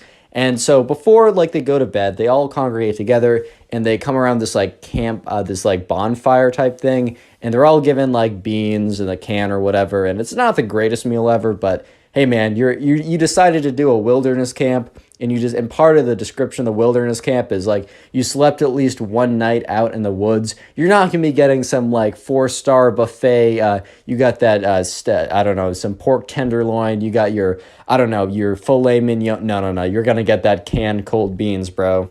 So eventually, right, they're done with dinner, and it's time to go to bed. It's time to sleep, or at least attempt to sleep in your tent. And this is pretty hard because there's the ambiance of the outside, which is very loud. There's it's probably not the most comfortable. There's probably plenty of mosquitoes, even if you close your zipper of the tent very well and you make sure it's all bug proof. They always find a way to get in there, and there's always at least 1 or 2 mosquitoes buzzing around your head. So sleep is difficult, but Jimmy goes to his campsite. He gets in his tent. He zips it up. He brought a book with them, so he's reading a few pages from about a chapter or 2 from the book. He's got his little flashlight to read with, and eventually he turns off his flashlight. and closes his eyes to try to go to sleep. And it's a little difficult, but eventually he falls asleep. But that's when he believes a couple hours later, he's really disoriented when he wakes up, so he's not totally sure when. But that's when he wakes up to the sound of rustling. And not just like a few, I don't know, squirrels going by, a few tree branches fall, but like movement, like heavy movement is from right outside his tent site. And he wakes up and he's kind of confused by this. It's not like a clear tent or anything. And obviously, a man doesn't have windows. He's in a tent. And that's when he starts to get really nervous because the zipper that is closed, that has his tent closed up, starts to open. Like someone from the outside is unzipping his tent. So Jimmy kind of like gets up pretty quickly. And that's when he sees it's the Minecraft girl. And she kind of pokes her head through the camp or through the zipper and walks right in. And Jamie's like, hello? Kind of like whispers it a little bit because he doesn't want to be super loud. And that's when the Minecraft girl is like, hi. And this is where things start to get weird. But real quick comment, Minecraft down below. That's the secret word of the day. I'll try and heart your comment. And if you want to support the channel and help me out, after this video, go ahead and binge watch a bunch of videos. Either watch them in the recommended or the playlist. Or if you're doing something later in the day or maybe before you go to bed. And make sure to let me know in the comments if you're doing this. I'll try and heart it and say thank you as I really appreciate it. Anyways, let's get right back to the story as things are starting to get interesting. So remember, Jimmy was sound asleep, and he's awoken to the sound of noise outside of his tent. So when he gets up and he notices the Minecraft girl, someone who he didn't even really talk to at all, maybe he's like, hey, can you pass the whatever, right, earlier in the day, but he's not really spoken to this girl at all, has wandered into his tent, right? He's a little startled, so he gets up and he's like, hello? And she's like, hi, Jimmy. And Jimmy doesn't know her name. Like, even though I never used their real names, Jimmy said that he just knew her as Minecraft Girl. Like, he didn't know her name. They didn't really wear name tags or anything. I think they went around in a circle, so maybe that's how she remembered it. But she then goes on to say so she says 3 incredibly creepy things. And the first incredibly creepy thing that she says is, hey, Jimmy, I've been watching you for a while. Dude, whenever someone says, I'm watching you, like, just say, like, oh, I've seen you around. Don't be like, I've been deeply observing and mapping your every movements. Like, oh, come on, man. Like, don't say that. And Jimmy's like, okay. She's like, yeah, I've been watching you for a long time, Jimmy. And I just can't get enough of you. And Jimmy's like, oh, okay, that's cool, I guess. And the girl's like, Jimmy, I just need to know, do you want to be my boyfriend? And she looks at him with these like big eyes all wide. And Jimmy's like, dude, I'm having a freaking fever dream right now. Like, this definitely isn't real. And he's like, I don't know you. And she's like, is that a yes or a no? I need to know, Jimmy, please. I need to know. And Jimmy's just like, well, I mean, I kind of have a policy. And he kind of makes this up because, like, bro, what? But he's like, oh, I kind of got a policy that I got to know someone for a while. I want to start in the friend zone and then make my way to dating them, maybe, if I feel like we're compatible. And the thing is, I just don't know you. Like, my first interaction with you has been you kind of wandering into my tent at, like, presumably very early in the morning. And she's like, is that a yes or a no, Jimmy? Like, please don't, like, I just need a yes or no. It's really easy. It's really simple. And Jimmy's like, well, respectfully, no, because I don't know you. She sits there for a second, and she kind of looks at the ground.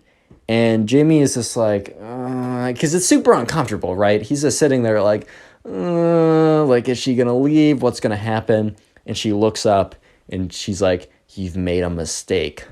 You better not go to sleep tonight. And Jimmy then asks, like, well, what happens if I do go to sleep? And she's like, well, while you're asleep, I'm going to start to eat you. And when you wake up, you'll have your entire leg will be missing. And the only thing you'll see is the stump of your leg inside my mouth. And then she just crawls out of his tent. And Jimmy is honestly traumatized. Yes. Do I think she's actually was going to eat him? No. She's just like some goofy Minecraft girl, right? However, she definitely knew what to say, like, that was super unsettling, because when you feel like you're alone in the woods and some creepy girl wanders into your tent and says very strange things, well, let me just say that Jimmy did not sleep that night. Yeah, he pulled a complete all-nighter with nothing to read but his book. He basically just sat there and was just like, he was basically terrified, right? I don't blame him. I would be super freaked out, even if it was super unlikely. Like, I'm not trying to take a risk of, like, waking up and, like, I don't know, my arm's gone because some weirdo girl ate it because I said no to going on a date with her, which I don't know if this was some tactic to go on a date with Jimmy, but let me just say, if your odds were low before, they're practically zero right now, dude. They're practically at 0.0% chance he's gonna date you after you say, "Oh, let me just eat you, bro," which is just who says that? But anyways, Jimmy, the next day comes around, even though Jimmy's been up the entire night. So Jimmy watches the sunrise, and they kind of just, so the deal is the camp, you go out and you stay the night overnight in the woods on the first night, or I guess the second night minus orientation, which is the first day. And then for the rest of the camp, which is the rest of the week, you kind of do activities at the campsite and you stay in cabins. So you're kind of like thrown into it, and then it's kind of like easy mode from there on out. So they pack up their camps, or they're not their camps, they pack up their tents, they get it all together. Jimmy is really struggling to stay awake and to have any energy because he's been up all night because he's been afraid of being eaten or something, which, like, I don't know about you, but that's not my number one concern. And I really don't want it to ever be a number whatever concern. But sure enough, Jimmy is walking back with his group. And he notices, the Minecraft girl is in his group, right? The Minecraft girl is not in front of him, not beside him, but square behind him. And Jimmy would kind of look behind once in a while, and he would see the Minecraft girl was always like 5 feet behind him. And Jimmy would kind of like, slow down a little bit, and she would slow down. He would speed up a little bit. She would speed up. He would move to one side. She would slowly shift over to the other side. And he knew that this girl was really just staying 5 feet behind him at all times. So he was super weirded out, which, can you blame the man? This girl threatened to consume him. Like, who, what? Huh? And then, like, all of a sudden she starts stalking him. And so they get back, right? They get back to camp. And Jimmy goes to his cabin. And his cabin mates are like, "Oh, man, that was the coolest thing ever. Like, Jimmy, how did you feel about that?" Jimmy, who has no sleep and is traumatized, is like, "Guys, can we talk for a second?" And his friends are like, "Yeah, dude, what's up?" So Jimmy sits down, and even the camp counselor walks in because, Jimmy kind of wanted an adult in there too. And Jimmy explained everything that I just told you guys. And all the kids were like, "Bro, I saw that girl." Like, one of them's like, "Dude, I know that girl. Like, I saw her before. She was like hitting someone with a pickaxe and she got in trouble. She's so weird." And all the other kids are like, "Dude, she said she'd eat you? What?" And the camp counselor's like, "Dude, that's messed up, man. Like, she basically, like, she scared you, she traumatized you, she also low-key threatened you with that, even though it's a very weird threat to make." And the camp counselor, God, I can't speak. One like equals one prayer for my brain that's going boom right now. So the camp counselor is like, "Hey, Jimmy, like, I think I'm going to have to report this. Like, you're okay with that?" And Jimmy's like, "Actually, yeah, I really don't want to be in any other programs with her or really be around her."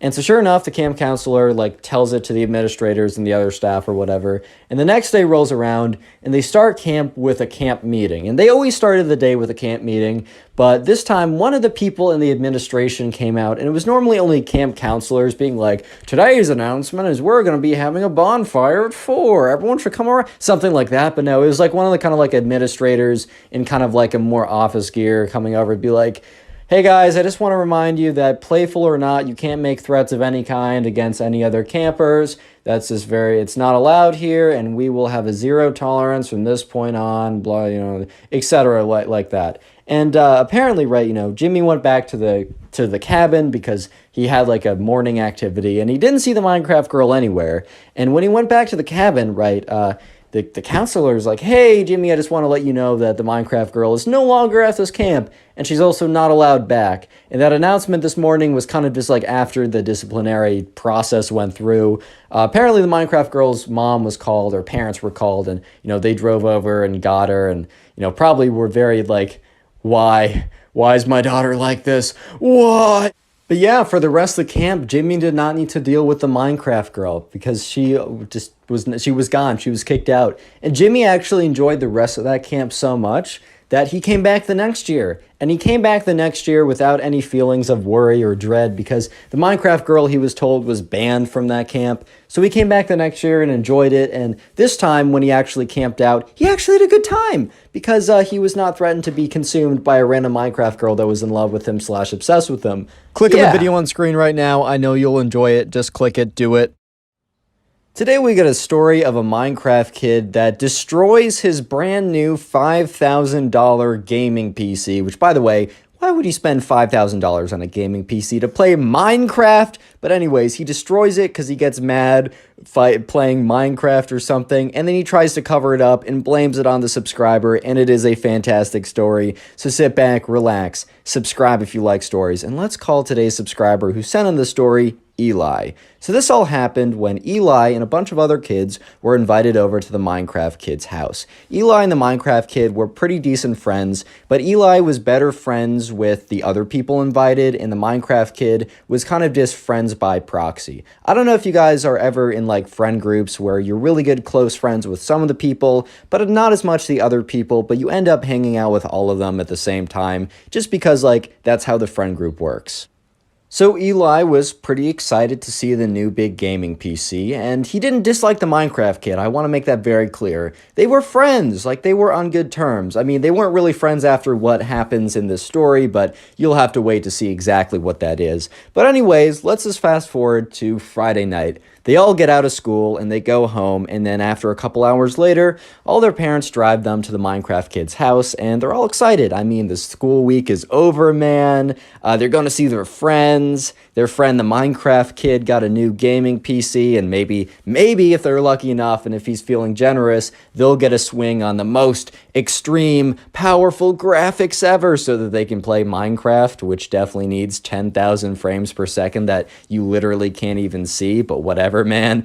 Anyways, right, so they all get to the house, and the Minecraft kid's mom greets them. It's like, oh, welcome to our little house or whatever. It was not a little house, man. I mean, look, if your mom or dad is buying you a $5,000 gaming PC, they probably have a little bit of spare cash, if you know what I mean. It was a pretty cool house, but none of these kids really cared. They just thought the Minecraft kid was cool, and he was someone to play Minecraft with. Turns out he was not as cool as they thought. But anyways, right, the Minecraft kid runs down the stairs. He's like, guys, you gotta come up here right now. And they all kind of like run up the stairs, and they got their sleeping bags and their backpacks full of their belongings. It was turning out to be like a really great night. Or so they thought before it went terribly, terribly wrong. But anyways, right, they walk in the Minecraft kid's room, and none of them had actually ever been over to the Minecraft kid's house before. All of them had kind of grown up in the neighborhood together, and the Minecraft kid came 2 years ago, so he was kind of like a newer addition. However, the Minecraft kid did like sleep over at their houses before, but they walk in the Minecraft kid's room, and it is one of the coolest rooms ever. It's got like a really cool bed, and there's all these little fun things, and a beanbag chair, and there's like the glowing lights that you see on dorm rooms a lot of time in college, and it's just a really cool setup. And they're like, wow, man, you got the coolest room ever. And he said, and this is the best part. And he turns and he points at his desk, and sure enough, there is a massive monitor. There's a massive like